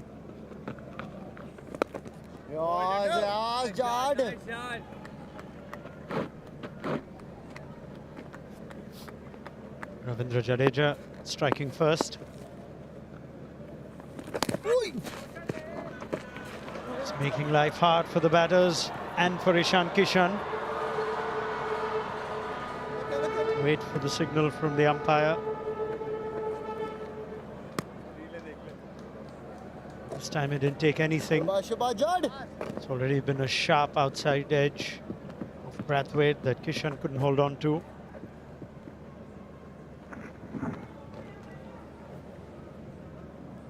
Does not look easy for the West Indies, Ian Bishop.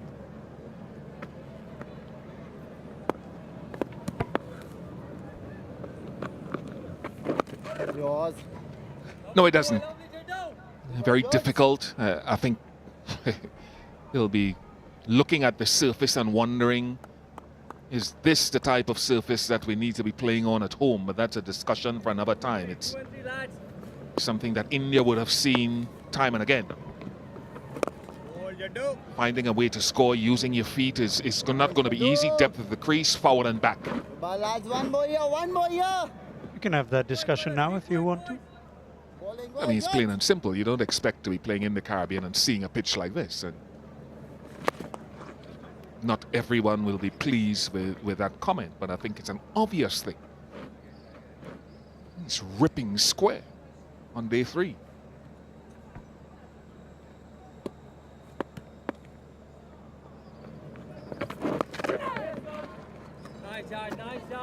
Yeah, it's more like a surface that India have travelled with on their way here. 14 for 1.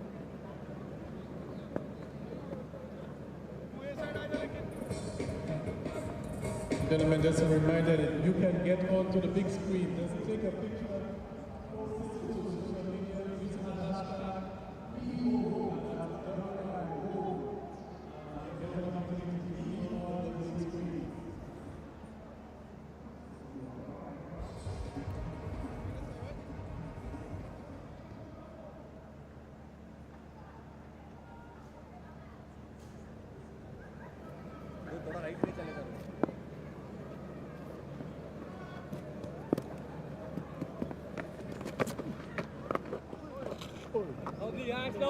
Keep going, boys. 20 minutes or so to go to tea. Come on, guys.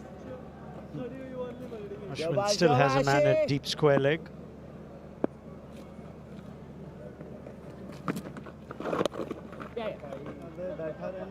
Just got to point out one more man in addition, both on screen now. Jaydev Unadkut's 2/3 of the way back to the boundary, the backward square. That'll change for the left-handed Raymond Reefer.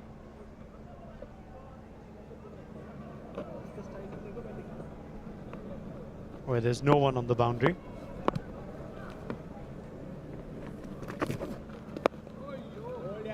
But he's got 3 men in the slips, including a man on his knees now.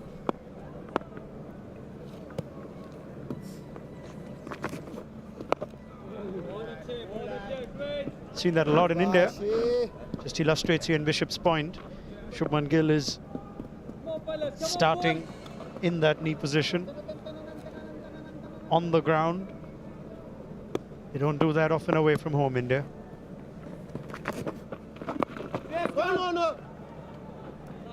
Nice, Ashley. Going, fellas, keep going, boys. You kneel when you pray, Bish?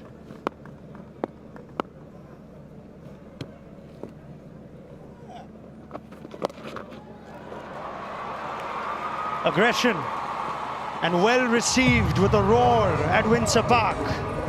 Raymond Reefer has 4.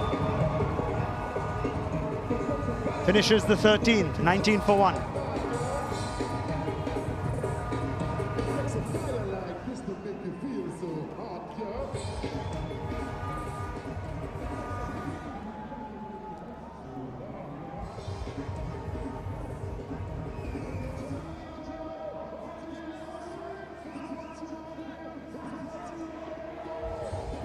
Raymond Reefer deciding he's not going to allow India's spinners to dictate.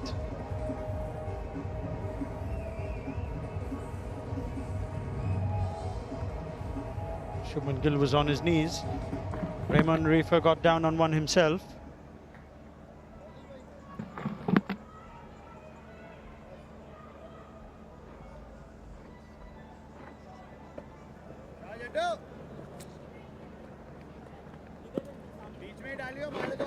Samuel Badri was waiting to see if Rohit Sharma adds an extra member close in, and Yashasvi Jaiswal is now at short leg for Craig Brathwaite. 4 men around the bat. Yes boy, yes boy.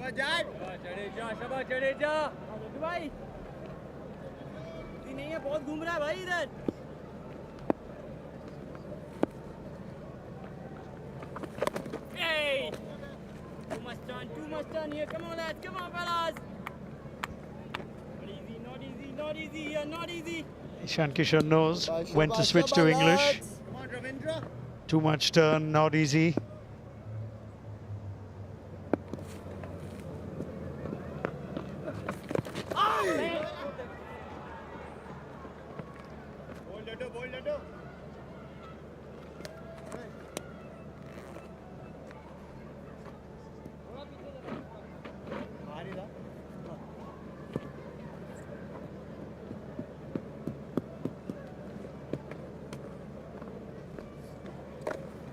Shardul भाई अंदर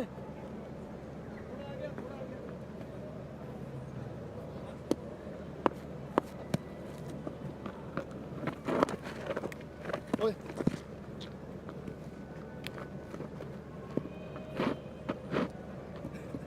वो सामने है but बहुत Nice shot, nice shot.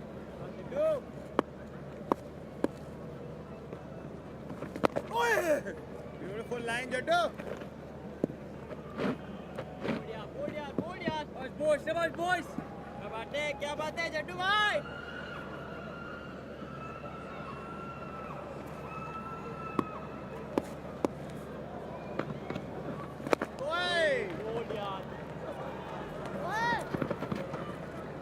Is that man in the deep for Reefer?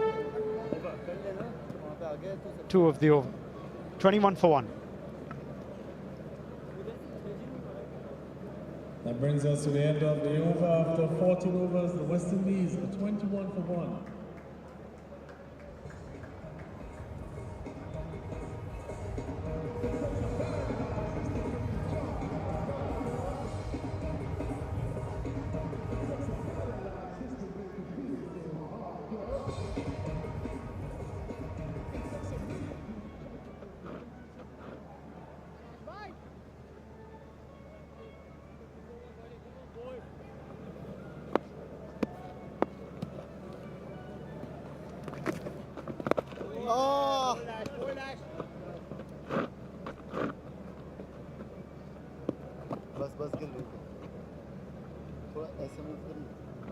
Shubman Gill's following the ball at the moment. It's moved from third slip to silly point. Ashwin. Number 2 this over, lads. Come on, boys.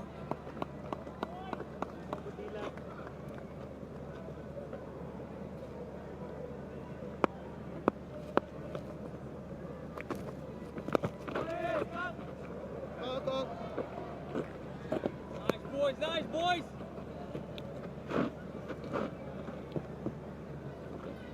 Going fellas, keep going boys. Come on lads. Come on Ashley, come on Ashley.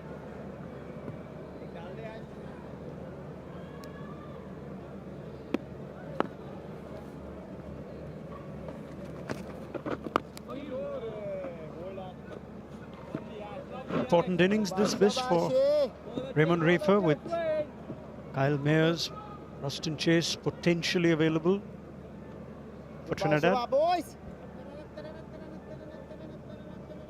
Or young Mackenzie, I think, more immediately.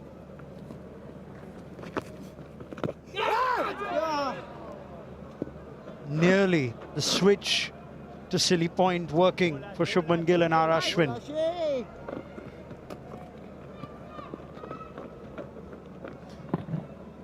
Yeah, I like the line that Ashwin has served up to Reefer. We talked about when Cornwall bowled to the left-handers, bowling a middle stump line, sometimes a middle and leg. There's no one on the sweep deep for Reefer, so bowling straight mostly.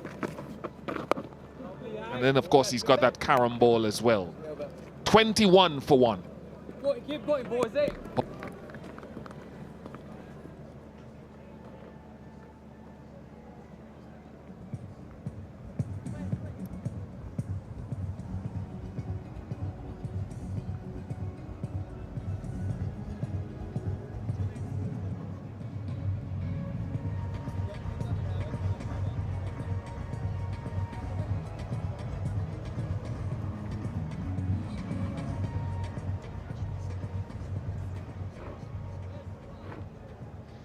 Deficit exactly 250 now.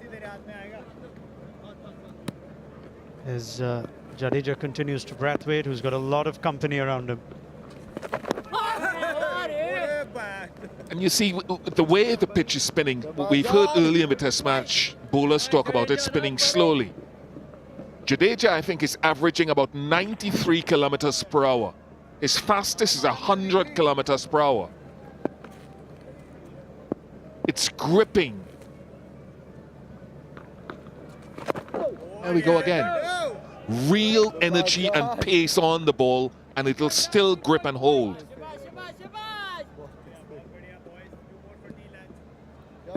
Lads, come on!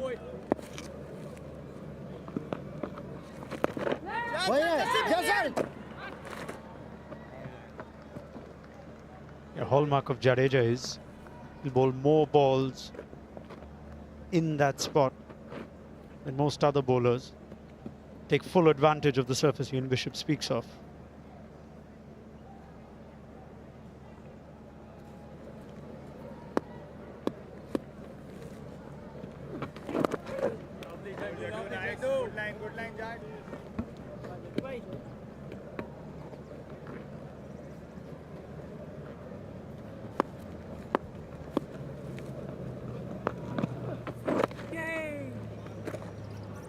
Nice shot, nice shot.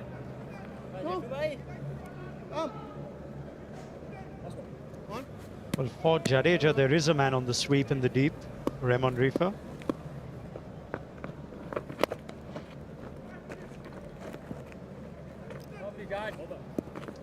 Just a single of the over, 22 for 1.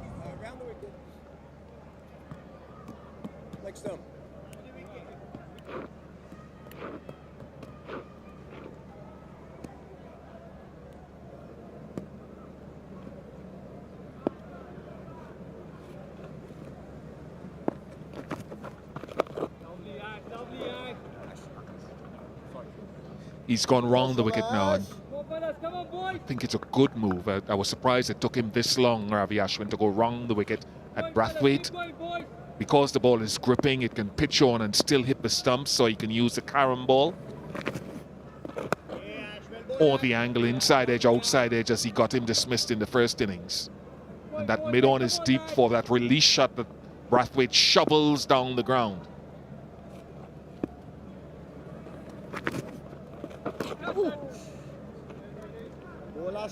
It's the kind of ball that got Virat Kohli.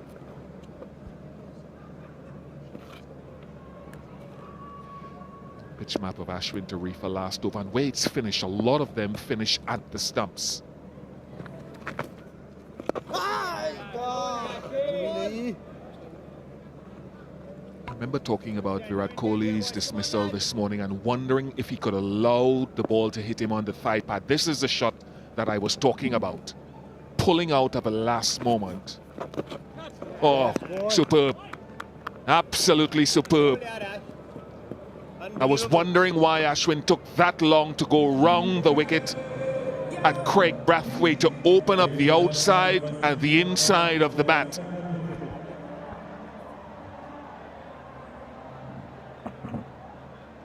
Just the angle, it hasn't really ripped, and it's just indecisiveness as well from Brathwaite. Will it come back in? Will it angle across? Champion bowler strikes again. 7 to Brathwaite, 22 for 2.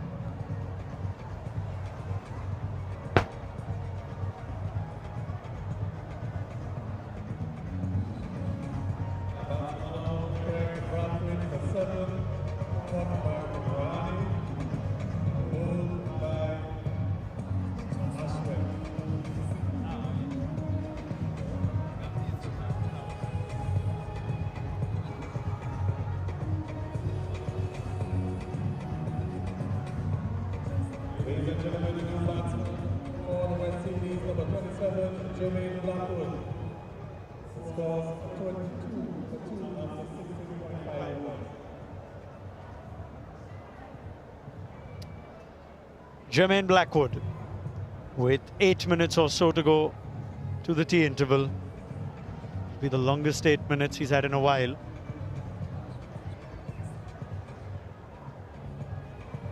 Dismissed in the first innings, trying to take down the spin of Jadeja. Excellent catch by Mohammad Siraj. He's here because Ashwin getting the better of the West Indies captain for the second time in this test match.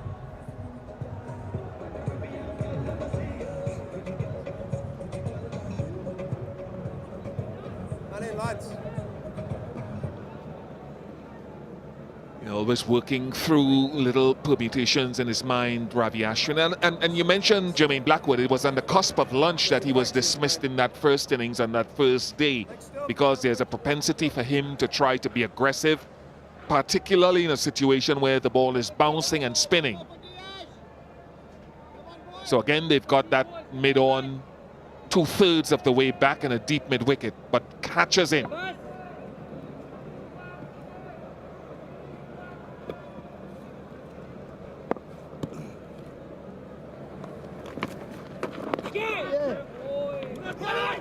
Oh, slight mix-up. But it was Rifa who took off without hesitation, and the throw went to his end. 23 for 2.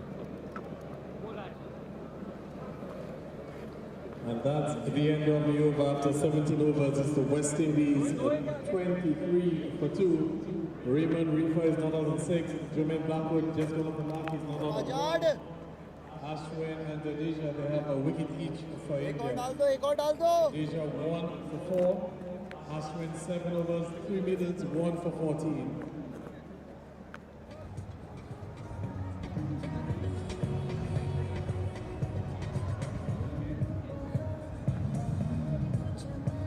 West Indies 23 for 2 after India declared about halfway through the session. Allows Ashwin and Jadeja pick things up after just 4 overs of seam. For an unbroken spell now and a break, and come back refreshed and recharged for the final session on day 3. 5 men close in, catching for Blackwood, all on the offside. And he gets the ball to the on. Outfield has gotten better since the rain that we had just before day 1. Blackwood gets 3.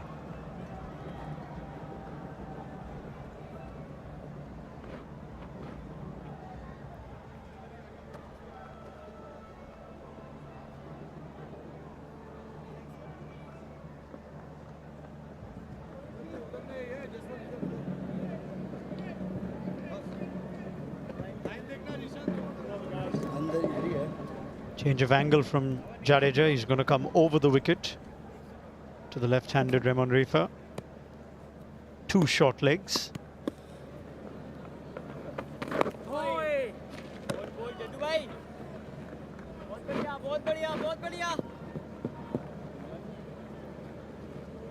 Still has the man at deep backward square.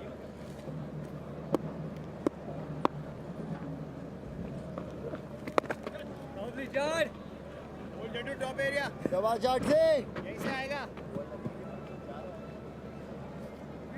Three down, lads. Come on, boys. Yeah, just R. Ashwin on the offside.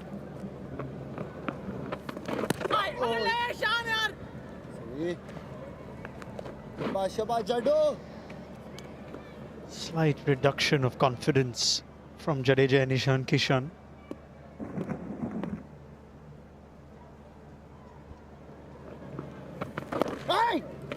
बढ़िया यश बढ़िया अच्छा गया लड्डू भाई कोई नहीं है कसम से चौथे के लिए रेडी था ये भागने के लिए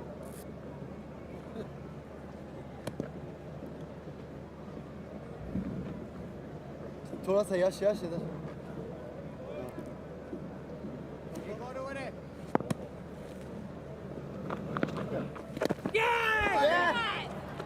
Just short, judging by the reaction of the Indian fielders. Another over goes by where the West Indies survive, 27 for 2.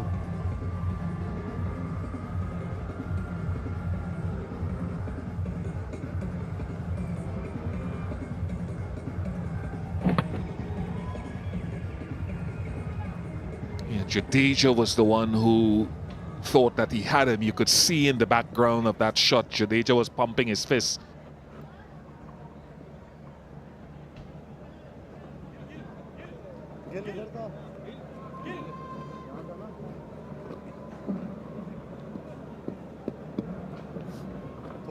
I was looking at Jadeja there after this. I think he was obscured by the silly point, but he thought it was out. Rohit's reaction, look at Jadeja there. He thought he had it.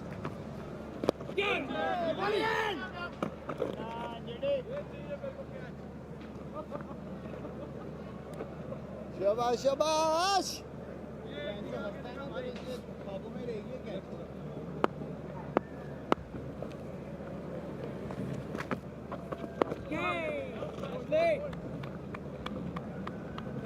दोनों के पास आएगा वहां तक उसका bat आ गया कैसी होगी बहुत अच्छे लास्ट शाबाशी शाबाशी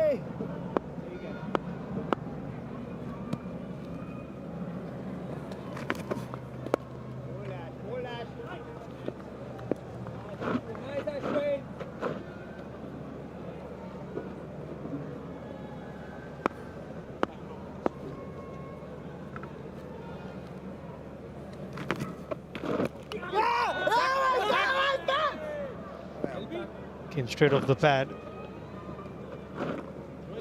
Ishan Kishan just checking if they want to go up for the LBW.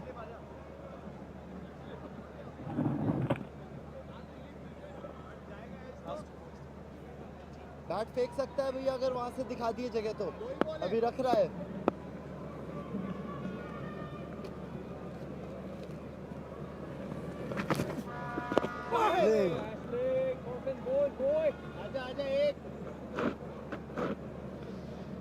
Should be the final ball before tea. Sees Yashasvi Jaiswal come into a leg gully.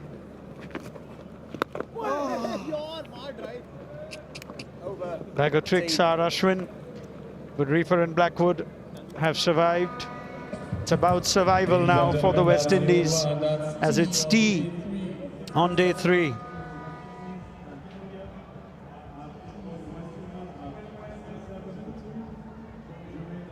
(27 for 2),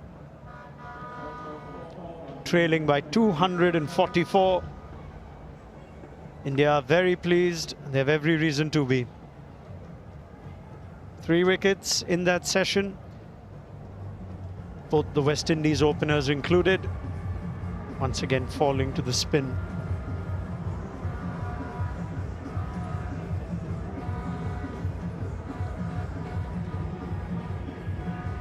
We're a bit surprised by Rohit Sharma's declaration, but they continue to dictate the course of this game. A couple of sevens at the top of the order for Brathwaite and Chandrapal. took just 4 overs for spin to be introduced. And it has the West Indies reduced to 27 for 2 at tea time on day 3. Ashwin getting Brathwaite yet again. Tejnarayan Chandrapal adjudged LBW to Ravindra Jadeja.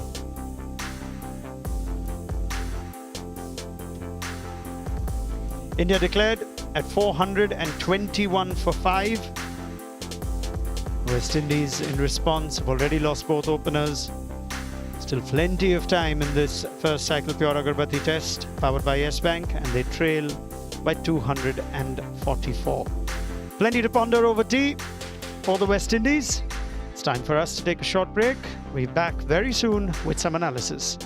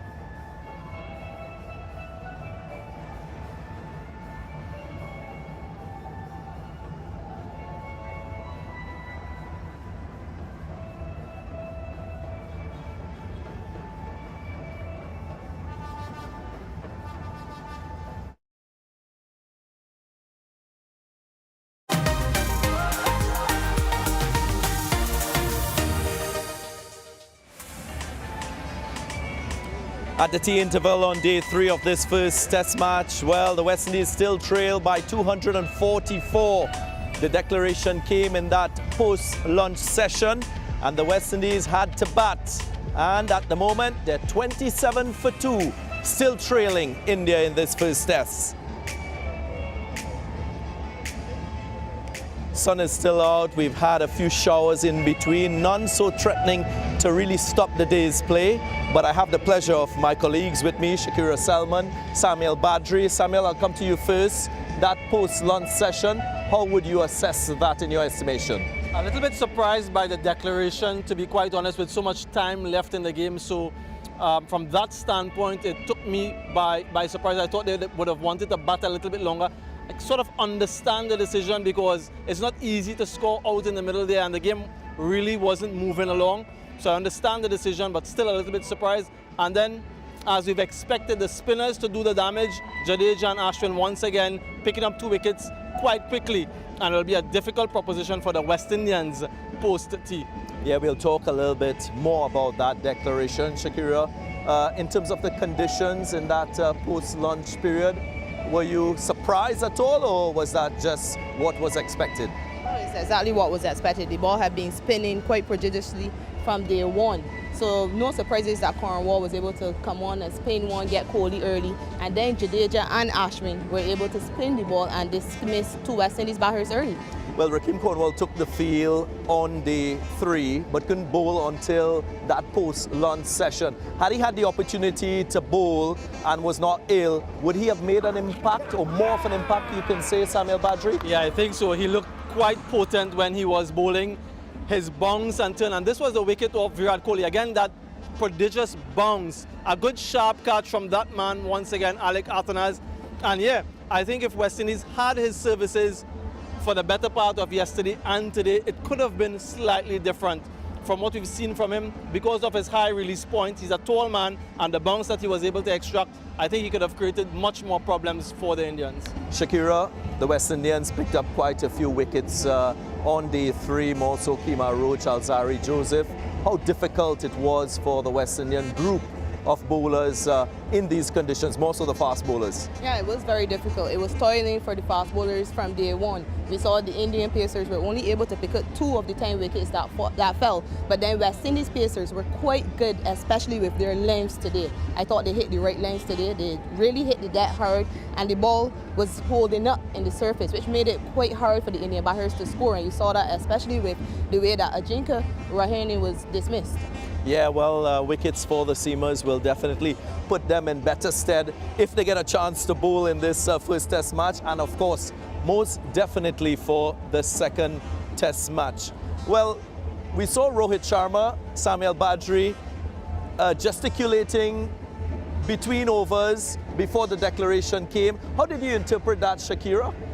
I think maybe it was a last-minute decision by him, because there was no clear intent when Ishan Kishan came out to bat. He took about 20 deliveries to get off the mark. So there was no clear intent or any real indication that they wanted to declare when he first came out to bat.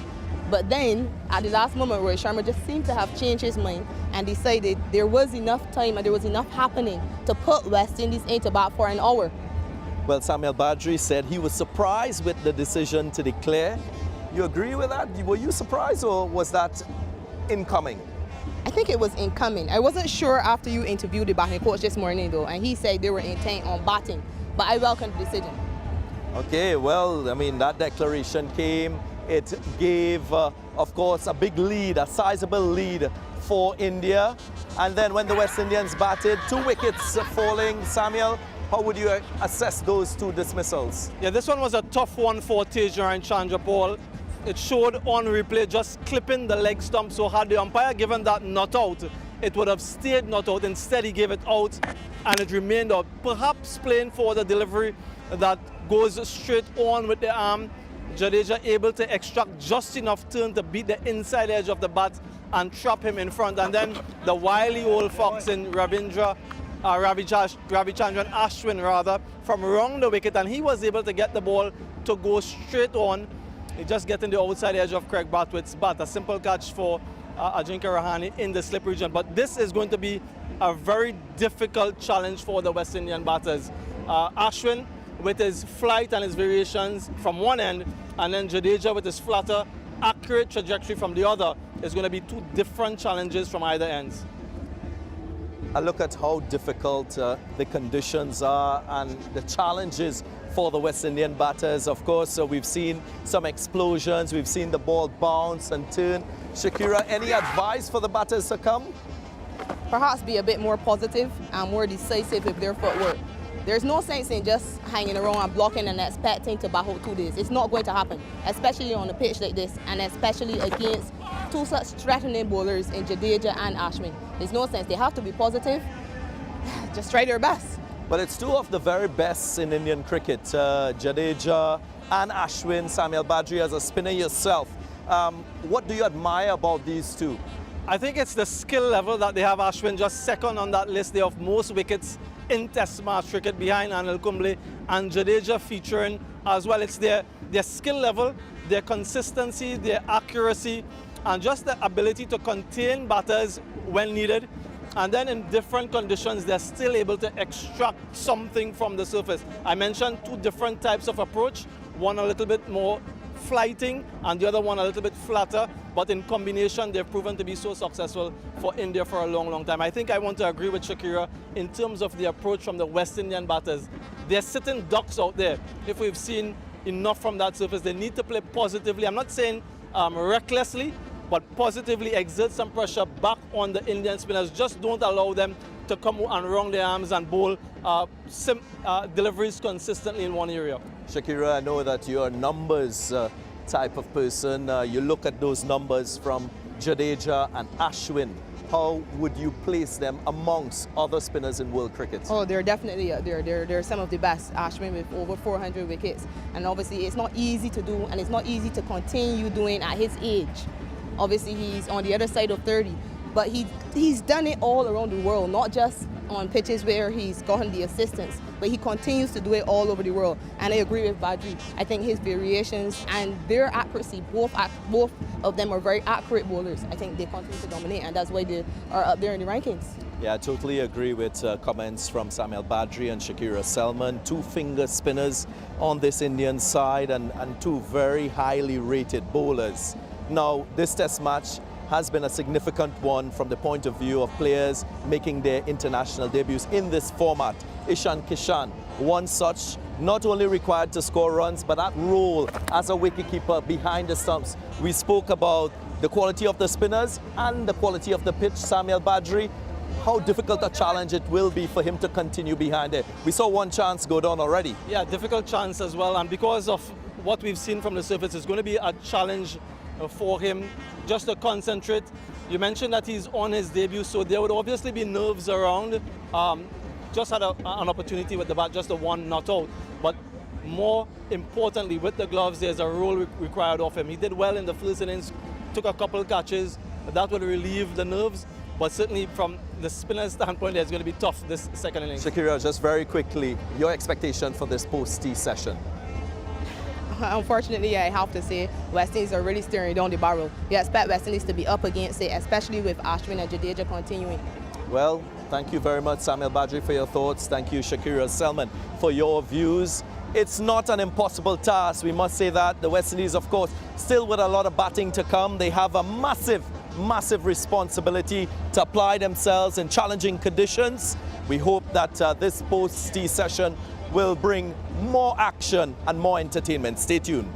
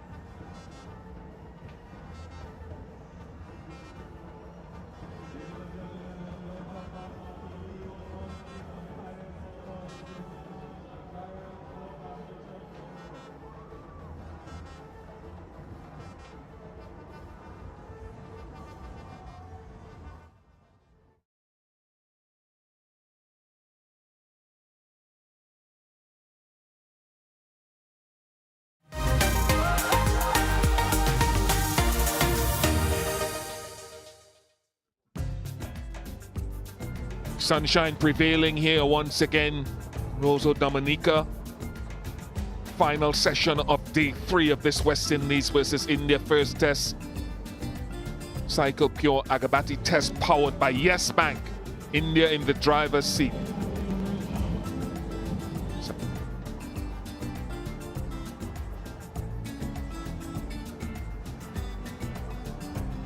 Reefer and Blackwood making their way out to the middle,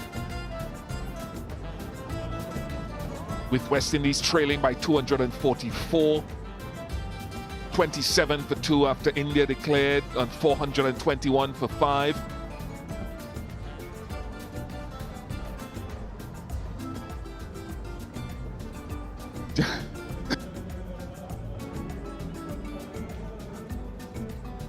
Jaiswal 171, Rohit 103. Virat Kohli fell short of a potential 100. And both openers already dismissed. The ball is ragging and turning quickly, and Jadeja and Ashwin. I'm sure Shakira Selman, as I say good afternoon to you once again, have enjoyed their moment of the sunshine and will be salivating at the thought of a fairly decent spell post-tea.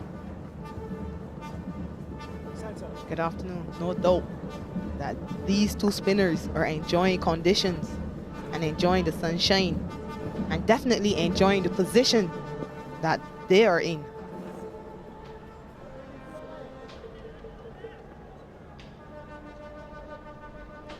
Well placed in front of this game. Lots of work for the West Indian batters to do.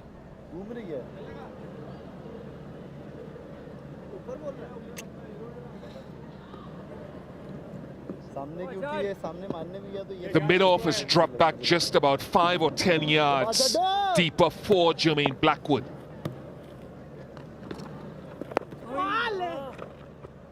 Mohammad Siraj took a brilliant catch to dismiss Blackwood in the first innings at mid-off. So with the slightly in-out offside field catches and that mid-off a deepish extra cover, they're hoping to build pressure. Good from Blackwood.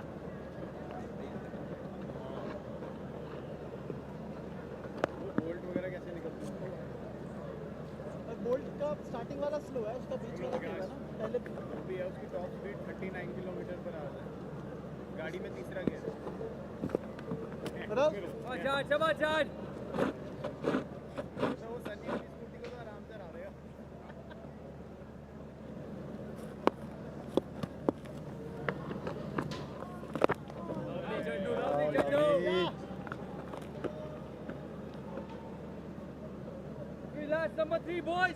Shubha, boys.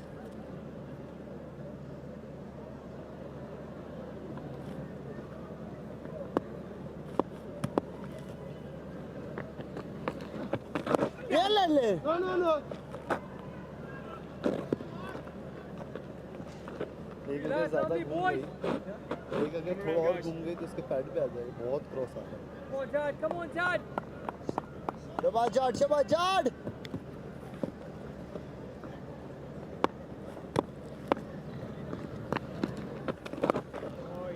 यार, शाबाश जाडो भाई। 95 kilometers per hour, and Reefer electing to play back, so he's going.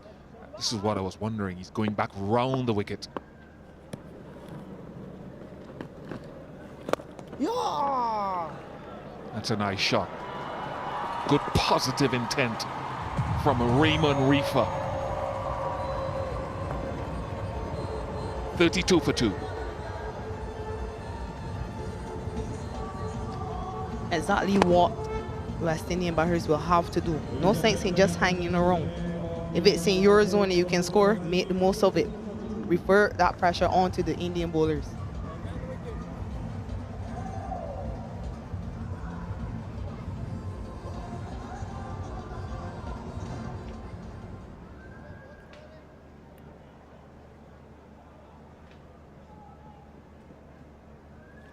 Continuing from the build-up to pavilion end is Ravichandra and Ashwin.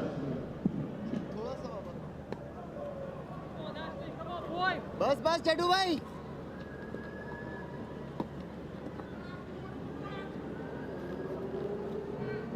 Ashwin again with his mid-on down the ground. Nicely. थोड़ा और खींचा हुआ Ash भाई. This was Blackwood on the cusp of lunch in the first innings of Jadeja. Yes, boy. Here against Ashwin, though, we talked about it in the first innings, that ability of Ashwin to slant the ball across or get it to hole and grip.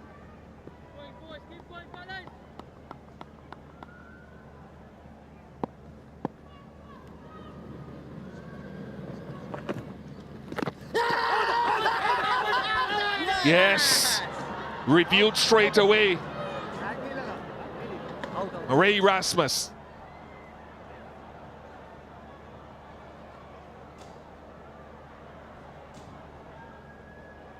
TV Umpire Director, players review for LBW. Original decision is out. I've checked the front foot and it's a fair delivery. Can we start with spin vision, please?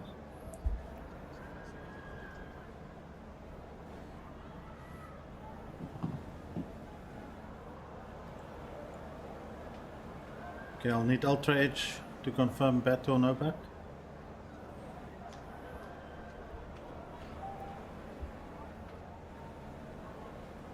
Okay. Gap between bat and ball. Ball tracking when ready, please.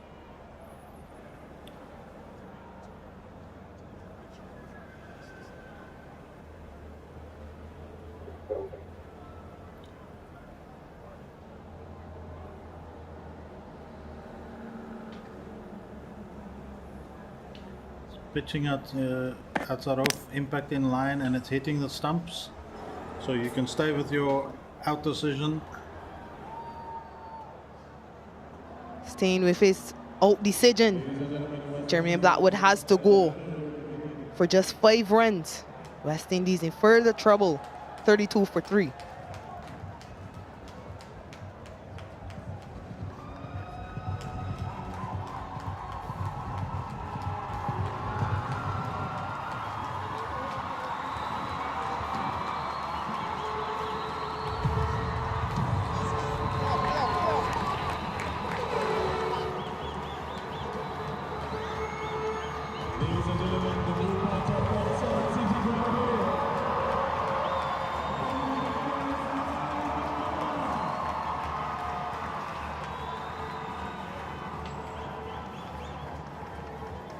Lovely reception for Alec Athanase. Kind of have mixed feelings if you're looking from afar, because the challenge ahead of him on Test match debut after his 40 in the first innings is significant.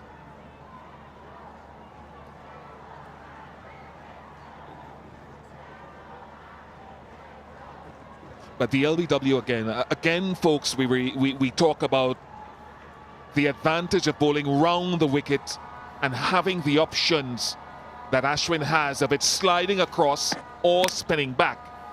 And that's why I was wondering why Jadeja went so quickly over the wicket to reef up previously.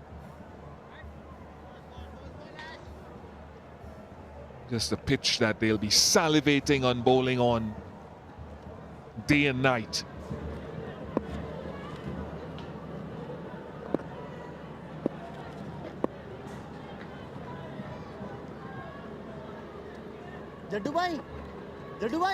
It's a pitch they're so accustomed to. It's almost as though they're bowling back at home.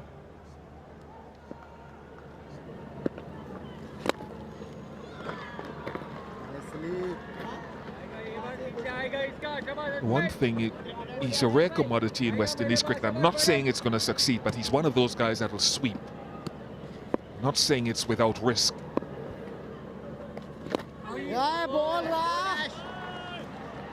I'd say the danger in sweeping is just that delivery that bounces a bit more than the others. He has to be careful with that shot, but I welcome it.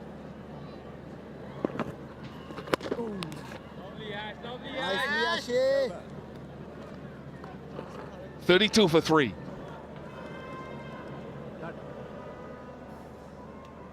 It's the end of the over after 21 overs. The West Indies 42 for 3. Ravichandran Ashwin figures of 9 overs, 5 innings, 2 for 14. At the crease for the West Indies, the great victory. Dominica Ferrero leading captain.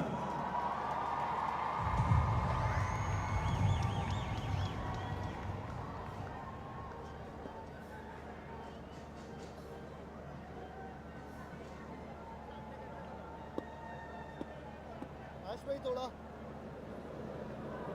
बस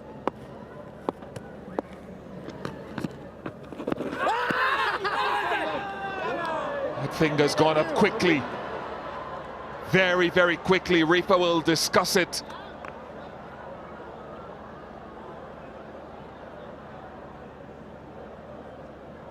And he reviews it. Murray Rasmus earning his salary.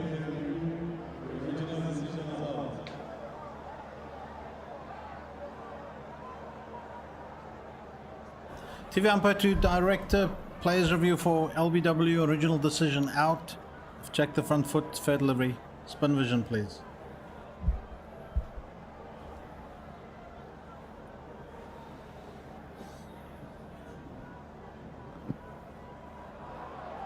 Can I check Ultra Edge to check any bat?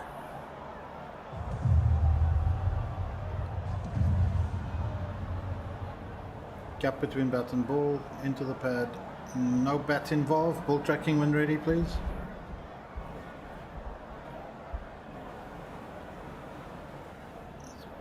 Pitching in line, impact is in line, and it's hitting the stumps.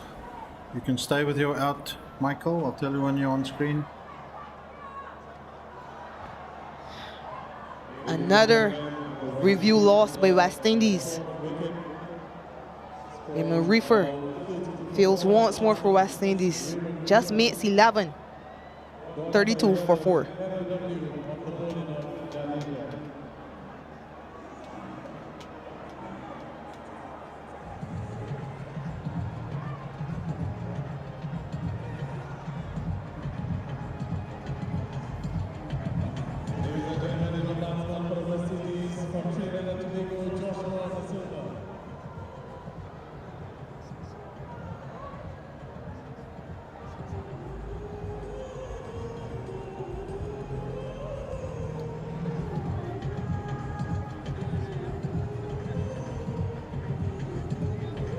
Joshua Da Silva joins Jim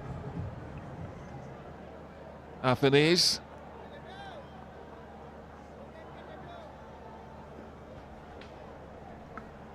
Should I say Afanaz? Afanaz. But the advantage of bowling round the wicket again has come into play. He tried a few to Reefer initially, then went over the wicket and came back round.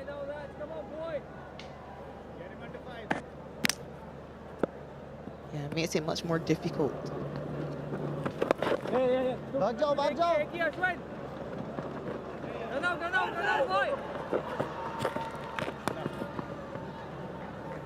think the key here now is Joshua Da Silva. We talked about his propensity to look to play back quite often to try to give himself as much time to see the reaction of the surface. Jadeja got him in the first innings. Now, does Jadeja look to attempt to bowl a fuller length generally to him? There he is on the back foot again.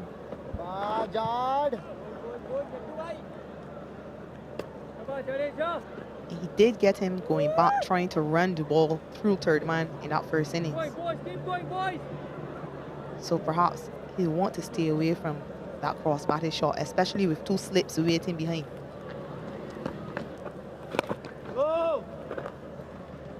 At a stride into the ball doesn't guarantee you longevity, but picking length critical.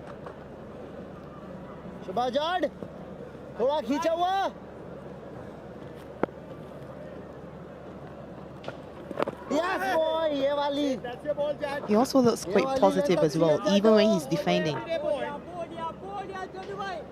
That's exactly what the batters need to do.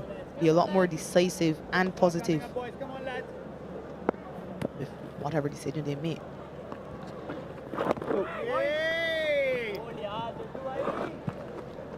34 for 4. That's the over, ladies and gentlemen. The West Indies 34 for 4.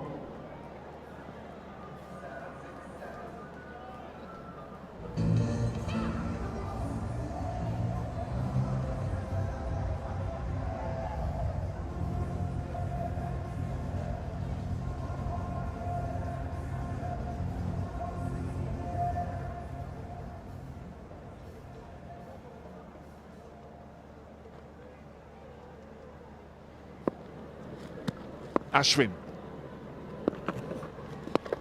Ball Ashwin.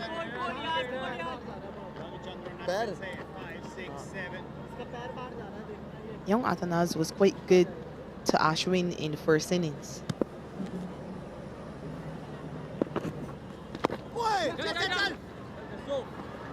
Probably got out to one of the more innocuous deliveries for Ashwin, short delivery, which he chose to get under as opposed to hitting down on it.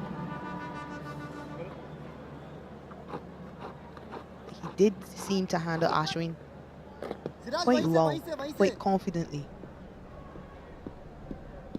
He can bring that confidence into this innings. Obviously a completely different situation. But he will want to remain positive.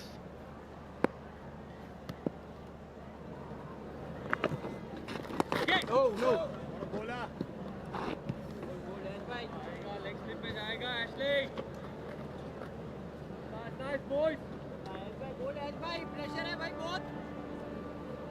Chalo, one wrong shot here, guys.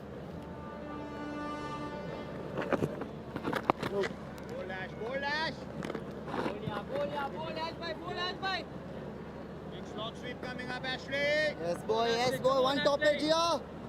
Uneven bounce, uneven bounce.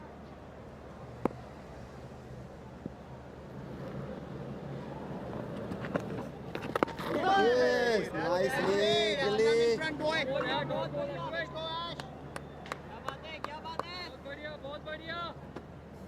He has to be careful going back. Just sense that Ashwin is going to get that one a bit further and perhaps a bit quicker, attempting this trapping. Yeah. Yes, boy.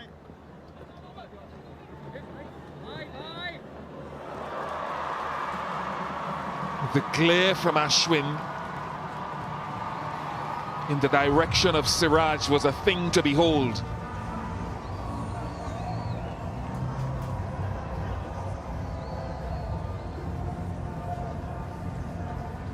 $40 for 4. Ashwin just asking Siraj why. No chance for the fielder at mid-off to get around back up. Just a well throw.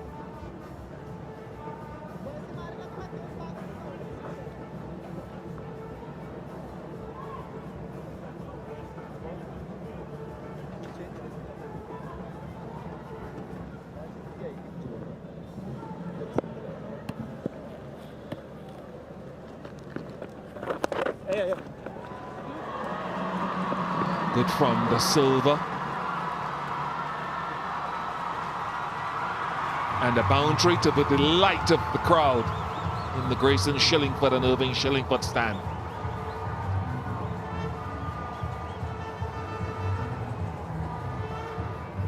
And that's completely fine.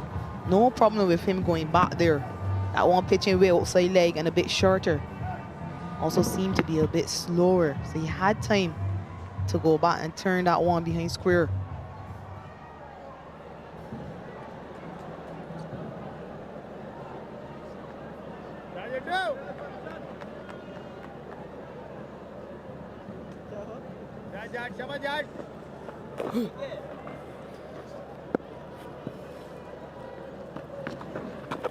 Wait on.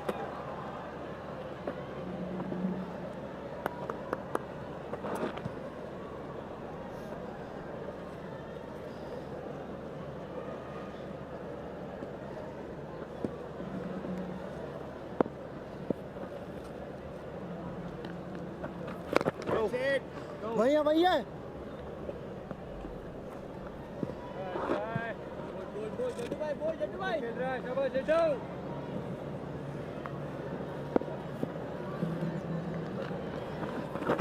Yes, Jaddu.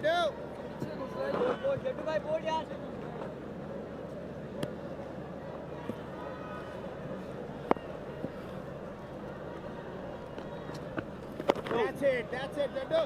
बहुत बढ़िया, बहुत बढ़िया. Excellent bowling, Jaddu. Keep it there all day, boy. Jaddu भाई. Nice shot, nice shot. बहुत बढ़िया, बहुत बढ़िया, बहुत बढ़िया.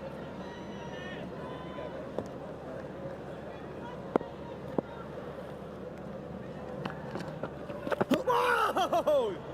That's it, boy. Keep him humble, man. My goodness, 44 for 4.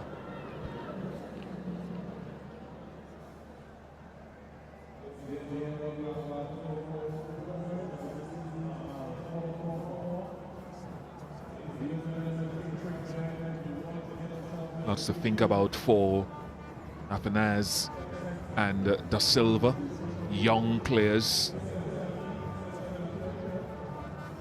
Chastening experience against world-class spinners on the surface.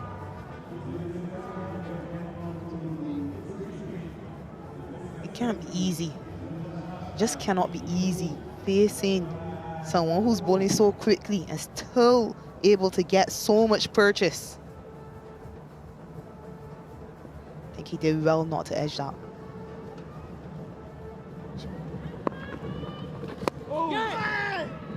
Edge it. He missed it by about 6 inches.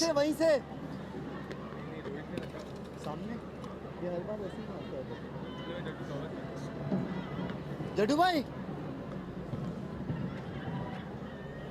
Bas, bas.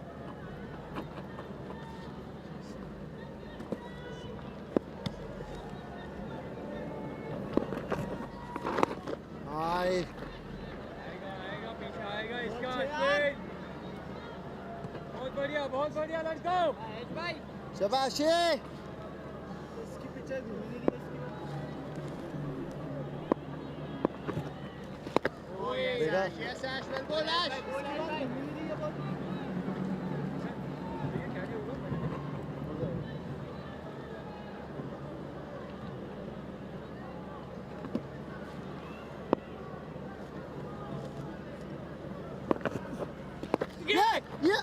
Dropped it. Yashasvi Jaiswal. It went quickly. Those are always so difficult to hold at short leg. Just off the inside edge onto the pad. 1, 2, 3, 4 juggles. Jaiswal unable to hold on.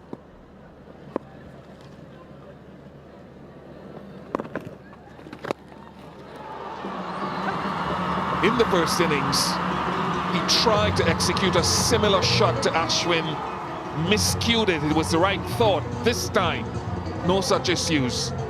Welcome boundary.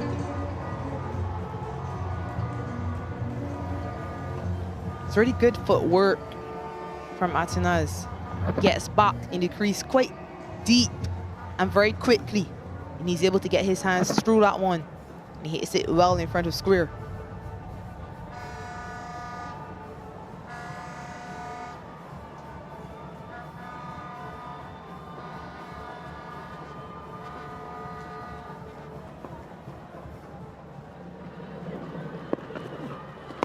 Ah. 48 for 4.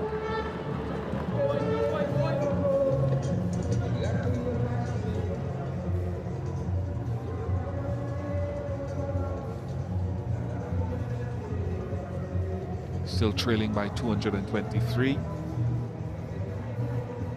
I know the declaration surprised some, I'm not sure why. I thought myself that it was going to come between lunch and tea. It did.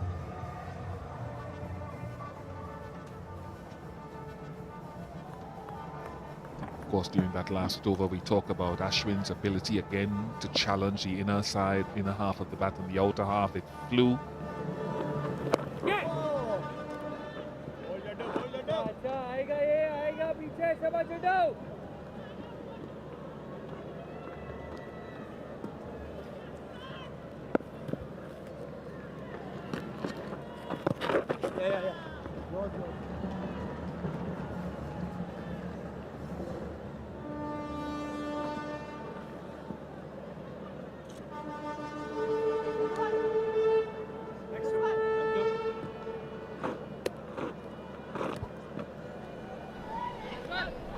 I have my niece to entry there.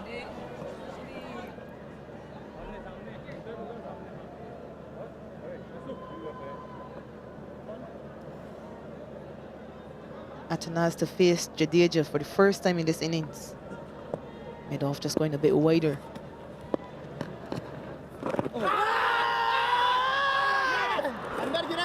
Quick shake of the head from Michael Goff.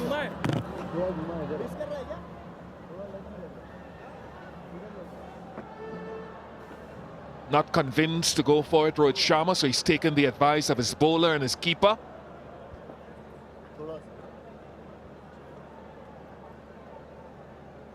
Just not sure if that one was going down like, looks to be a good decision. Turned a bit too much. But a different challenge for Atanaz.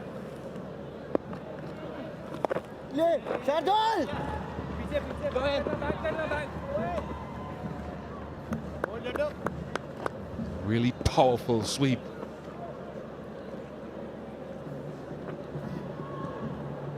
Pitched on. Umpire's call.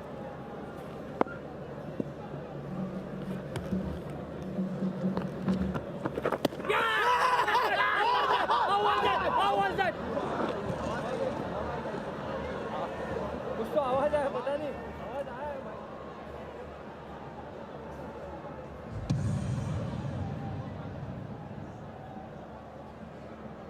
Murray Erasmus, the most popular name here at Windsor Park. TV Amplitude Director. We have a players review for caught behind, originals decision not out. Can we start with spin vision, please?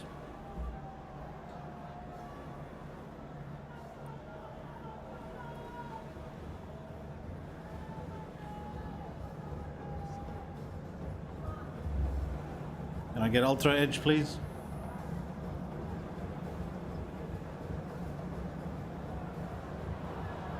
Gap between, then roll through, all the way through to the gloves. Thank you. Go back to Michael on field. Michael, stay with your not out decision signal now. Michael Goff gets another one right. One review lost by India. A very good take by Ishan Kishan. His glove work was always going to be under the spotlight in this game. 50 for 4. Ladies and gentlemen, that's the end of the over. Yeah, I think it's a good point actually, because when the ball is ripping and gripping like this with the slow men, you want a keeper who is able to command his presence and provide that safety net and glove work.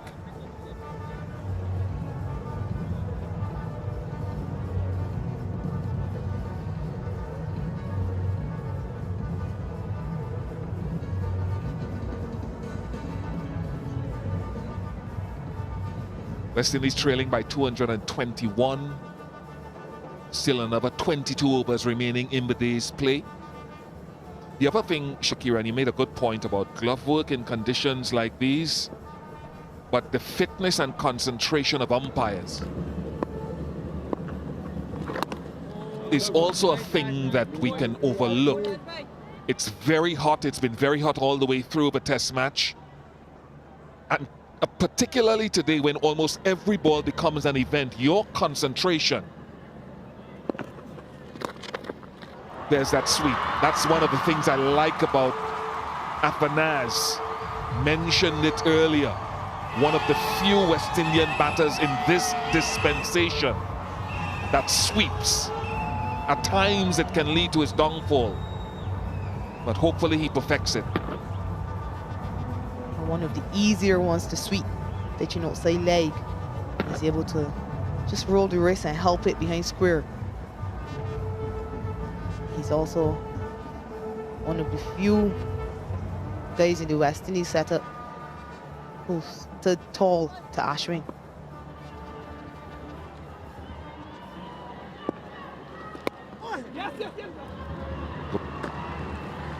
Yeah, at times I've seen after a day's play, for example, in Asia, where you walk past the umpire's room after a day's play, strip down to their t-shirt or their vest, and they lay almost horizontal on a chair because the mental demands of being at 100% every single ball is draining.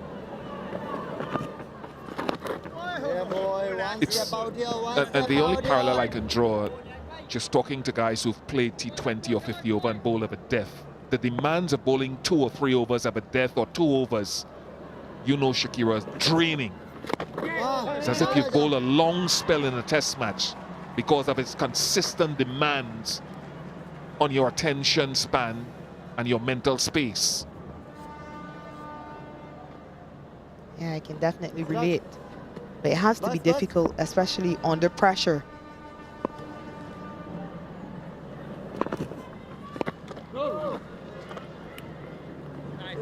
Nice. 56 for 4. 6 runs off the over.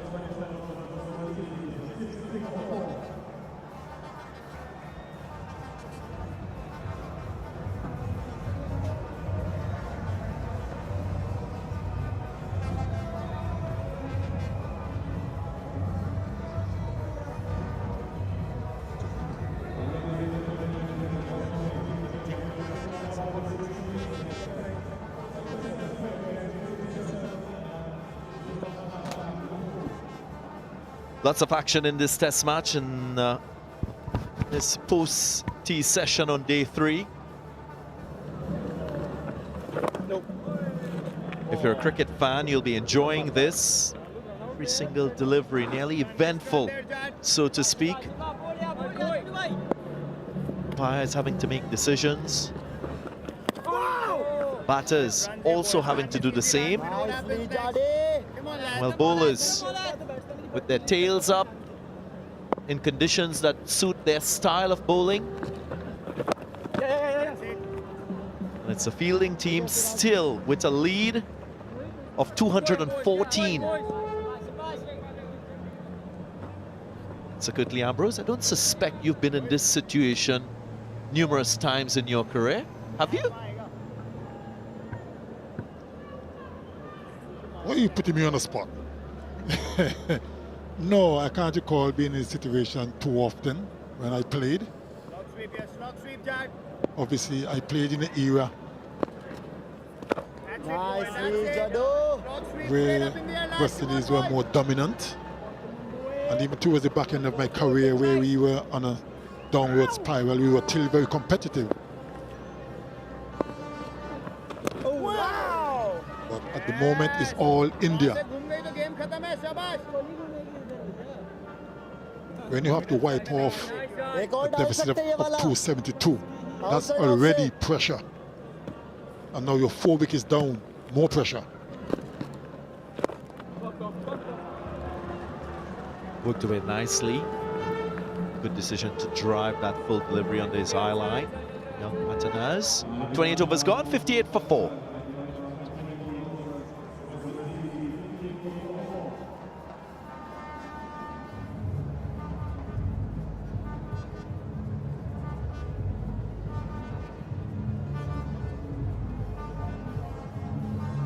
Sun is still shining brightly here at Windsor Park. India, their spin twins, also shine brightly.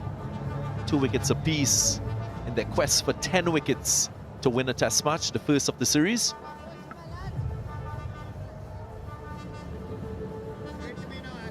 It's a very important test match for both these teams. Of course, the first match in their individual World Test Championship cycle.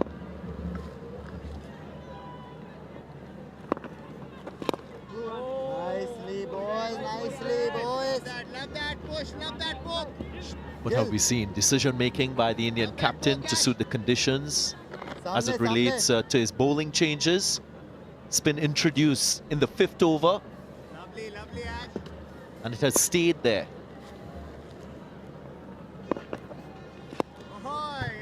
And spin was also introduced in the 9th over in the first innings. That is something that we haven't really seen, especially in the Caribbean. I can't recall ever seen it before. Obviously in test matches, you know, in one days and OD, the T20s and stuff, you will see spinners opening the bowling regularly. But in test match cricket, it's totally different. So this is kind of new in the Caribbean. And obviously it's paying dividends, as we can see. Dividends for the opposing team.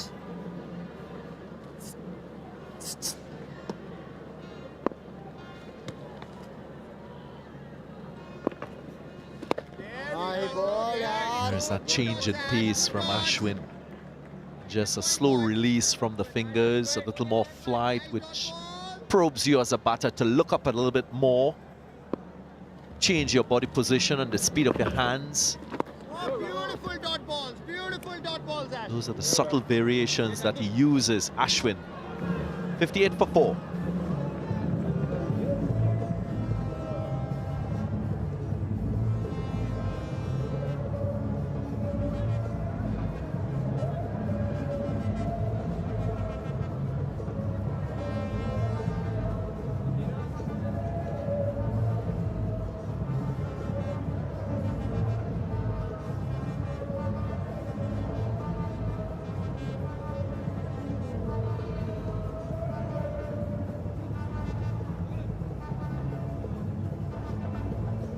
Just as we were speaking about, the spinners dominating proceeding. Have a change in bowling. Mohammad Siraj returns.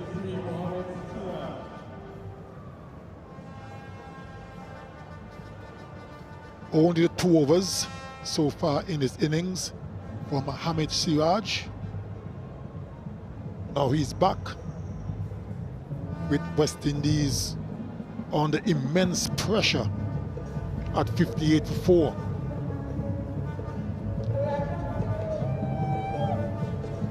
The fans are here still supporting their team.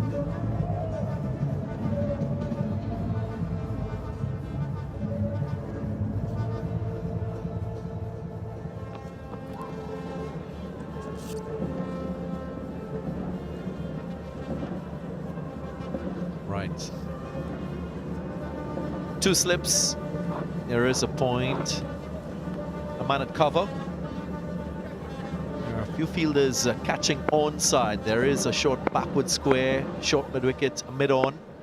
Then there's a man in front of square, close to the umpire. So straight away, clear plans for Joshua De Silva, who is susceptible to the LBW decision. So Mohammad Siraj looking to bowl relatively straight. Which is a good plan. But Joshua De Silva, the West Indies wicketkeeper, tends to play back a lot, plays a lot from the crease.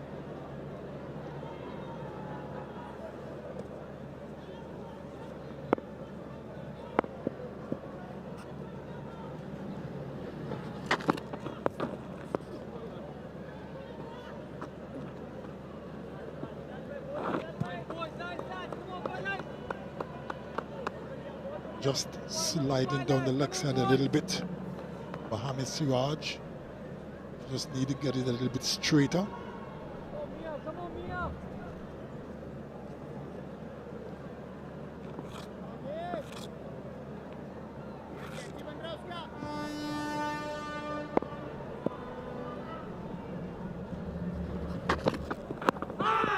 There is that shot, there is that delivery, and there is the wicket for India.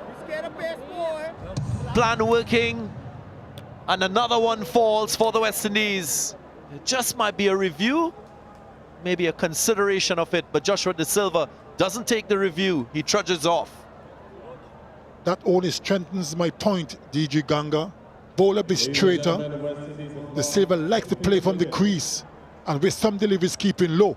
If you miss, he'll be in trouble, and he did on that occasion.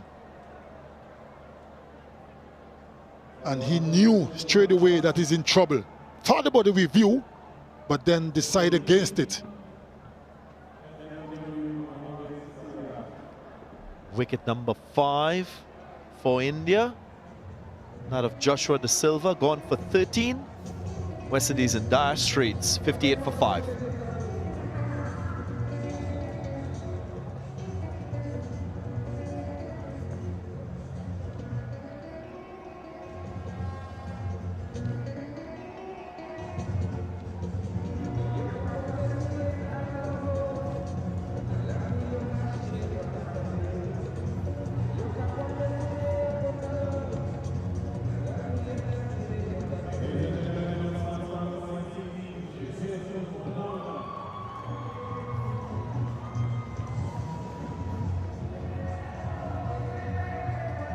Tall, commanding figure of Jason Holder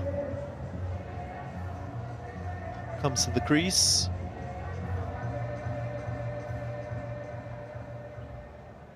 Wonderful all-rounder for the West Indies, ranks amongst the best across the globe.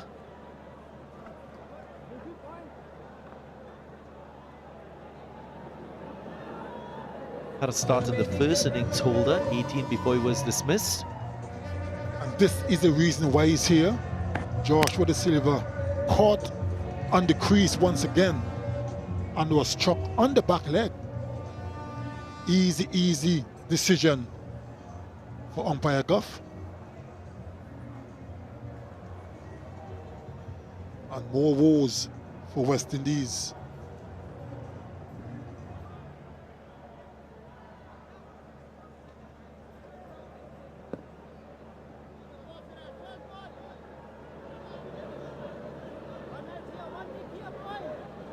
Needs to be some sort of resistance by the West Indies with the bat. Wickets tumbling in quick time. Similar plan for Jason Holder with that wicket-to-wicket line. Just sliding down the leg side. He started pretty much the same way against De Silva. First 2 went down the leg side, and then third, plumb in front. Let's see what his response is for the next delivery. As we see, that square leg next to the umpire has now gone back on the boundary. Remember, Jason Holder was dismissed hooking in the first innings.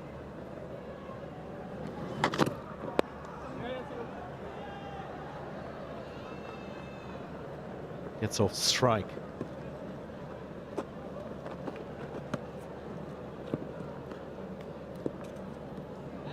You mentioned the first innings. This was the man in which he got dismissed. Short delivery, 2 men were out waiting for the opportunity, and he obliged.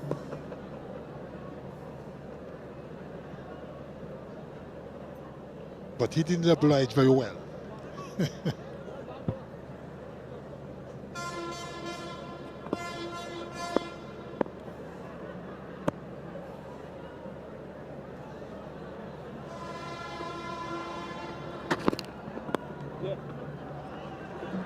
Should be a couple of runs. Shadul Thakur keeps it to 1. 60 for 5. That's the end of the over. After 30 overs, the West Indies 60 for 5.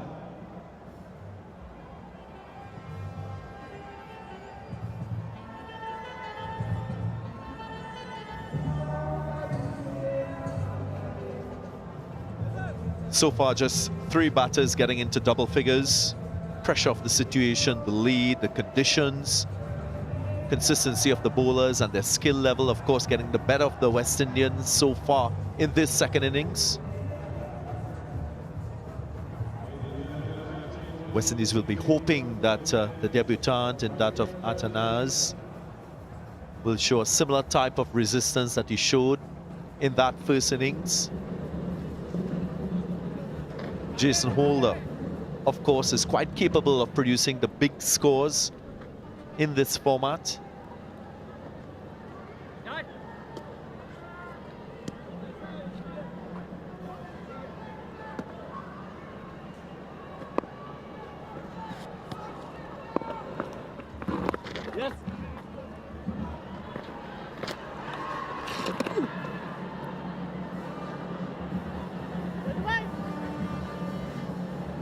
if you're a West Indian batter and you look at the situation, of course, can be quite debilitating given the scenario of the game, having to wipe off a lead to give your team a chance of bowling again to save the test match. You might be considering the fact that there's still 2 days remaining in this test match and the inevitable is before you.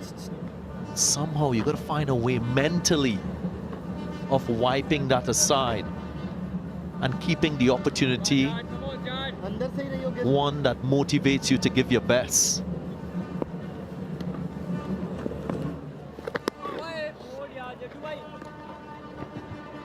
It has shown from the very start of this test match that is a difficult wicket to bat on.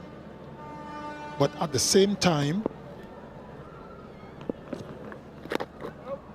you can't be thinking too much about the surface because you have to bat on it anyway.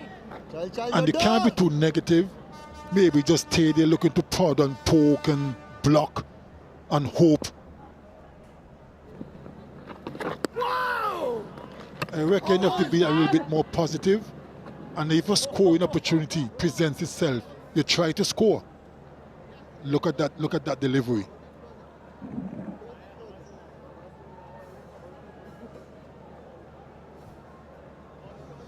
Umpires checking for a stumping dismissal. Check the front foot, it's a fair delivery. Can we have spin vision front on?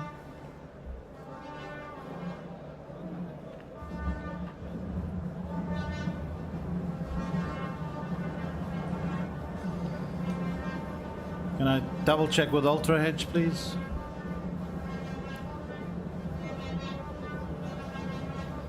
Thank you. Clear gap there between bat and ball.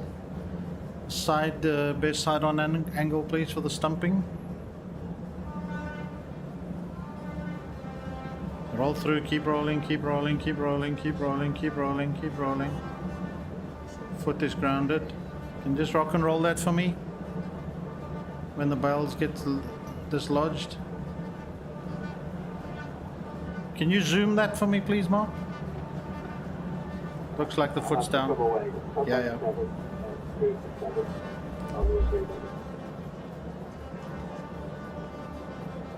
Just waiting for a zoom, guys.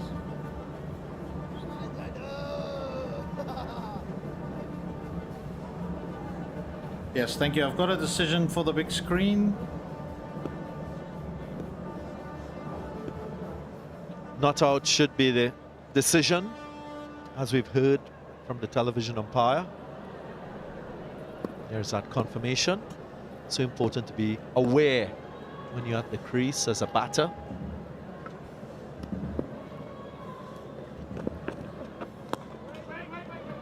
Easy, Jade bhai. Nice boys there, nice lads. Recently seen an instance. Jade bhai, thoda khicha hua kam ban jayega. And losing his wicket.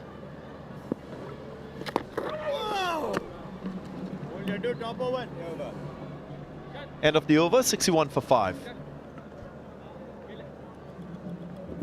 That's the end of the over. 61 for 5. The West Indies are at the 31 over.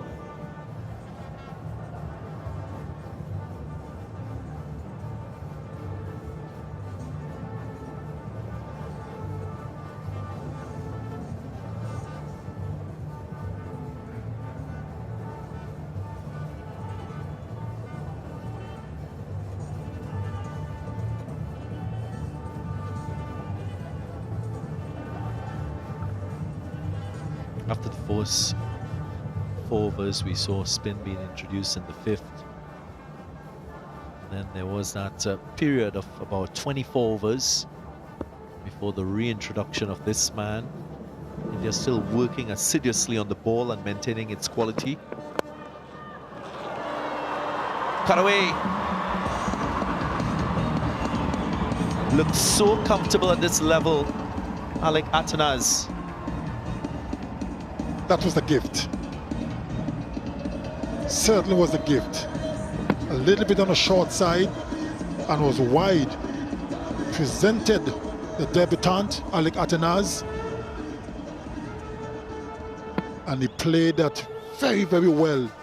With a bit of disdain, I might add.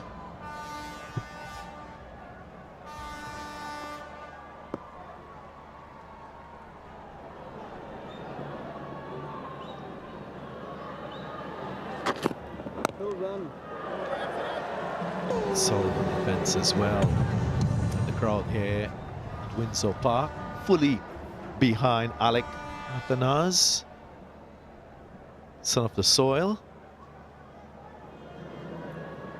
Yeah, quite a few people coming into the ground this afternoon.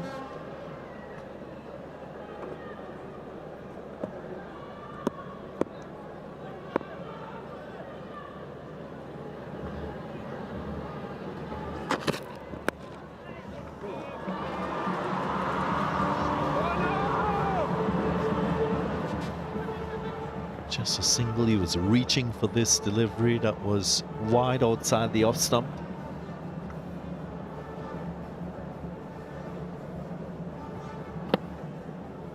Took a thick part of the outside edge, but didn't carry to a second slip.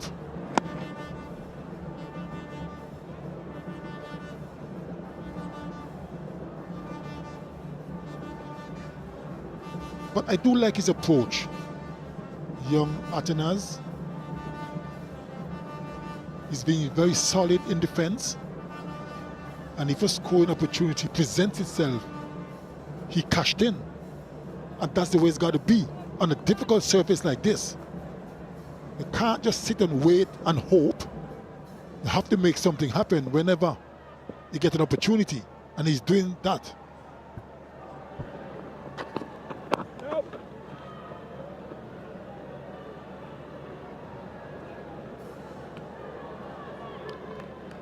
There is that effort to shine the ball, to maintain its quality. So quickly, in your time, how important was this for your success and that of your fellow fast bowlers? As far as bowlers, we are all very particular in keeping the ball in good condition. And for me personally, and I'm quite sure other fast bowlers that played with me would attest, that we hate bowling with Carl Hooper. He does not look after the ball. He just gets it and bowl and that's it. So we used to hate it. But it's always important to keep the ball in good condition, one side nice and shiny.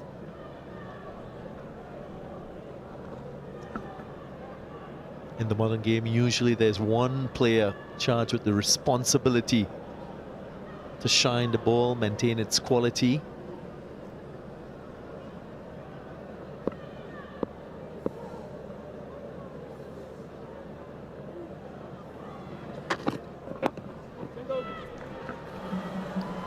Another run for Jason Holt on the West Indies. 67 for 5. And that's the end of the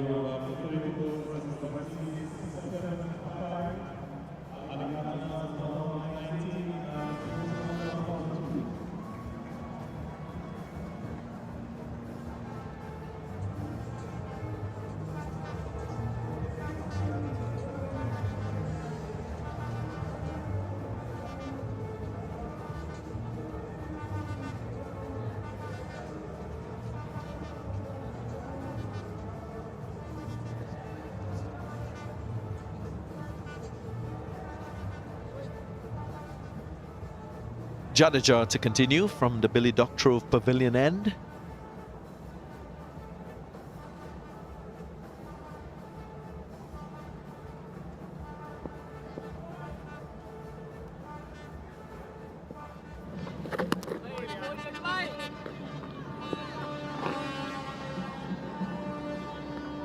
Very important for India as a collective to remain patient as well, despite getting 5 wickets so far. Yes, boy, Jado.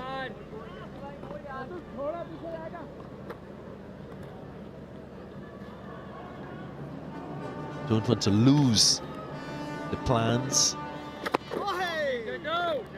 and the execution required to secure more wickets. Oftentimes bowlers, they get a little bit anxious when wickets are picked up quite quickly. They go searching, bowling a lot of wicket-taking deliveries as against thinking about the process to wicket-taking. Very true. And now Jadeja decided to go over the wicket. Around the wicket, I beg your pardon. Ball yard. Nice shot, nice shot. It's over, as you initially said, Sir Kirtley. I must be feeling the pressure. Playing a miss.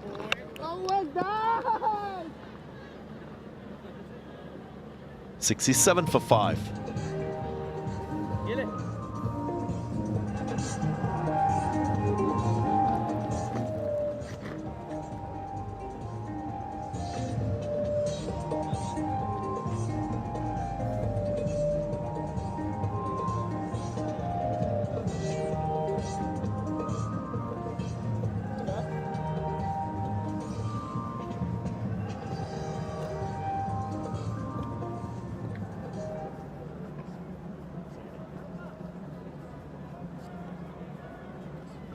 Ishan Kishan quite active behind the stumps.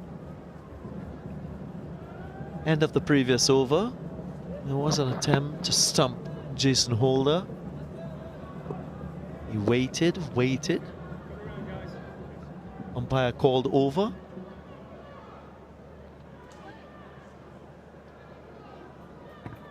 Now, I would like you to explain to me, DG Ganga, how that works. Because he waited about 5 minutes.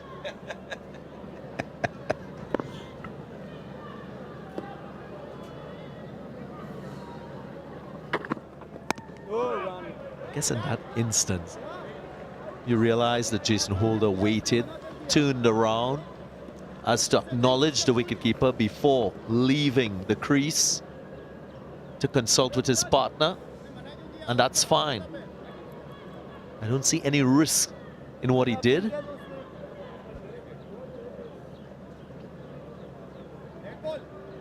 I don't know, but the game has changed so much. I don't know how well I would cope in this modern day cricket.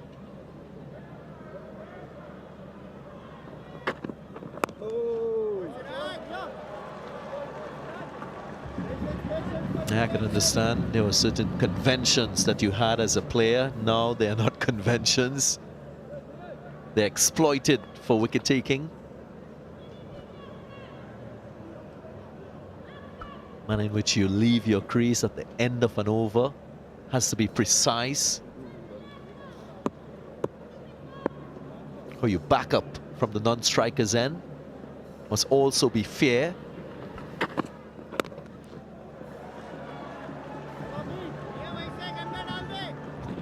Back in the day when we played, and you know, you're left alone at delivery at the end of the over, or even in the middle of the over, and the keeper collect the ball. Right away, you could move down to your partner, and they normally throw it to the slip cordon or something. It was okay. Nowadays, you got to stand there for a minute to make sure. Or ask permission.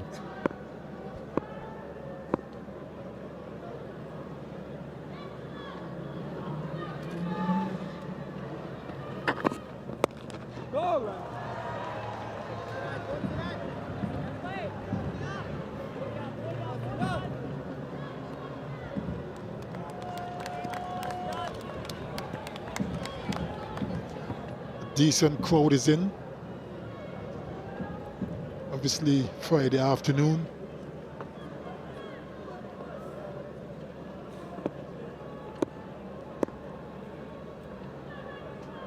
Still supporting the West Indies, even though things aren't looking too good for them.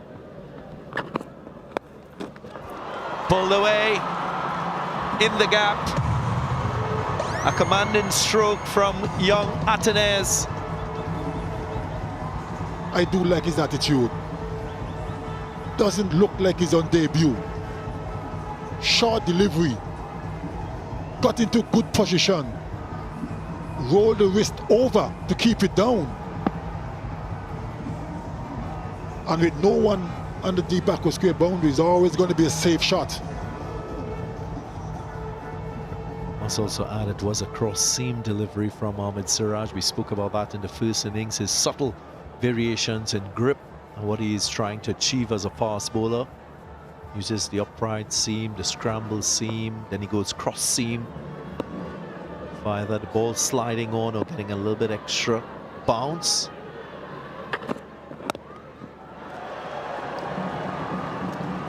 Certainly is looking solid. End of the over, 7-1 for 5, and time for Blue Waters drink break.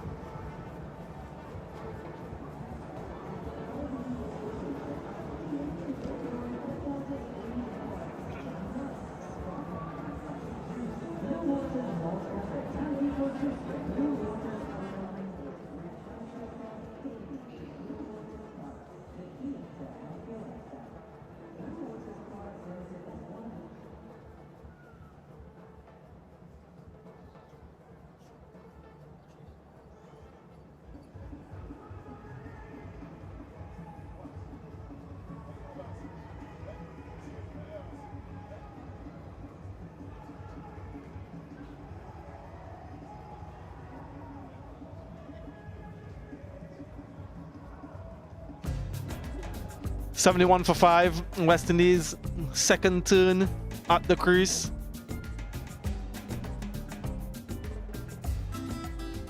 Wickets to have fallen so far, all 5 of them. The first, Tej Narayan Chandrapal, LBW, reviewed it, and upon review, remained out.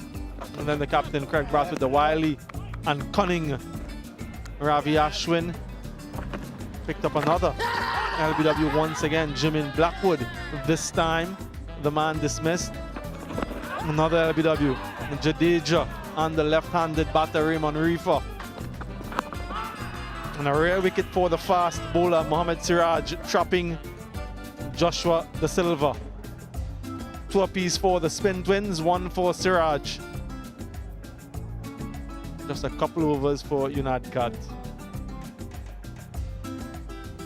This is where things stand at the moment. West Indies 150. First time around. India 4-2-1 for 5 declared.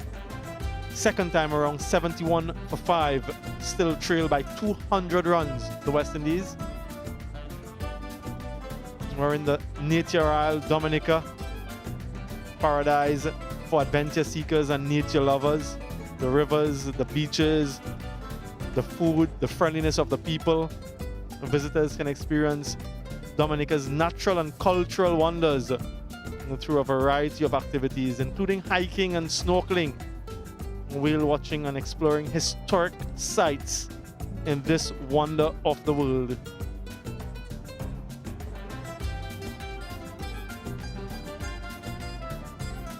The Nature Island, India in the West Indies 2023. It's a multi-format tour. First test here at Windsor Park, to be followed by the second in the Queen's Park Oval, Trinidad. And then we start with the one-day international series. 3 of them, 3 games that is. 2 at the Kensington Oval, 1 at Brian Lara. And then the T20 international series to follow. 5 games in that series, 1 at Brian Lara, 2 in Guyana. And then we round it off in Florida. Yeah, so much to look forward to on this tour.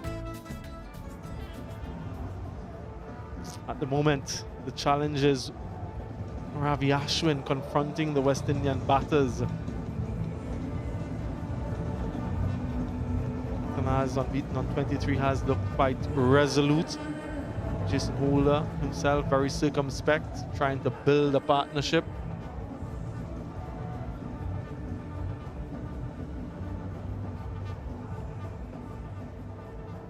crowd have been quite lively since the introduction of Alec Athenas for the West Indies out in the middle batting. Shared every run that he scored so far. Ashwin from the Billy Doctorow Pavilion end.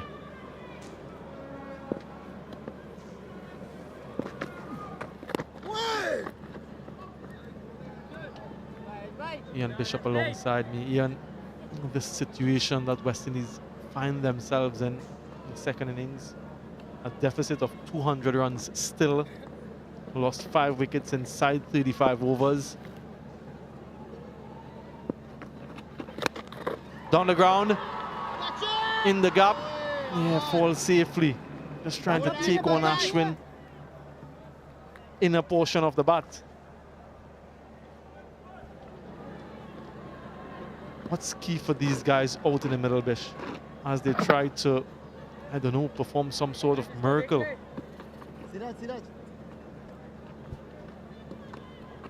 Set yourself little targets. There are 13.4 overs left in the day's play, but whatever the little targets are, Afanaz has looked very assured.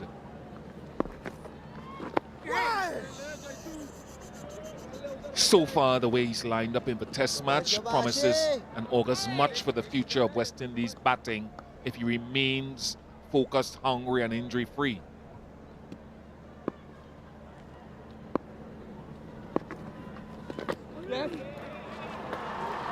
And he's looking to score. Anything that's been presented, he's capitalized on. Another boundary for him.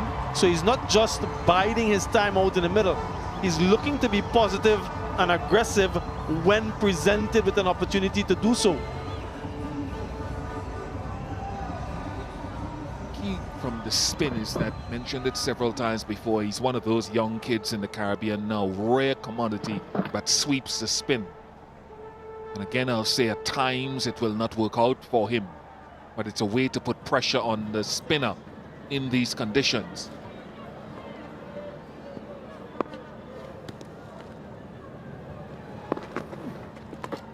And again, straight to the fielder this time.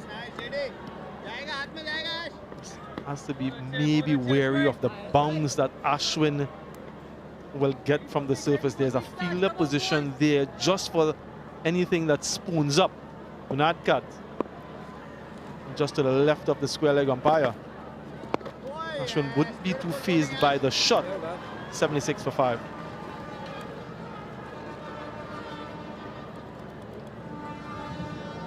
At the end of the over, 35 overs completed. It's West Indies 76 for 5. Alec Athenas is not out of 27. Jaiswal not out of 3.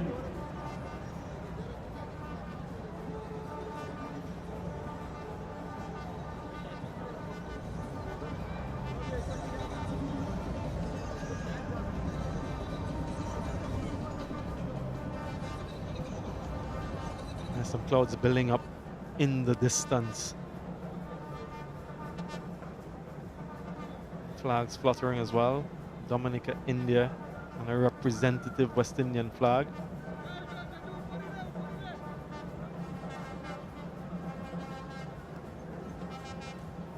Just a couple overs with the new ball for Mohammad Siraj. Let's come back with the older ball, just maybe to give the spinners a little bit of a break. From the river end, he's getting that ball to perhaps shape into the right hander, targeting that front part of Jason Holder.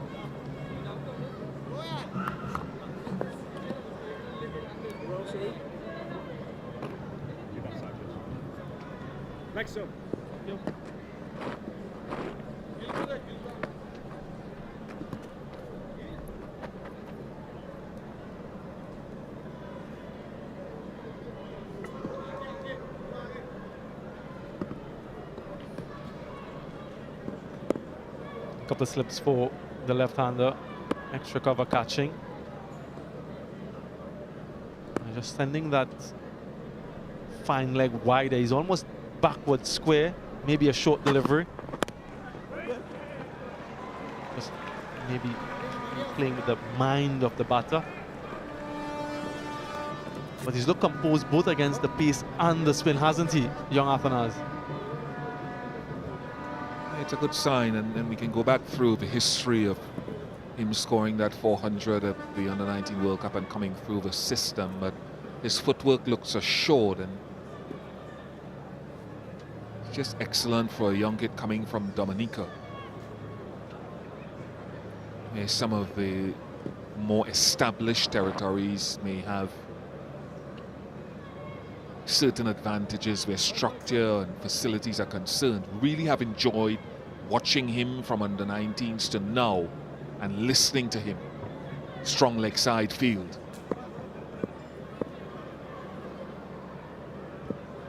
Sort of umbrella-like on the onside for Jason Holder. 3 fielders catching. Very unusual.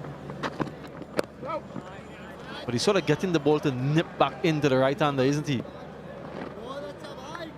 And there can be a couple of things that Siraj can look at here. Jason Holder, when he goes for the pull shot, as we saw in the first innings, the bat comes from a low position to a high position. And it's difficult sometimes for him to keep the ball down if it gets high enough. So you could use the short ball to push him back and work the fuller length as a follow-up.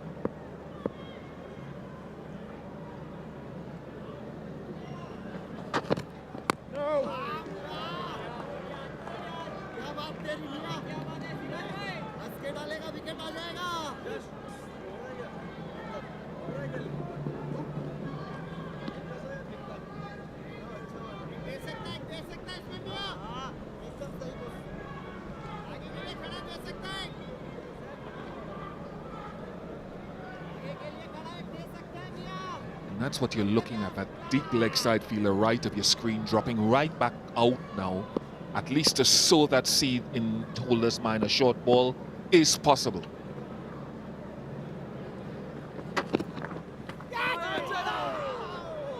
And right on cue. And he went for it as well, Jason Holder. Unfortunately for him, he didn't make any contact through to the wicketkeeper. So the trap was set once again.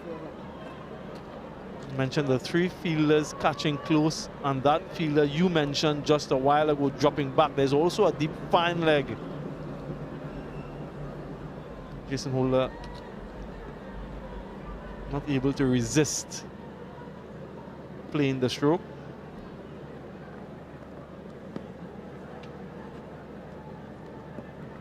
Rich Hammer just making an adjustment. He wants that fielder in the deep to be positioned exactly. Another short ball, or perhaps full.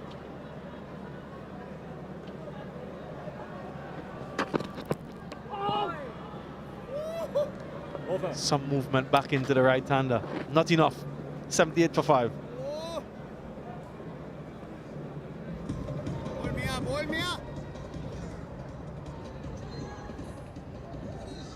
Wobble seam, scramble seam.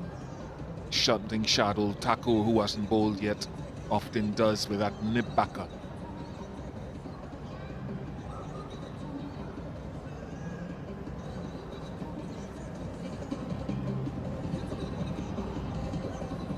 You have an opportunity to get onto the big screen, just take a picture and post it to social media. Yeah, Shadow Thakur usually hashtag. someone who gets wicket for India. Against the run of play quite often. Last ball of that previous over. Just look at this movement back in. Very close to that off stump. It's been a good effort from Siraj. Not a pitch that provides any sort of assistance for the fast bowlers, but he's bending his back.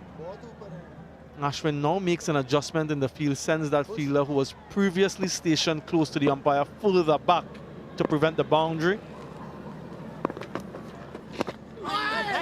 But he's not all the way back either, so just in case he gets the top edge, Athanaz with that sweep shot. Come on, boys, come on, boys. Almost yorked himself here. Come on, boys.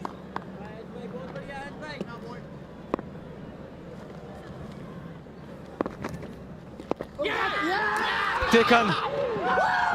Yashasvi Jaiswal, one debutant to the next. First catch in Test cricket for Jaiswal, but not the first wicket for Ashwin. He just continues to take them. And silence here in Dominica. It's a good reprieve for Jaiswal because he put down Afanase off a very similar inside edge earlier. He was only on one. It's a good catch staying low. A masterful display of bowling. Afanase, though, showed promise once again. 78 for 6.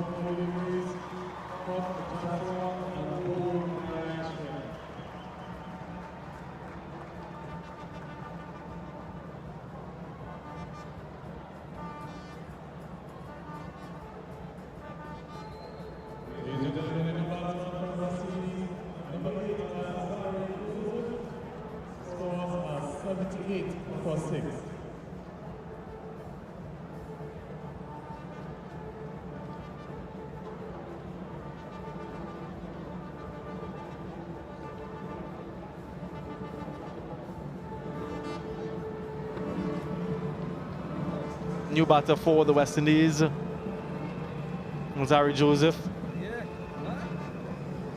Batting ahead of Rakeem Cornwall yet again. In this West Indian batting lineup. A couple half centuries in Test match cricket, a best of 86. But the skill of Ravi Ashwin.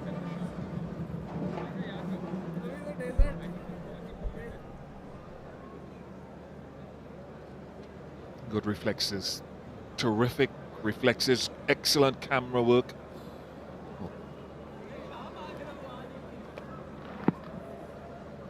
The one that he dropped was a little bit higher, maybe a little bit to his left. Just the ability of Ashwin to challenge the inside edge and outside edge that differs from so many other finger spinners.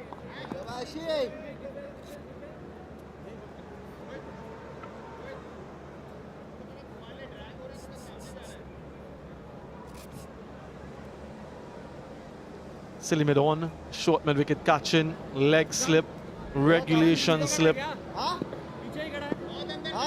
Lots of pressure for Zari Joseph. Gets off the mark immediately. Will get at least a couple.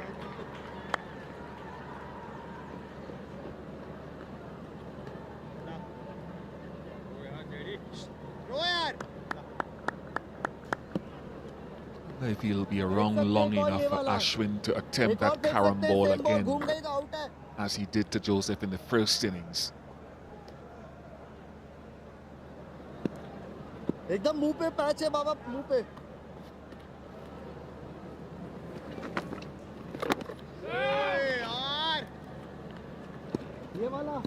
Yeah, this one just went one straight with the arm. That side spin. Inner portion of the bat. Good sharp catch. Ashwin just continues to get wickets for India. Spoken a lot about the debutants, Bish, but the character of Ashwin to come back from not playing in that WTC final. Another one that India lost. And then to come and put on this display here in the first test. Really speaks to his temperament and his quality. 80 for 6. That's the end of the over after 37 overs. It's the West Indies 80 for 6. Ravichandran Ashwin 15 overs, 6 maidens, 3 for 37. Brathwaite and Chandapal struggled to get things moving, both going for 7. Blackwood 5 from 8, 11. Tarifa from 41.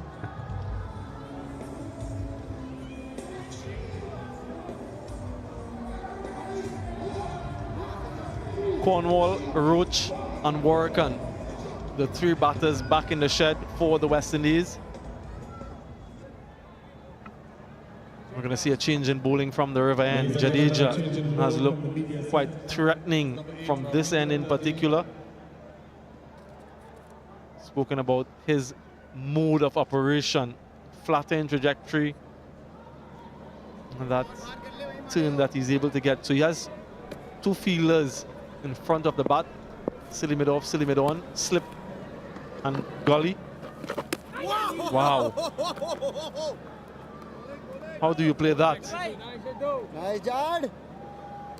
बाहर कर ले मियां को और वहीं मारेगा हाँ यार मियां को बाहर होना चाहिए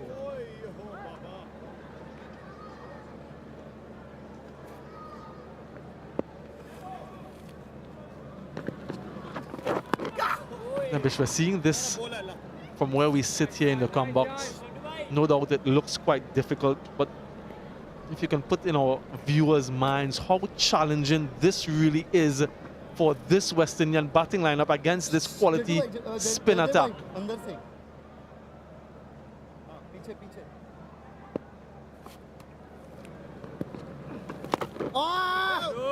Just simply, I don't think they stood a chance, really. They've had their problems with slow bowling over the years, and much more so when you come up against guys with over 700. Oh, nicely, Gil. Nicely, boy. 700 test match wickets on a pitch that India will feel much more at home at with than the West Indies. So it's not really surprising and almost an impossible task for them.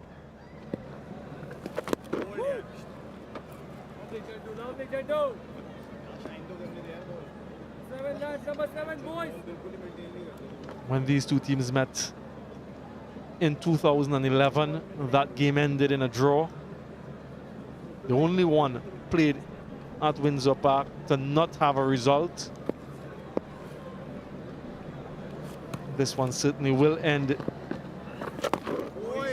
in a result. 80 for 6. That's the end of the over. Maiden over for the division. For West Indies, 80 for 6.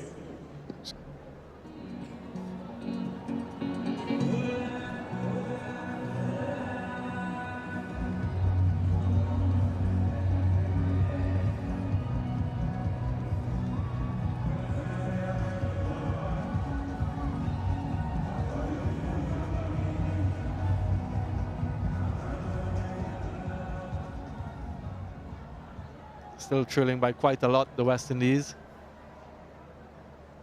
On a slow pitch and a slow outfield, that 191 is a long, long, long way away.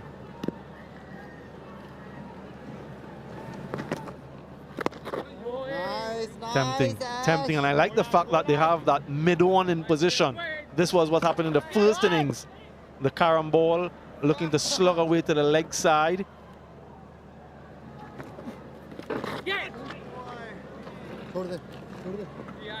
He does have a fielder in the deep mid-wicket. That's the only one.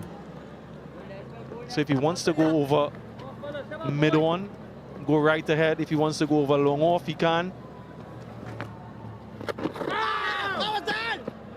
And if he wants to defend, there are a couple of fielders lurking in close proximity.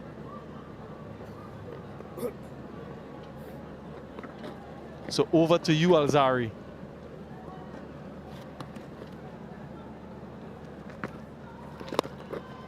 Yeah, takes him on, gets enough of it, will clear both fielders,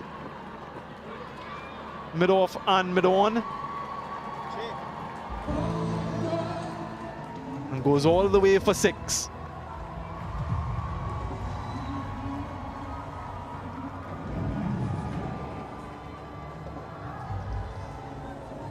Won't be too perturbed, Ashwin, by that. You could see the puff there, so 6 right now doesn't hurt India, but can he do it again? Can he have the wherewithal to defend with the men around the bat? And when the angle changes now.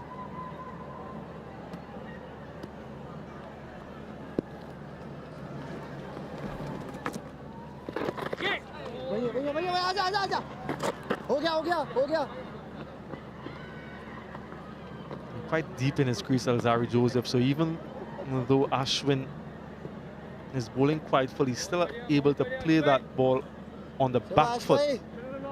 Virat Kohli feeling in a position that he himself was dismissed.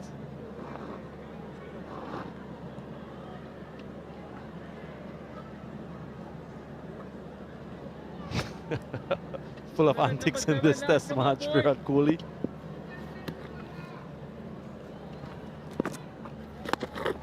Tries to go again. Jason Holder. Just a single. 88 for 6. That's the end of another over. It's 88 for 6 to West Indies and for 39.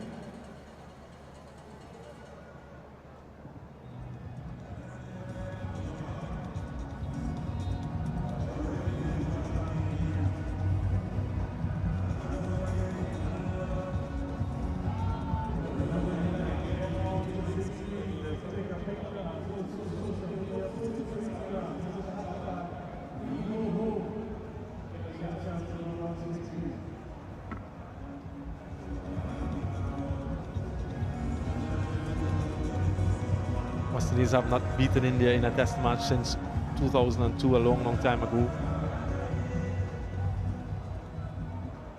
That record seems to be intact.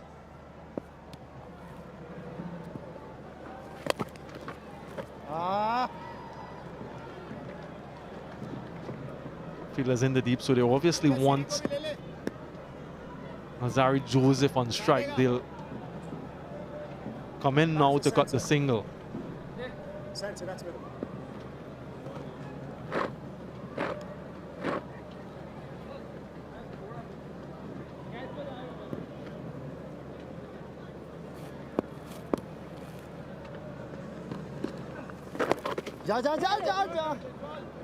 Yeah, he gets off strike. That's what he needs to do, both of them. Just look to rotate strike as much as possible. Defend if they can't trust their defenses. If it must be dismissed, it should be of a good delivery. Exercise some patience and restraint.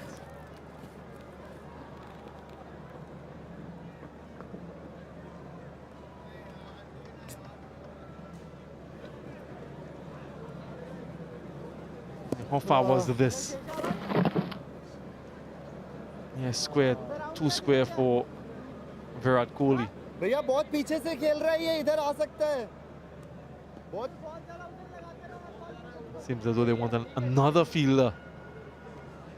Square off the wicket on the offside. चलो चलो जड्डूड़ी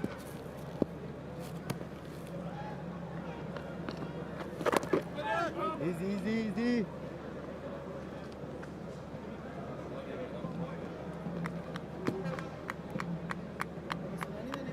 Come on, boys. थोड़ा देगा तो उड़ाएगा ये Come on, lads. 7 8 boys. बहुत बढ़िया शाबाश.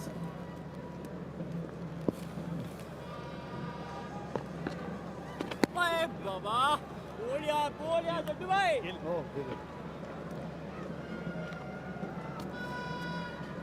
जड्डू भाई. And looking on intently. Straight at that time. Neatly worked for another single. 92 for 6. It's the end of the over. It's the West Indies 92 for 6. Ladies and gentlemen, first to ensure the enjoyment of this cricket match by all spectators, we ask that you please show consideration and respect for your fellow fans. Please ensure that you keep the stadium and the area around you clean. Thank you very much.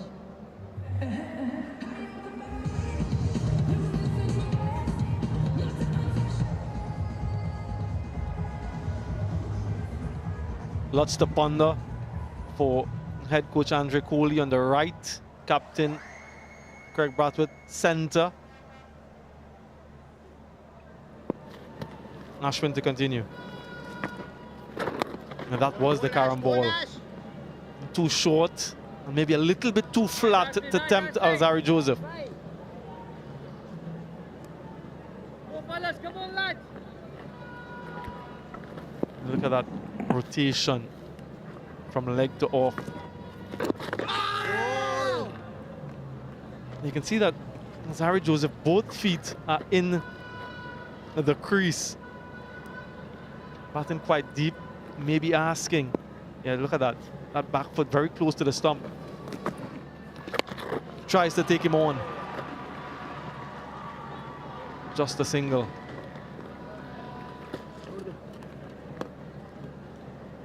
Nice, Ashley. Nice, Ashley.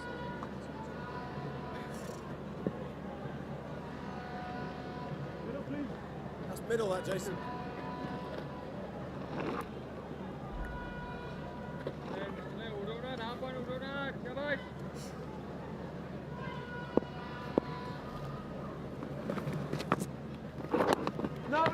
Hold that, Ash. Ashwin, lovely Ashwin. Jaiswal very experienced as well. Has some pedigree with the bat. Nice, Former West Indian captain himself. Will understand the magnitude of the task ahead of him. The enormity of what is required. This time he makes really good connection. That's a clean strike from Jason Holder. 99 for 6.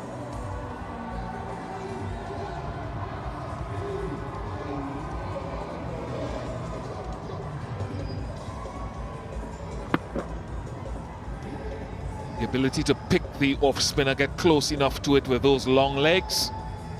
Working on Jason Holder's behalf and picking it, the absolute key.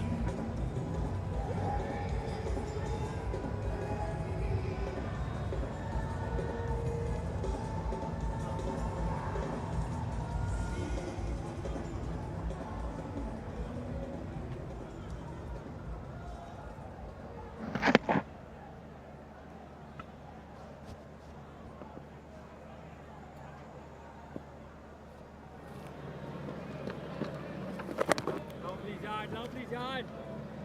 Boy, lads, come on, boys. Shabaash, shabaash, ladko. Seems like a matter of time now. Shabaash, shabaash, shabaash, jadoo.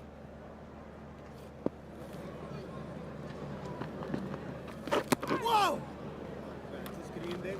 Not for the first time in this innings or in Jadeja's career. It's turned one square. That gives the batter no chance. It's a sorry equation for the West Indies, Sir Curtly Ambrose.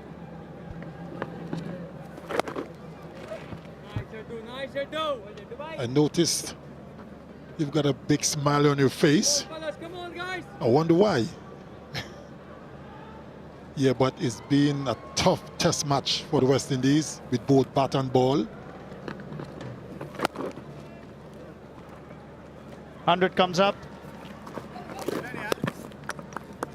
Small milestone to savor before the inevitable.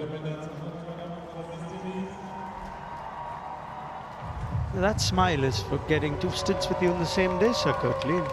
Clearly your influence with the producer is waning.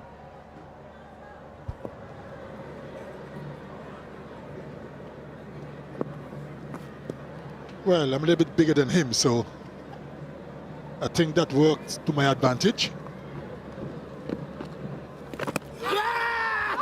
Now Ishan Kishan is convinced, but he's been convinced before. And there was a quick word from one of the fielders there saying "Niche laga," which is it's hit the ground. Let's find out. It certainly was a sound, Nicely done. but didn't hit the edge of the bat. 100 for 6.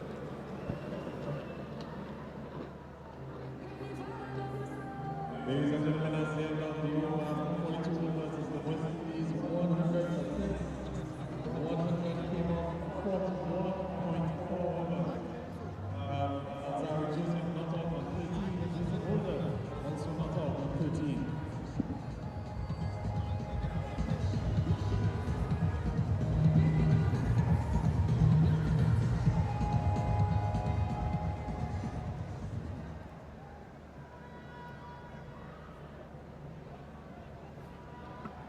Last ball of the previous over. Clearly bat just hitting ground. Ashwin readies for his 18th.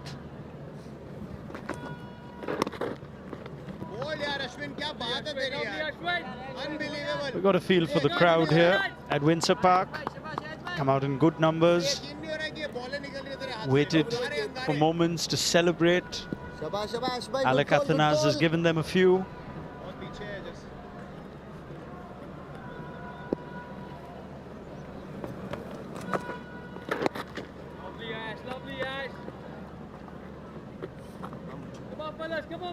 But in just under 3 days play now, all they could celebrate is 5 wickets that the West Indies bowlers got, and now 250 runs between the 2 innings.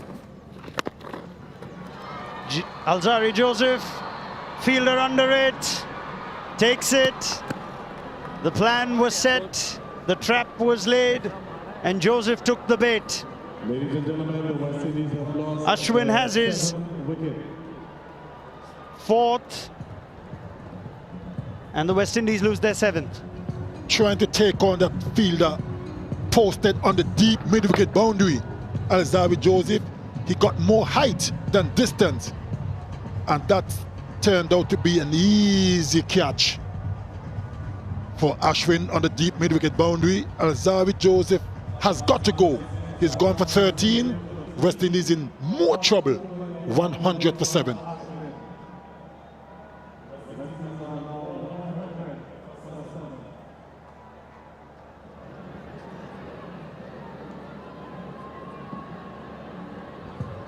Ladies and gentlemen, the new batter coming in for the West Indies, Rahim.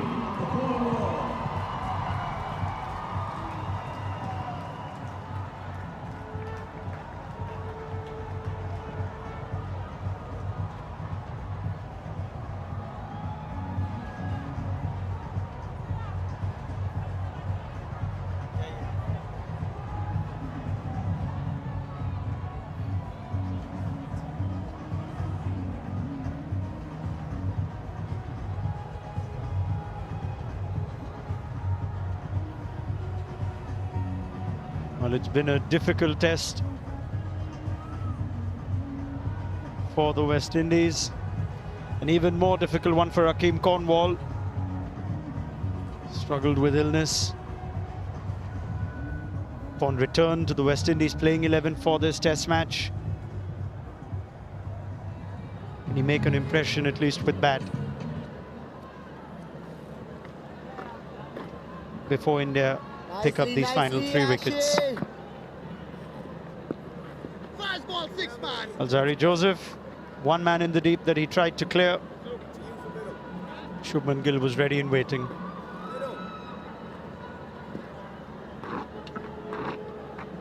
Ashwin just adjusting the position of Gill, who will stay at deep mid-wicket. Goes a bit straighter for Cornwall. His slip, leg slip, short leg, all around him.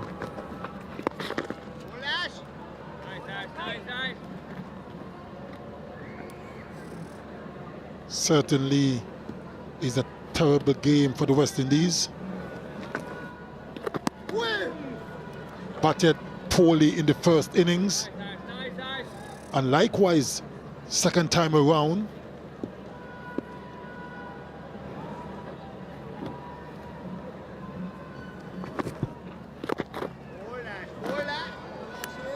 Wicket maiden for Ashwin, 100 for 7. End of the over after 43 overs is the West Indies 100 for 7. Abhijit Ashwin has figures of 18 overs, 7 maidens. Only Kemar Roach and Jamal Warrican to come. Alec Athanas, like the first innings, stopped scoring in the second.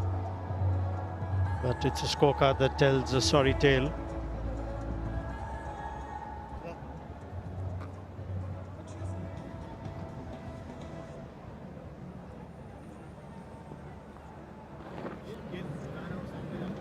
Can play on till 5 local time. That's in 20 minutes from now. Of course, there is the provision for the umpires at their discretion to extend play if they deem a result as possible.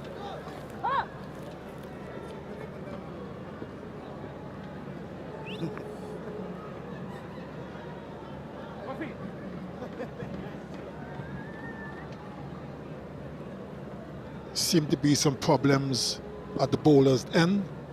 Maybe someone next to the side screen.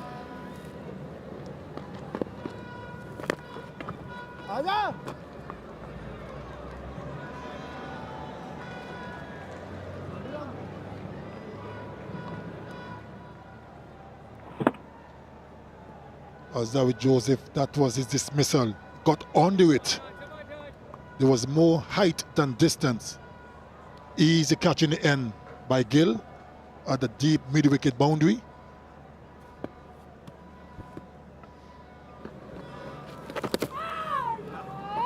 Yeah, he had planted himself deep inside the crease, Alzari Joseph.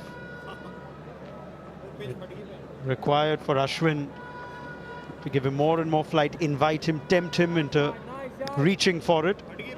Eventually, point of interception for his wicket was furthest away from him. I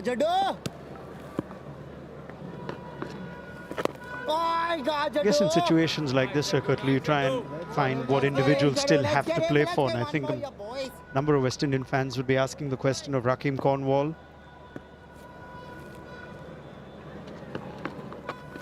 Empathize with his plight, had illness for 2 sessions yesterday, but do you see him as a big part of the West Indies test setup, going into the next test, going forward?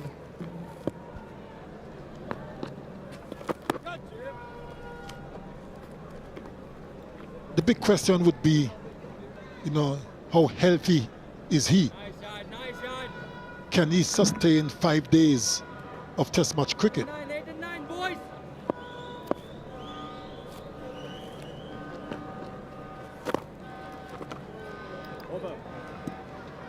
101 for 7.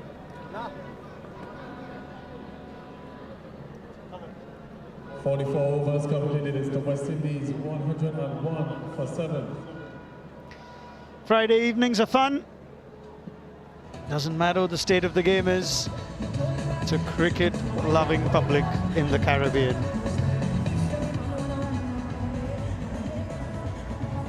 And they want to give these supporters something more to celebrate on field, the West Indies.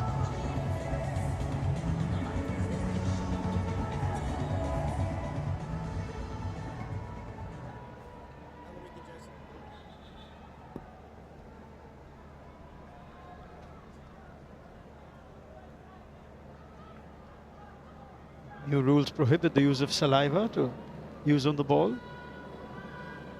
Ashwin always finds a way. It's a hot afternoon. He took 5 wickets in the first innings.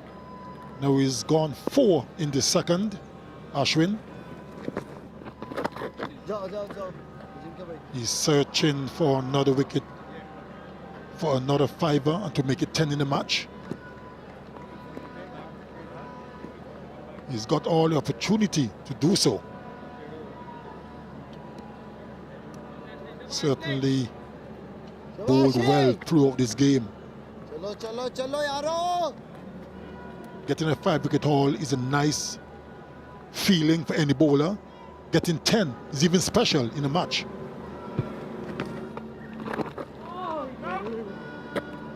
Absence from the playing 11 hasn't affected R. Ashwin's hunger for wickets.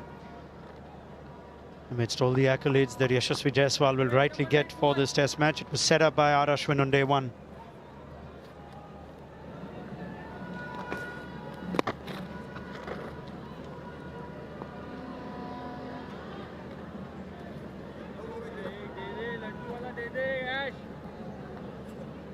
Change of angle.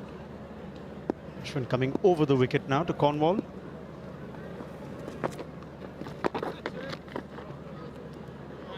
Nice, Ashley. Big run in there, Ashwin, shabash.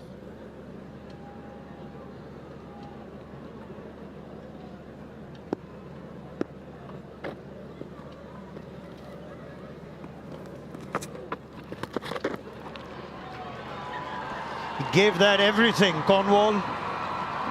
Didn't get all of it, but got enough.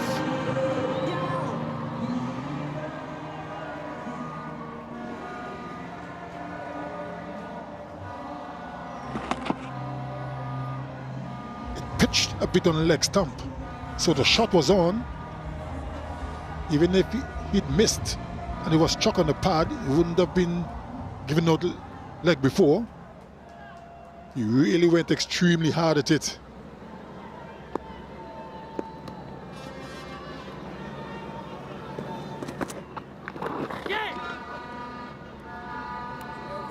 Maybe a bit of bat, but a bit of body as well. 106 for 7. That's the end of the over. After 45 overs, it's the West Indies 106 for 7.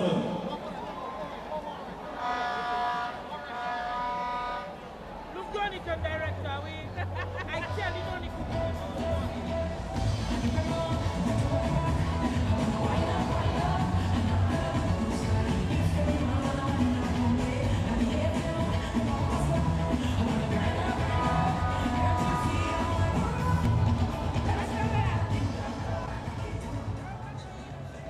Delightful, the Dominican crowd.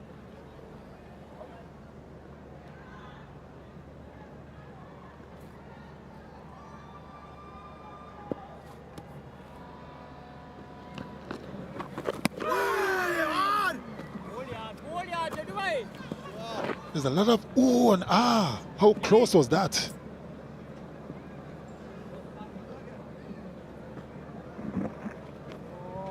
It wasn't as close as they made out. That's just for the head of the batter, isn't it? Jason Holder smarter than that.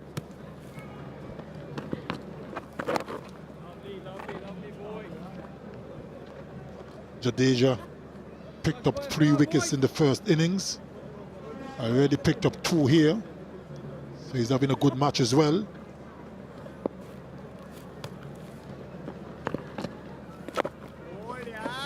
Both Jadeja and Ashwin, they bowl so well together. Have taken a lot of wickets between them in test match cricket. Yeah, and their threat amplifies on surfaces like this.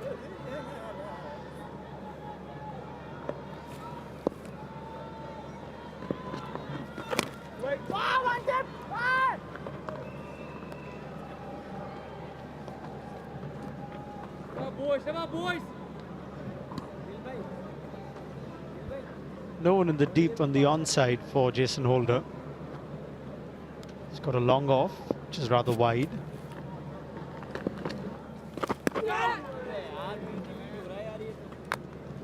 Still waiting, Jadeja and Ishan Kishan, for one to take the outside edge.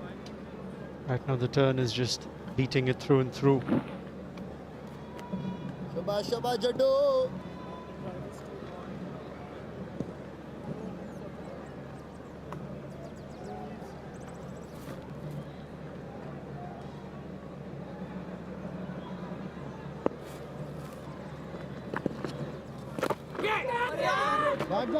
Now is there a chance? It went very quickly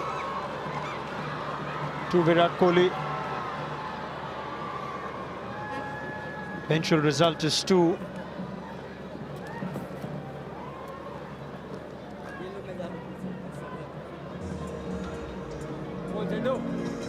Those are the ones that will have to stick. It went very quickly.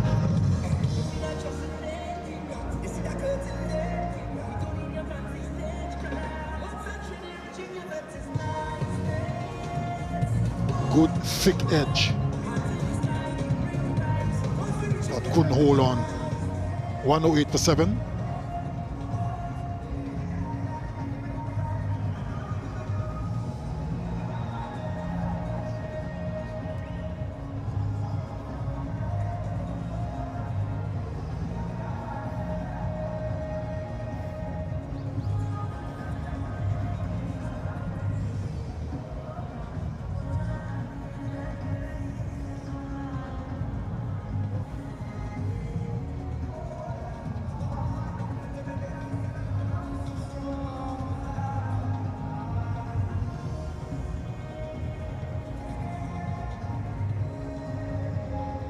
Let's have a look at this again. Good, healthy edge. Looks like Kohli, to me, was too upright.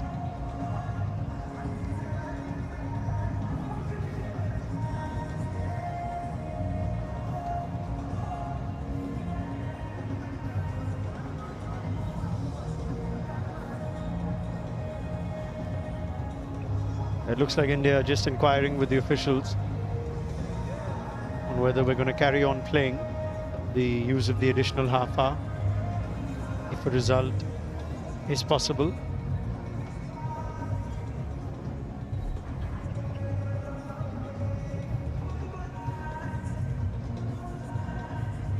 Jason Holder getting some attention to his, look like his toe. There was a toe injury that forced him off the field for a little while yesterday. So Curtly Ambrose just bringing up how Virat Kohli starts off. Now there you go. Is it second slip there? He's way too high for a spinner. Should have been crouching down a bit more, because in my estimation it's easier to come up than to be up and going down. If he was down, probably would have taken that. He's smiling because he can only see himself on the big screen. He can't hear it. But yeah, it's happened often. Criticism of Virat Kohli, its slip, especially to the spin, has been exactly that. Sharp chance, no doubt.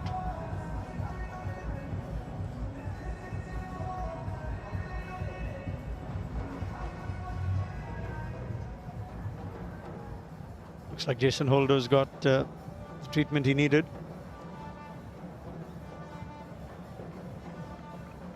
Nine wickets for Ravichandran Ashwin in this test match, in search of his 10th.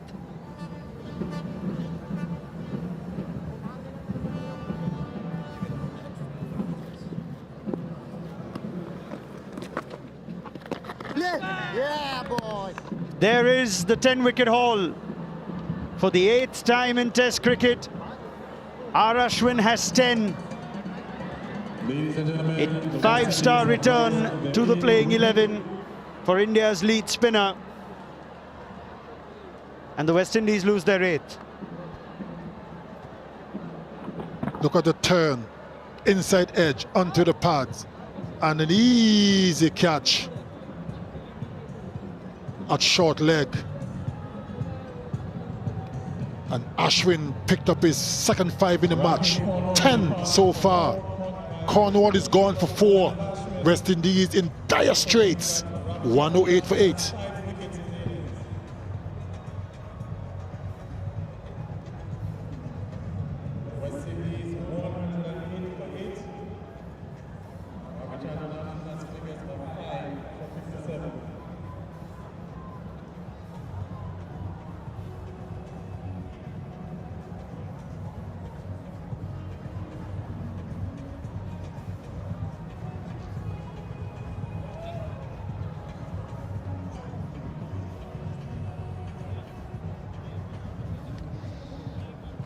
R. Ashwin back in India's playing 11, back among the wickets, and plenty of them.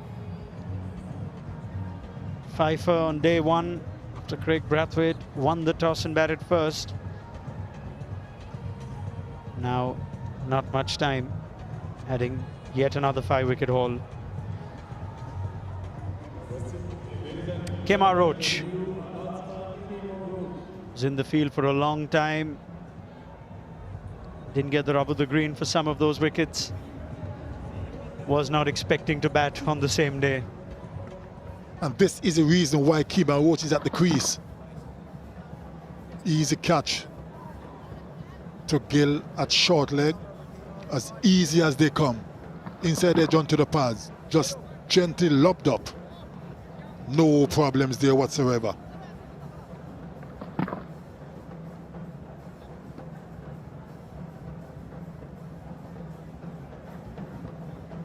West Indies are in grave danger of losing this game in 3 days.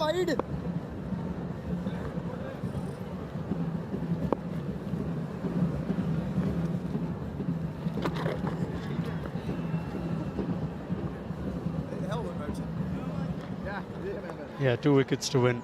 You have to? We have to. Arey yaar.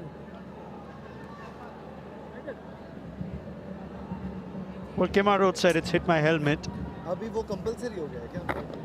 And Ishan Kishan's response is one of frustration. There's already been a delay in this over when Jason Holder needed treatment. And Kishan actually asking the question, is it compulsory? No.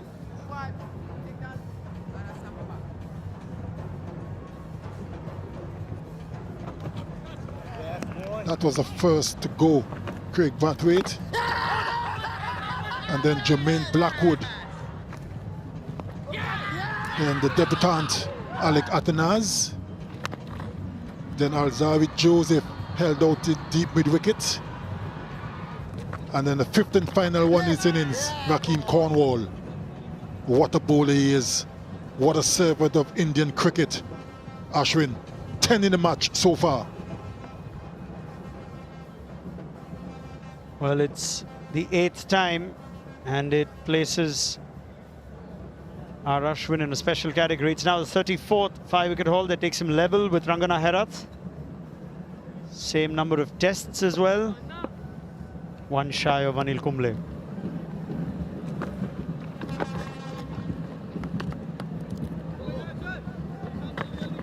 Ten-wicket haul for the 8th time also puts him level with Anil Kumble. The joint most for India.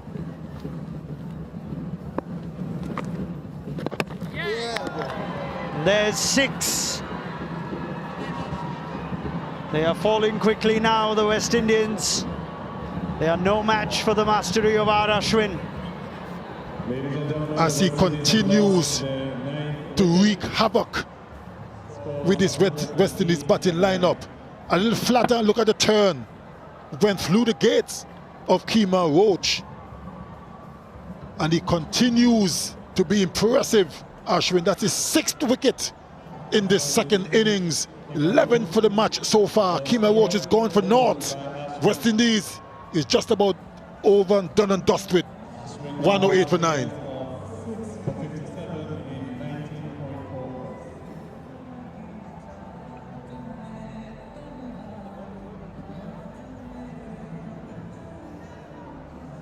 Ladies and gentlemen, the new batsman for the West Indies, Jaiswal Warrington.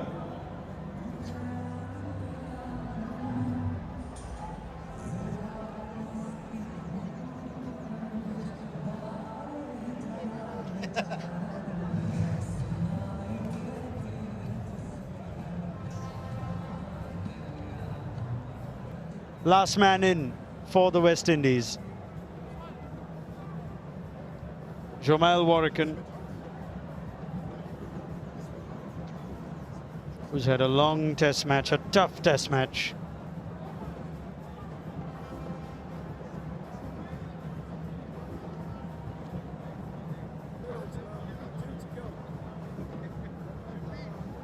Replaces Kemar Roach.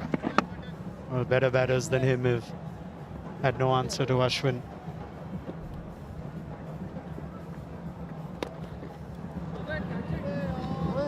Well, how about that? Warrington with a whack.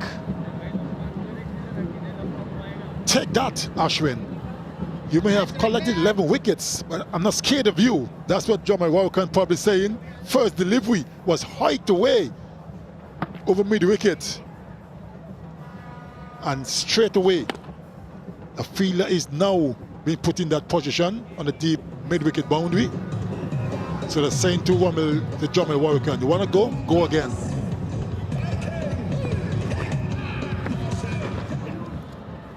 And he does go again. Ends up running away to find leg. Ajinkya Rahane is in pursuit. Warrington's out there to enjoy his Friday evening. And with 3, he'll even keep strike. 115 for 9. After 47 overs, it's the West Indies 115 for 9. Ashwin figures of 6 for 64 in 20 overs. Quick recap: West Indies 150, India 421 for 5 declared. West Indies 115 for 9. The West Indies are trailing by 156 runs with 1 wicket in hand. India just 1 wicket away.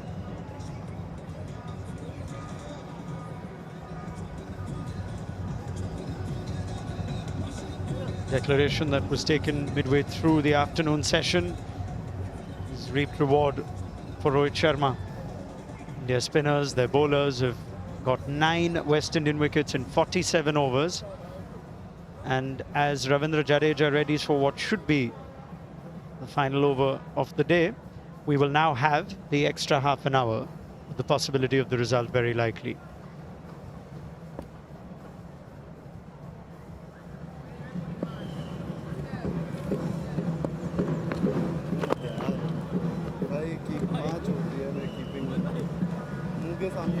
Has been a very poor test match for the West Indies. That could be it. No, says Michael Goff. Didn't bat well in both innings. But you have to give India a lot of credit in the batting department and also the bowling department. They've outplayed West Indies in every aspect of the game, and it's just now a formality.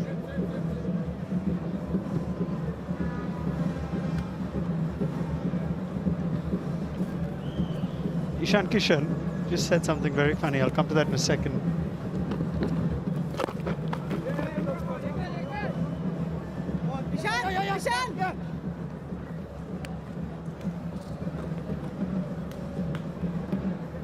So Kishan just said he's covering me entirely, so I'm going to stand and keep. I'm not going to crouch because it's not coming to me.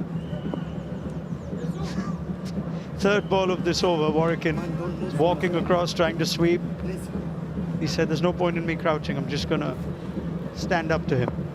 Let's keep an eye on Kishan. Goes back down. Jaddu भाई थोड़ा खींचा हुआ इसको, थोड़ा खींचा हुआ.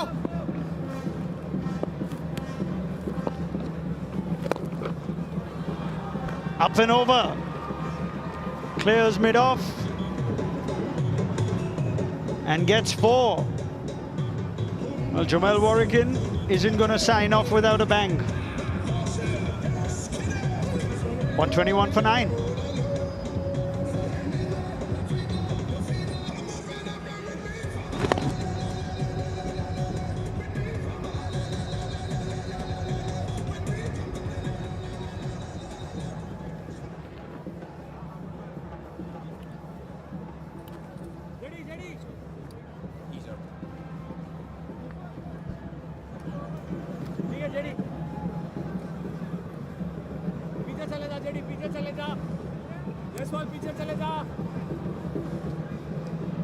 We will play on at Windsor Park. Required number of overs for the day's play have been bowled. Will we have an extra half an hour or 8 overs to try and see if we can get the result? There's an appeal, plenty of turn. Warwicken is eager for strike. Played a couple of big strokes prior to Jamal Warwicken.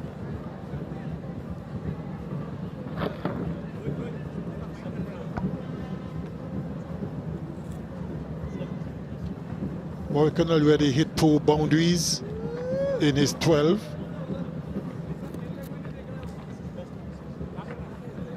बस उसको अंदर कर लेता हूँ थोड़ा. घूम रही है पीछे मार रहा. Ashwin has enjoyed a 7-wicket haul in the Caribbean before. If he manages to clean up the innings here, it'll be his best figures overseas. Won't possibly get a better opportunity.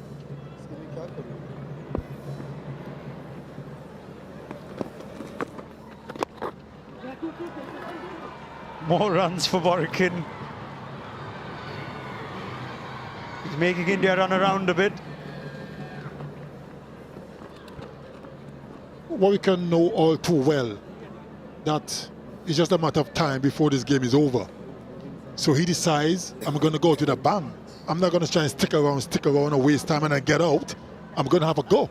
And if I connect, I'll get some runs. If I don't and I get out, it's inevitable. And he's pulling out an entire range of shots, is Jamel Warwick. The reverse to our Ashwin.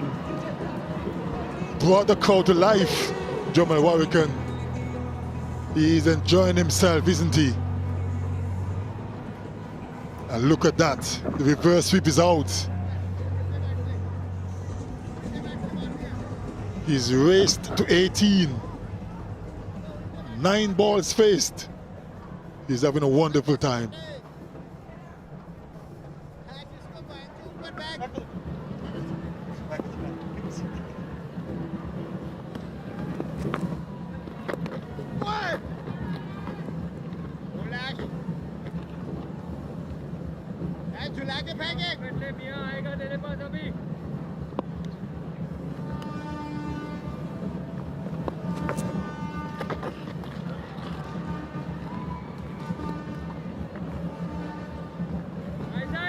There are 2 men waiting, leg side on the boundary.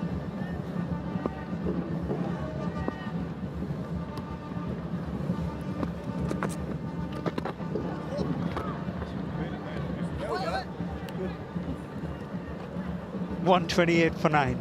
End of the over, 7 off it. After 49 overs, it's the West Indies 128 for 9. Jamel Warwick and Jaiswal, they're both not out on 18.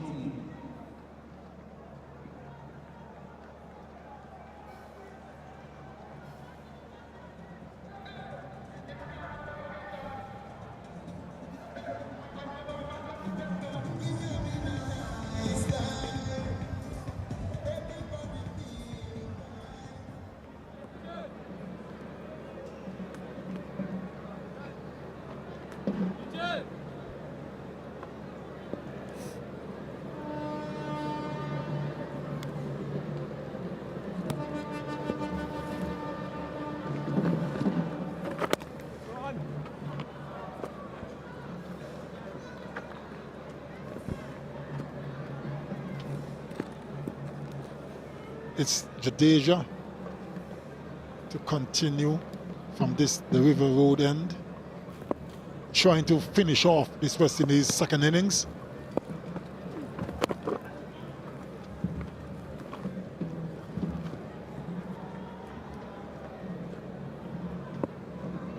Craig Brathwaite, the West Indies skipper, coaching staff and everyone involved.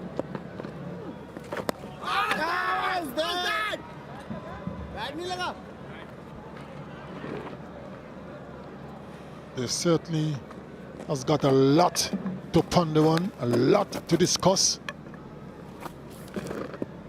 prior to the next test match.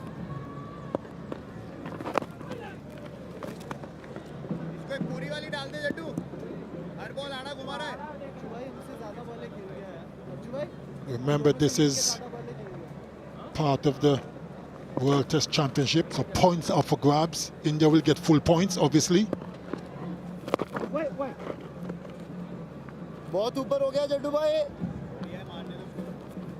Yeah, it'll take something for them to respond for the second test.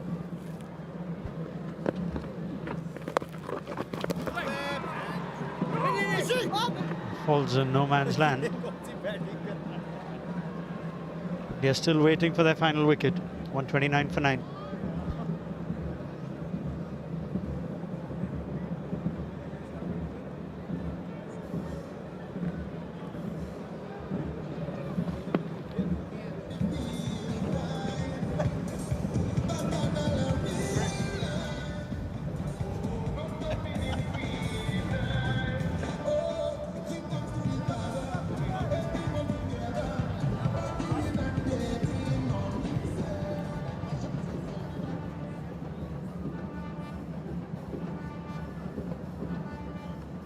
तेरे को भी ऐसे ही batting करना था कि मैं out हो जाऊं, आउट ही नहीं होता, वो जैसे कर रहा है।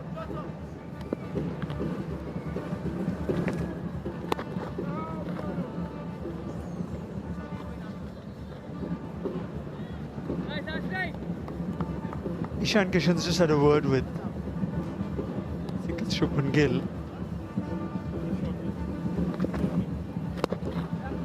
He's just turned to Gill and said, Sir Kirtley, you should have batted like Warwican. You batted as if you might get out and you got out. You should bat as if you're not going to get out. You'll score runs. Very cheeky, isn't it?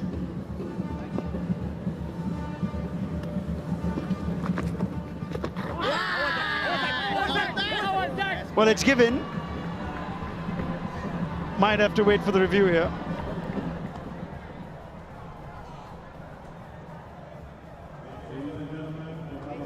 TV umpire to director. We have a players review for LBW. Original decision out. I've checked the front foot. It's a fair delivery. Can we start with spin vision, please?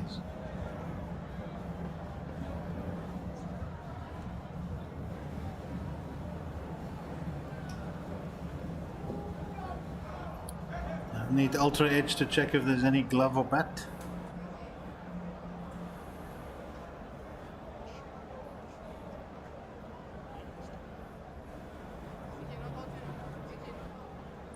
Roll through, roll through, roll through. Flat line. When he goes past the gloves. Ball tracking when ready, please. Pitched in line. Impact is in line. And it's hitting the stumps. So you can stay with your out, Richard. Ashwin has 7. Ashwin has his best figures overseas in Test cricket.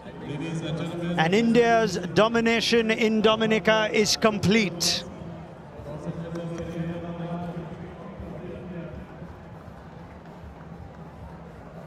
The West Indies folding for 130 inside 51 overs within 3 days.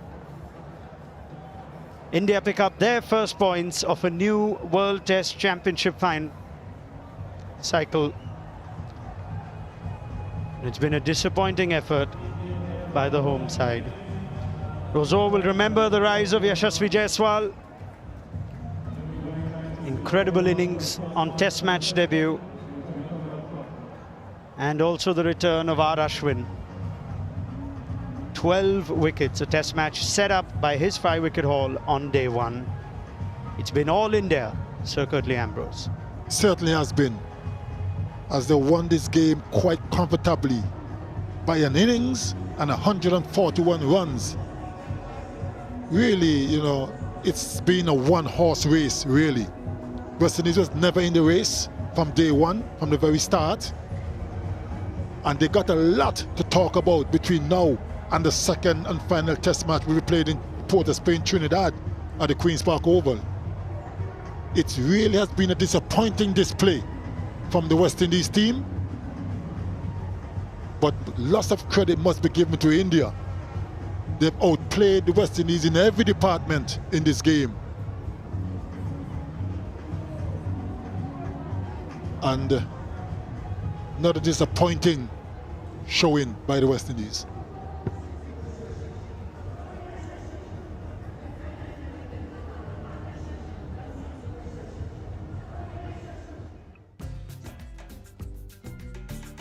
Well, nothing much went Craig Brathwaite's way after he won the toss on day 1.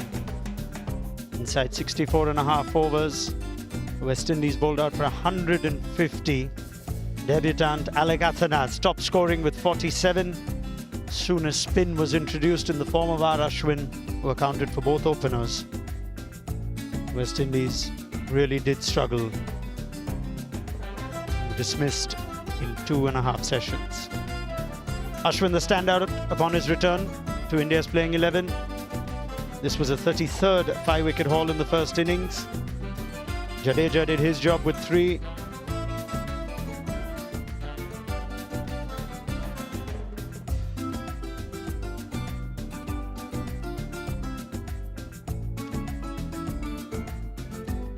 Well, this is what happened a little while back.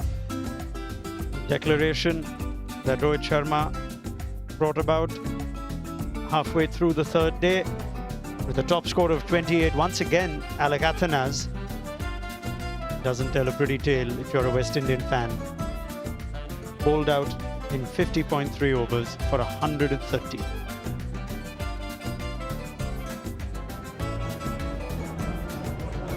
Well, these two have come together, senior statesman and a shining star, been responsible primarily for this comprehensive win. 7 for Ashwin to back up the 5 in the first innings. His best figures away from home. First Cycle Pure Agarbathi test powered by Yes Bank at Windsor Park in Dominica. It's been all about India. The West Indies, 150.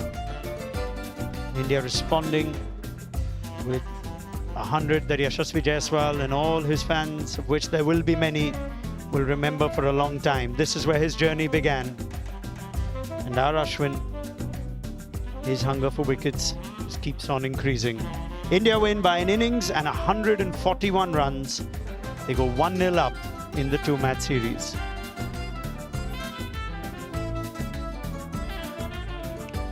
It's now time for our MasterCard priceless moment of the match.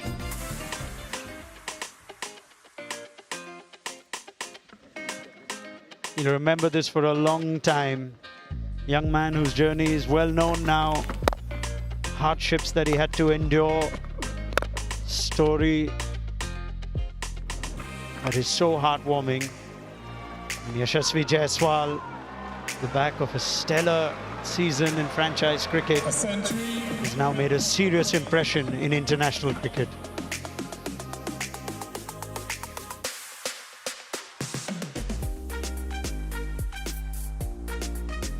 Fell 6 short of Rohit Sharma back in Kolkata in 2013 in Sachin Tendulkar's swan song. But he wouldn't mind that. It's the highest score for India on debut away from home. The promise of so much more to come from young Yashasvi Jaiswal.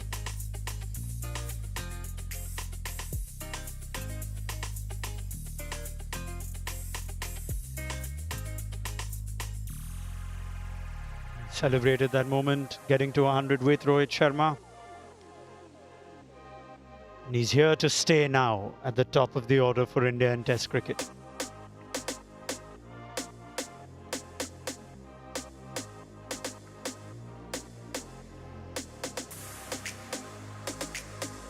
A number of names there that went on to have illustrious careers for India.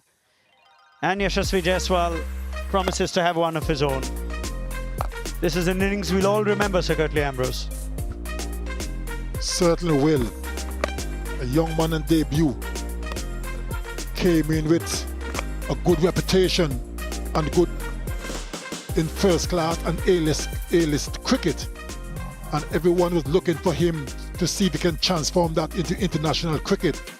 And he certainly had a wonderful debut, one that he will always remember. And such a talent. We're expecting a long and fruitful career for him. It's a long tour, and we'd hope that the West Indies respond in a few days' time. They have an extra few days off now. India take the lead in this 2-match series, win by an innings and 141 runs here in Dominica.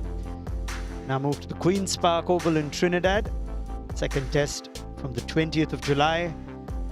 Then fly to Barbados for the ODI leg. Kick-off in Kensington Oval in Bridgetown. And then at the Brian Lara Academy in Trinidad, followed by the T20Is in Guyana, and eventually culminating in Florida. Right, time to hear from both captains, the player of the match. It's time for the honours. Let's go to Darren Ganga in the middle.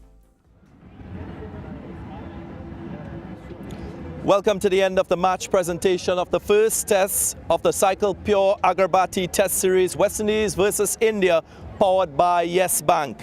I take pleasure in congratulating India on going on to win by an innings and 141 runs, taking a 1-0 lead in the 2-match series. Cricket West Indies would like to thank the official sponsors of the series who have made this possible. Cycle Pure Agarbathi, title sponsor, Yes Bank, CG United, MasterCard, Dafabet, Blue Waters, and Discover Dominica Authority. Now moving deep into the program, and for the Cycle Pure Agarbathi Player of the Match Award, and this award is to be presented by Mr. S.R. Utamanambi, Senior Manager Exports Cycle Pure Agarbathi. There were a few names in contention, of course, Ravichandran Ashwin with his 5-wicket haul in the first innings and then 7 wickets in the second. But in the end, that award goes to none other than Yashashvi Jaiswal for his magnificent innings of 171 on debut, being the first Indian player in debut in the West Indies to go on to score 100. Of course, that innings decorated with 16 fours and 1 6. He receives his award in his very first Test match. And we will take the opportunity to have a chat with him. So congratulations to you, Yashashvi.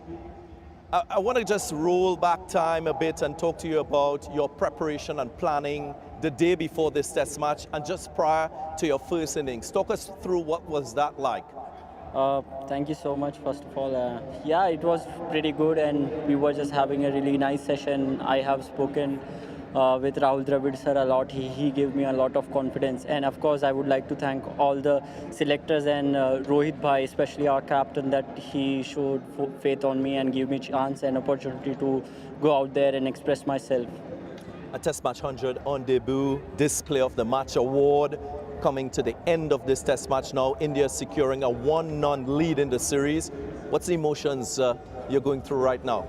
I think it's really nice. It's good what I have been working for it, and I'm just thinking to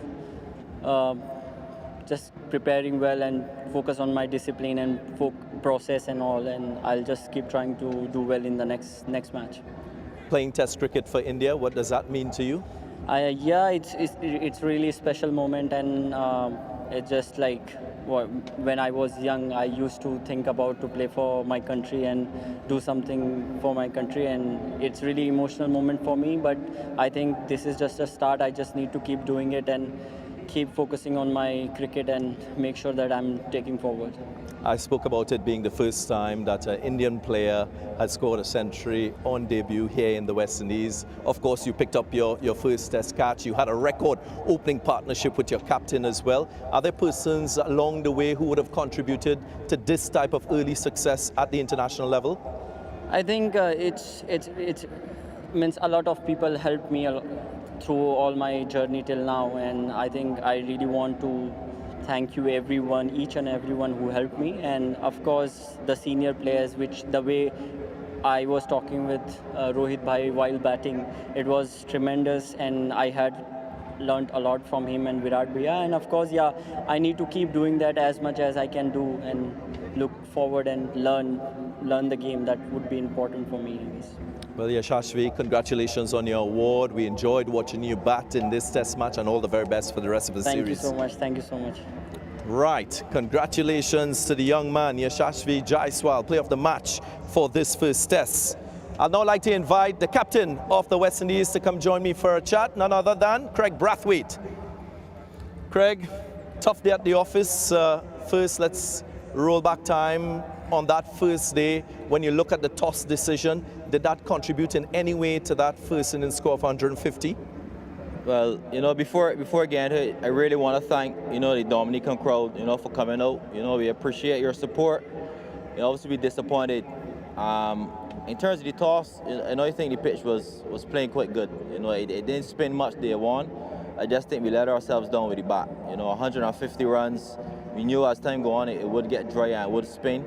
And I just think the first innings total, was not good enough. Yeah, we looked at both innings with the bat, of course, and I would really like to find out from you what disappointed you about those two batting efforts. Well, I would say what disappointed me is that I didn't get any runs. I think in this team I have to lead from the front, and that's my job. I really think I got to do better. First innings, 1 or 2 dismissals, especially at particular times, you know, wasn't good for us. You know, we were getting a partnership, you know, just before lunch. You know, we lost a wicket, the ball before. You know, I think, you know, situation in the game at times, you know, we lost it. But for me, I think, you know, a senior guy, you know, I got to lead the way. Yeah, some persons might not understand the challenge of batting in conditions here in Dominica, but also batting against champion bowlers like Ashwin, like Jadeja. Give us a sneak peek as to how challenging that sort of situation is. Obviously tough. You know, obviously guys have good field set, you know, in and out fields. You know, guys around the bat, you know, backing, trying to break through your defense, and then obviously guys protecting the boundary. So it's a mixture. You got to find a balance, because it's okay, you know, you then want to score, but at the end of the day, you got to defend. So I think it's having the balance and you know, playing the shot the right way. You know, whether it's a defense, a forward defense, or looking to sweep or hit the ball over the top. You know, it's all about how we play the shot. And I think we didn't execute, you know, as the shots that we would like. I mean, even today we had some defensive dismissals. So it's just guys to use the bat. I think we got to use the bat more instead of our pads. You know, to use the bat, get the bat in front of our pad, and I think that will help us, you know, in these conditions. Well, you have a second test match to put that into play. Alec Athens on debut, of course, showing a refreshing outlook with bat, with ball in the field. How would you describe his efforts in this first test? Yeah, I think he had a very good start. You know, you could see he belongs, you know, as he batted in the first innings and today. I think with the ball, obviously, he had to do a job. Unfortunately, we lost Rakeem for about 4 hours. So, you know, called him in to do a very good job, and he took some short catches. So his future is bright. You know, he's, you know, he has, as I said, he really has a strong mind. And, you know, I think he will do West Indies cricket, you know, a lot of good. Craig, thanks for your time. All the very best in that next test match. Thanks. That was Craig Brathwaite, the captain of West Indies. Time now for the Indian captain to come forward, Rohit Sharma. The winning captain, of course, going 1 up in the series. Rohit, first, congratulations to you. And I must say, congratulations on that record partnership and you securing your, of course, 10 test match century. How do you prioritize winning this test match and you scoring your 100? Is one a little more significant than the other? Yeah, I mean, look, every run you score for your country is very important. But yeah, I mean, I would like to start by saying it was a great effort with the ball from us to start with. Getting them bowled out for 150 in the first innings was actually the kind of thing that, you know, set the game for us. You know, on that pitch, we knew batting is going to be slightly tough because you saw, you know, the pitch was not that easy to score runs. But we held to our task. We bowled pretty well, and then obviously topped up with the batting as well. We knew that we had to bat only once on that pitch, and we had to bat long, and that's what the guys did. We got in the excess of 400 runs and then came out and again bowled really well. Yashashvi Jaiswal, how good is he, and did you expend a lot of effort mentoring him in that first test innings? Of course, a lot of landmarks achieved along the way. Yeah, I mean, look, he's got the talent. We knew about it. You know, he's shown us in the past couple of years that he's ready for this big stage. Came and batted sensibly, showed a lot of patience, and, you know, the temperament was tested as well. He, at no given stage, looked like, you know, he was panicking or he was going away from his plans, which was good to see. In the middle, it was just about having a chat, letting him know that, you know, you belong here. That's the most important thing, because, you know, often when you're playing your first test match, you kind of keep asking yourself whether I belong here or not. But, you know, my job from the other side was there to just keep telling him that, you know, you've done all the hard yards. It's just about now enjoying the time here in the middle. Don't worry about the results. Just enjoy your time. And, you know, if you do that, results will follow. You enjoyed a similar experience when you made your test match debut as well, scoring a century. So I'm sure that experience helped. Now, we saw a bit of body language and sign language from you just before the declaration. Care to explain that? We had a clip of you on the balcony and you had your hands going across. No, I was just letting them know that we probably have an over or so, and then we are declaring. I just wanted Ishan to get off mark because he probably played close to 15-20 balls without getting off mark. So I wanted to tell him that you get your first run in Test cricket, and then we have to declare. But yeah, I mean, look, these guys. I can understand, like you just said, playing your first Test match, you have a lot of nerves going around, and I could see he was sitting here in the dressing room entire day, wanting to go out to bat. So I know the feeling, but yeah, it was just letting him know that we probably have an over or two, and then we're going to declare. At least Ishan Kishan has opened his account in Test match cricket with 1 run. Ashwin, Jadeja, 12 wickets by 5 wickets. Is that a luxury to have as a captain in Test match cricket, and how good are they? Yeah, no, I mean, look, the results speak for themselves. Both of these guys, have been doing it for a while for us now. So they exactly know what is expected out of them. There's not much to tell them what they need to do. It's just about, going them and giving them that freedom to go and express, because that is when they bring their best cricket out as well. And yeah, when you have the kind of experience that these guys have bowling on pitches like this, it's always a luxury.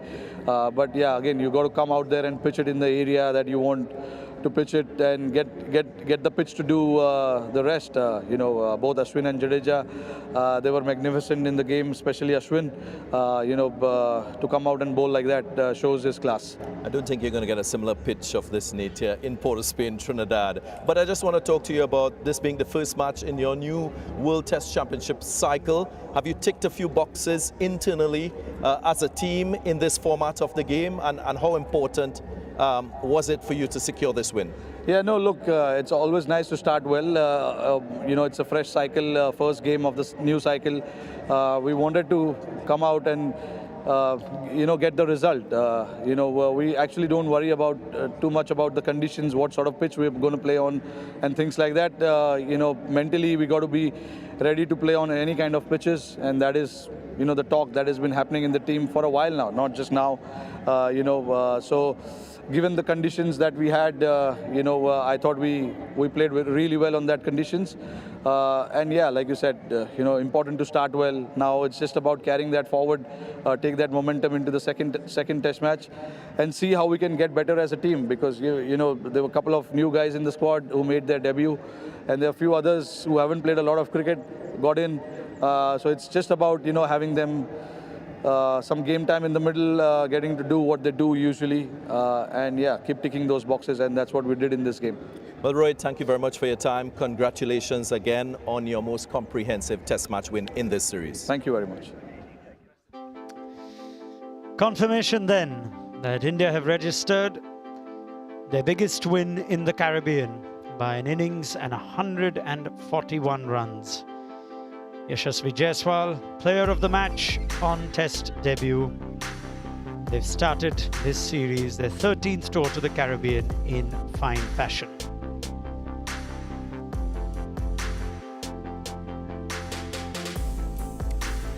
Right, it's time for a short break, and on the other side we'll have plenty of analysis.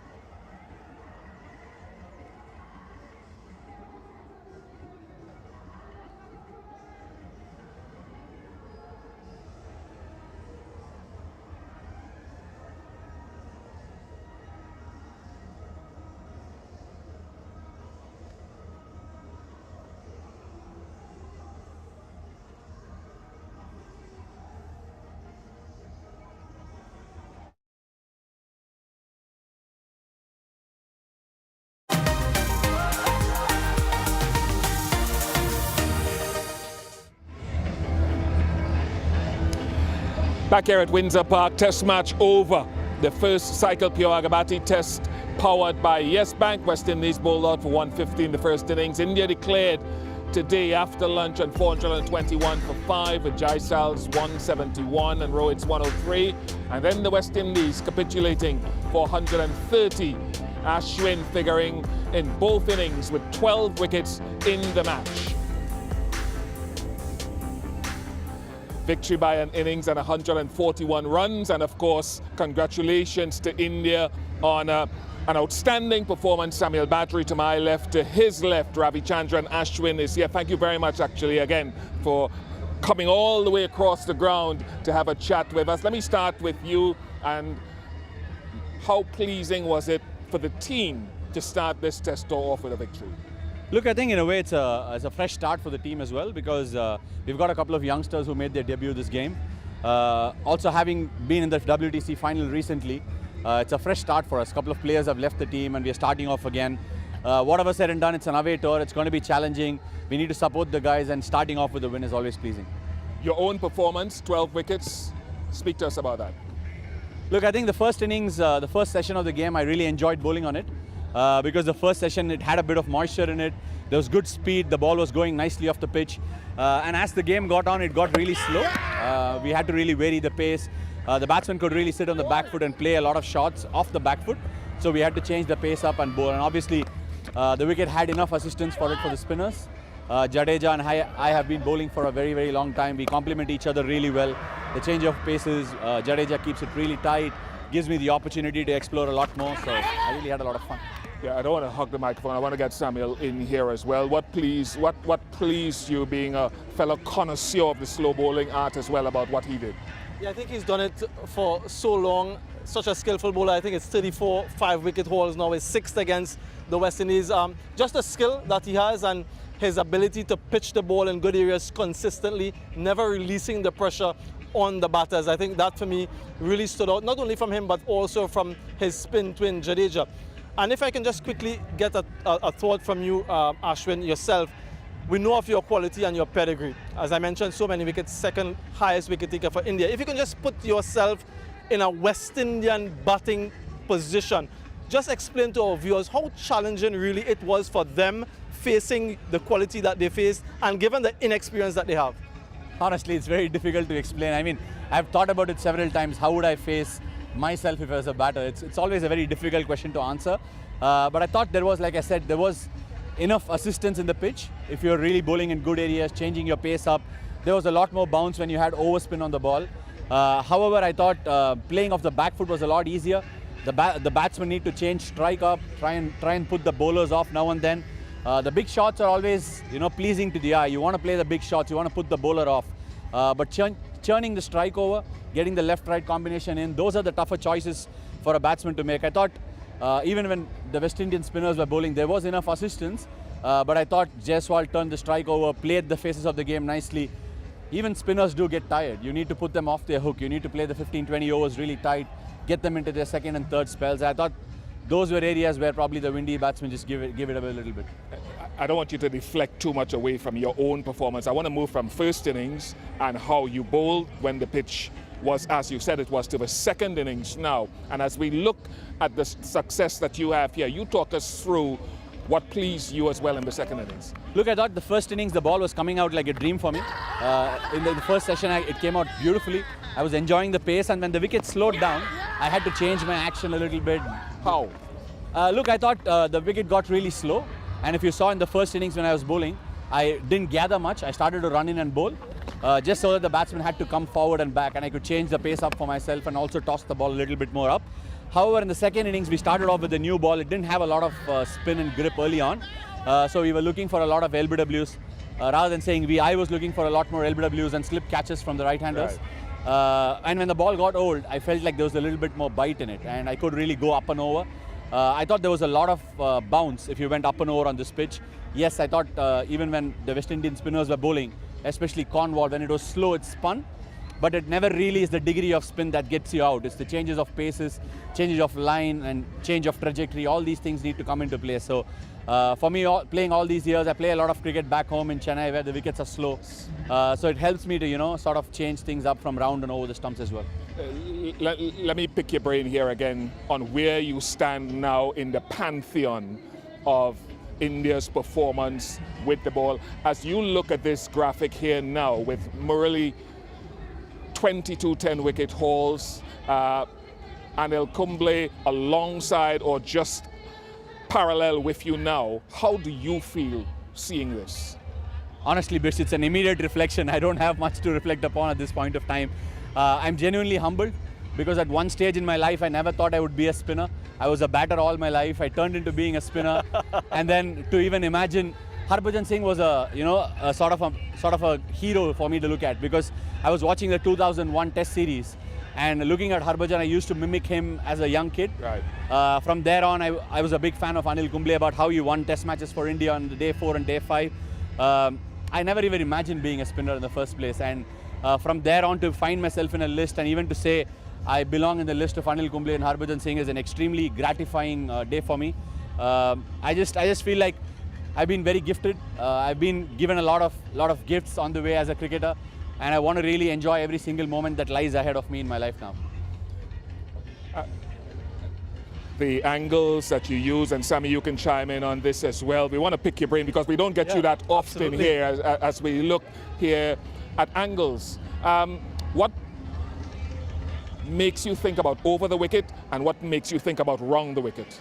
See, look, like I said, I was never a bowler. I was a batter, right? So for me, I'm thinking constantly like a batter when I'm bowling.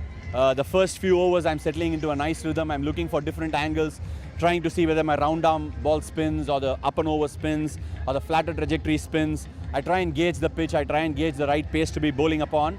And then I'm looking at the batter, and that's the next phase for me.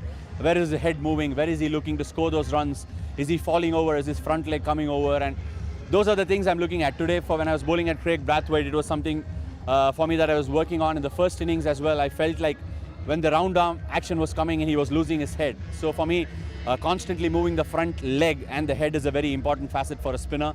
Like I said, I believe, I mean, it's a big statement. I don't know if I should be saying this, but please do. I feel batsmen are a very insecure lot. And, what does that mean? I mean to say, like, they want to be in their comfort zone all the time. They like to play inside a zone. They practice in a certain fashion. Right. They want to get in the same repeating modes. The bat goes up, the front leg pops in. So the moment you take them away from that, suddenly they're thinking, okay, what is this guy doing? What's going to happen? How am I going to adapt? And if you put a batter in a space where he needs to change in a game, right, it's very rare that I found a batsman that changes in between a game. So I personally think I've got nothing to lose and I change during a game. If a batter is matching up, he has to catch up with that as well. Sammy? Yeah, I just want to know, Ash, again, as Bish said, we can chat with you for hours on end here. In terms of the West Indian capitulation, and again, I'd just like to get your perspective. Were you surprised by the way they just fell apart? No, look, I played so many test matches, right? It's always about getting those 1 or 2 dismissals early on in these pitches. Like one caught the outside edge, one catches the inside edge, and suddenly the team walking in, they're thinking, okay, here I am. Can I defend?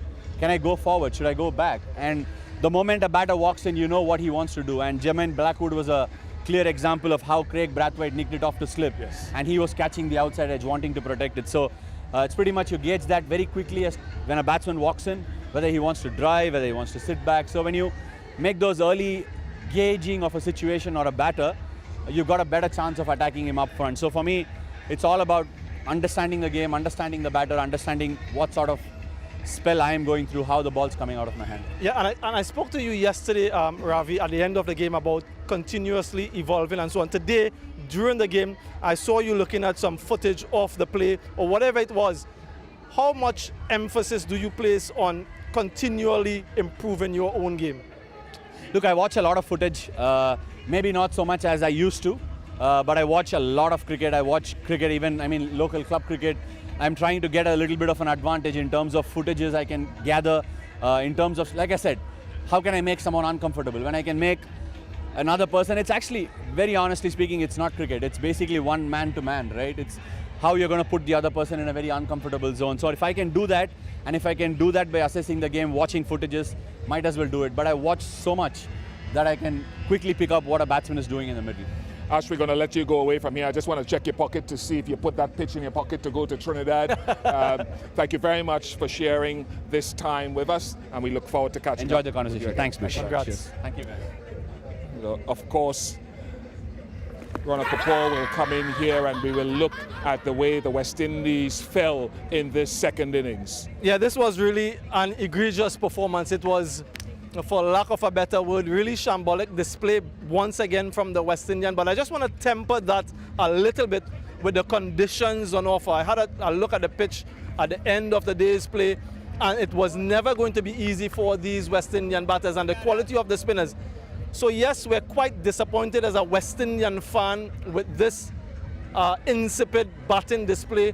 But when you factor in the conditions that they had to operate on, the quality of the opposition bowlers, it was always going to be challenging. Just look at that. Forward defensive, ball spinning back sharply, not much the batter could do there. Tried to play the line of the ball, conscious of the fact that he can get caught in the slip region as well, and just done with the spin. Quality from Ashwin. Ronald Kapoor is here as well, and Jadeja played his part. As he always does, Bish, and said it time and again, seen it time and again, that when Ashwin and Jadeja bowl in tandem, the threat is of a different level. Jadeja at times at overseas tests is not used as much by India's captains, but as it turns out, this is the kind of surface that Jadeja would have packed in his bag and travelled with everywhere he'd want to go. So he got a surface to his liking, which changes things. As far as Mohammad Siraj goes, he remains the all-format seamer in the absence of Bumrah and Shami, and he shows his class even when he gets minimal opportunity. After a point, they had no answer to Ashwin. And then Ashwin continued along his wave, getting rid of Alec Athanaze, and he talked when he was here just now about why he left us, I think, hanging about specifically why he goes round the wicket, why he goes over, how he looks to challenge the inside and outside edge. Yeah, and again, it's because of the experience that he possesses. For over 480 wickets now in Test match cricket, second only to Anil Kumble from India. And his ability to flight the ball and impart so much energy on it really allows him to extract something from any surface, and then use of the angles as well. It's all too easy for him when given favourable conditions like this here at Windsor Park. We've spoken at length about the bounce and the turn. Yeah, but you could see the explosions there as well. And Ashwin talked about being from Chennai and bowling on these type of surfaces here with the explosions, the ball gripping and bouncing. Yeah, I was speaking to him just prior to the interview, Bish, and I told him that I thought that maybe Jadeja would be a little bit more effective bowling quicker on the surface, but he was quick to point out that on a surface like this, you still need to bowl a little bit slowly, because the quicker you bowl, the less spin you will get. So it's a philosophy that has served him quite well throughout his career. Lots of turn, lots of revs, lots of spin. And again, picking up 7 wickets in the second innings, 12 wickets in the test match. An awesome performance all around. Yeah, brilliant from Ravichandran Ashwin. Congratulations to India. If you just joined us, if you just walked in here, not to forget Yashasvi Jaiswal with 100 on Test match debut, age 21. Ronak, it's worth reliving and reliving for some time to come. You know, if he goes on to live up to the promise of his potential, Bish, this is an innings that will be seen over and over and over again. Try Googling or YouTubing Sachin Tendulkar's first innings, or Sunil Gavaskar, of course, at a different time. Jaiswal has the promise of being an all-time great. Virat Kohli, perhaps. And it's the kind of innings that we will remember and re-watch many times because of how well he played and how differently he played from what we expected him to be. It was an attritional knock, not the IPL basher that Jaiswal can be. We'll see some of that too in time, but we'll remember this for a long, long time.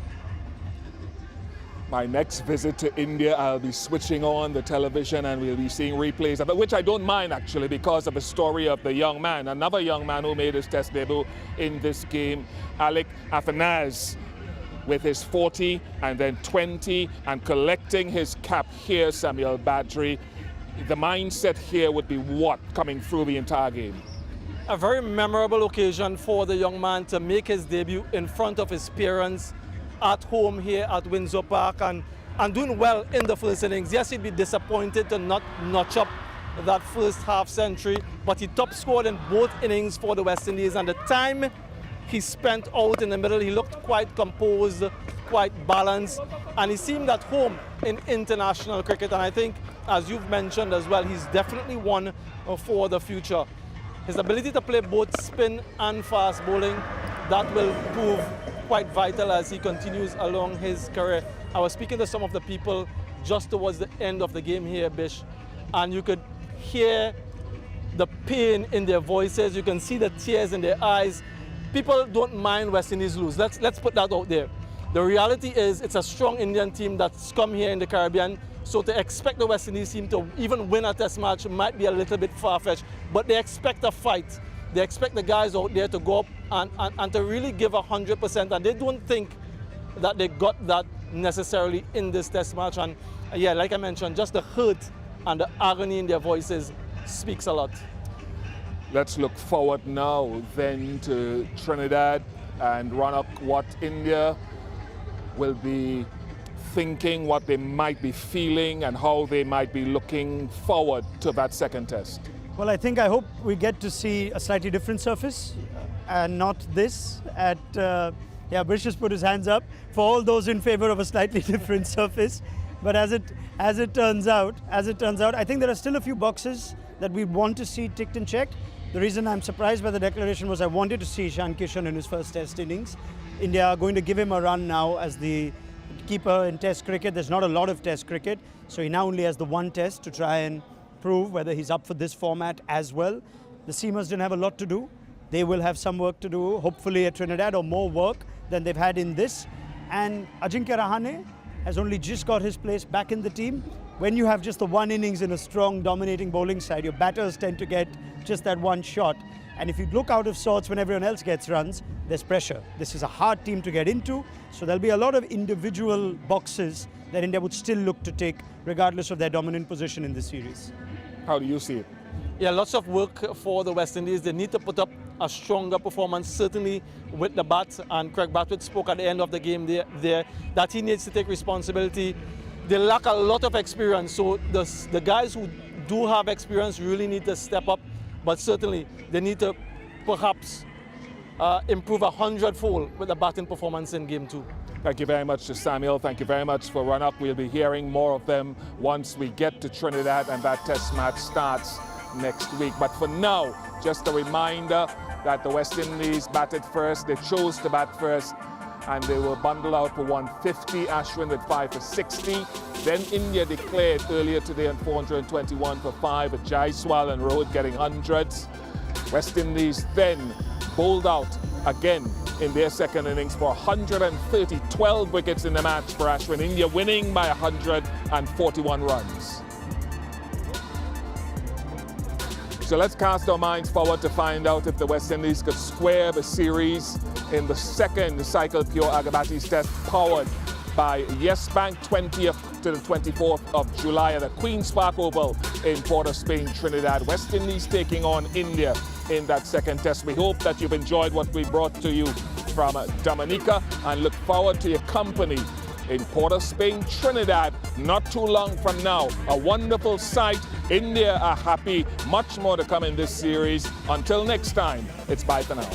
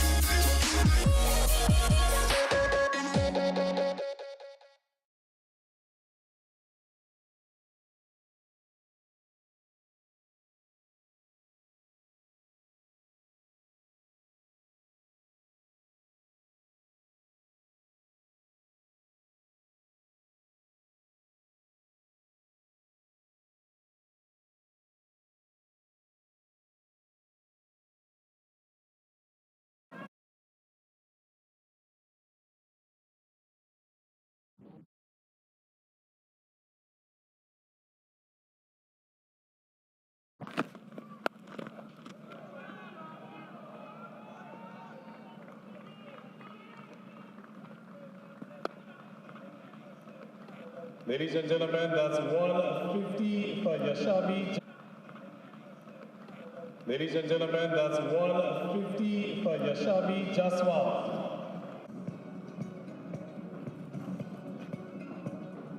Go in there, boys. Come on there, boys. Come on there, boy. Come on, man. They better fight, man.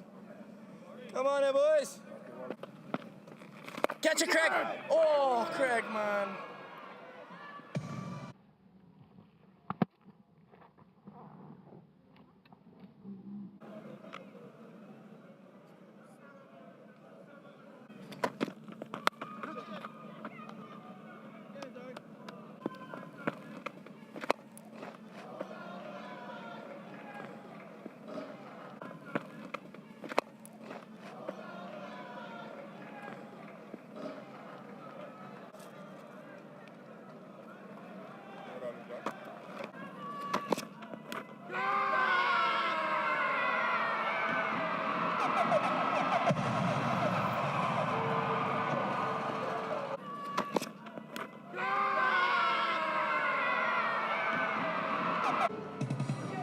Ladies and gentlemen, India have lost their third wicket.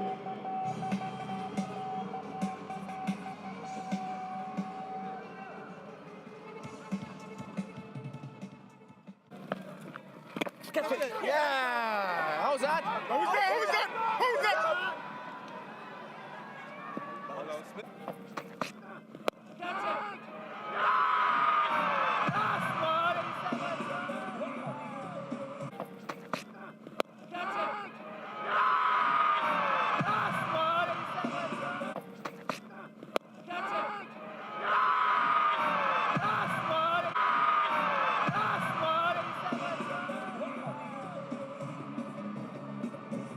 Ladies and gentlemen, that's 50 for Virat Kohli. 50 for Virat Kohli.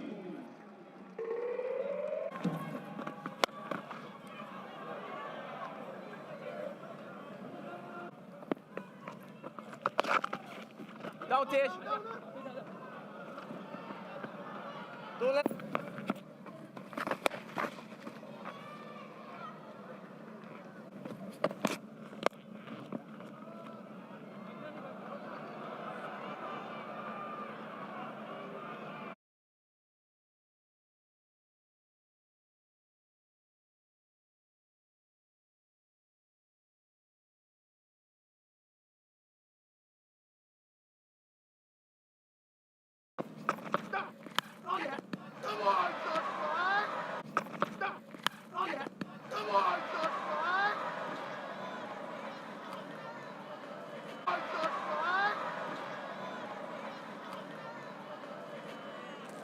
What?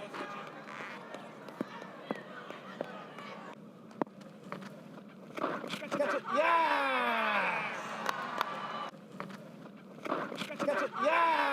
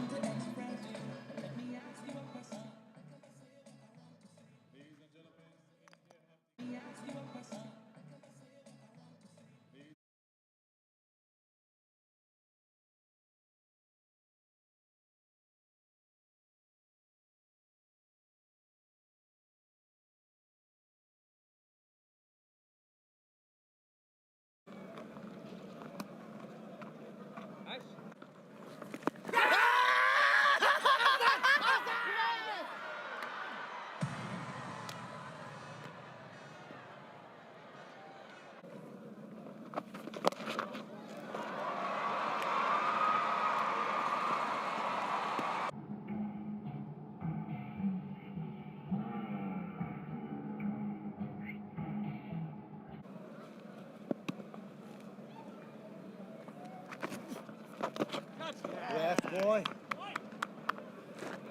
Hold यार Ash.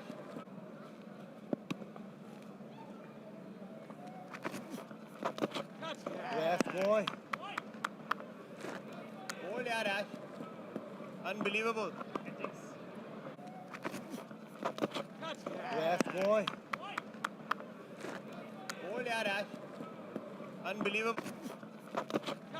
Yes, boy.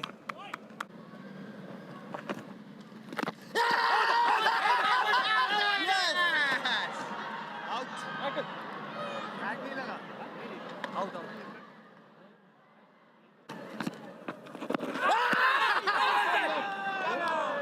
LBW.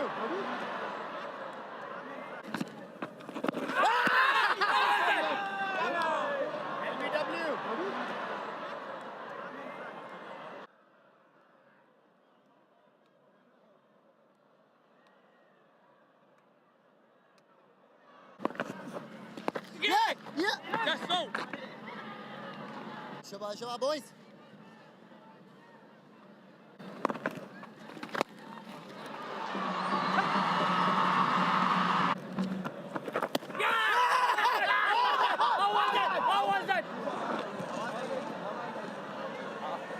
उसको आवाज आया पता नहीं आवाज आया है भाई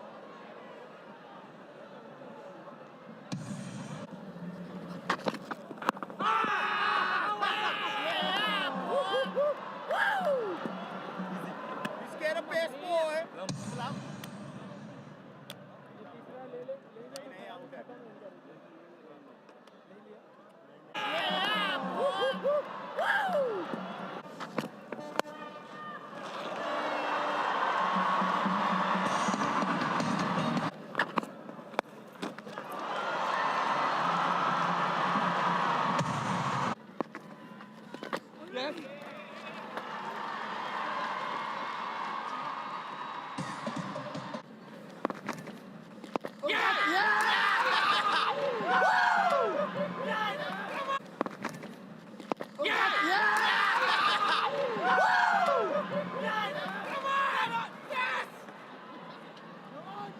हो गया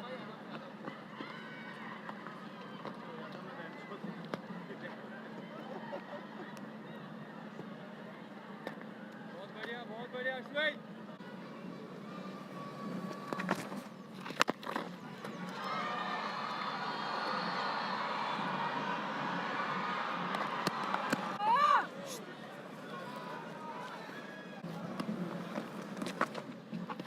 Play. Yeah, boy. Play. Yeah, boy. Play. Yeah, boy. Yeah, boy.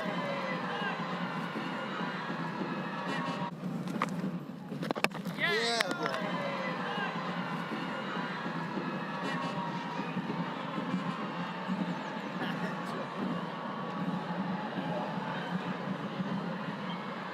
Ladies and gentlemen, the West Indies have lost their 9th wicket.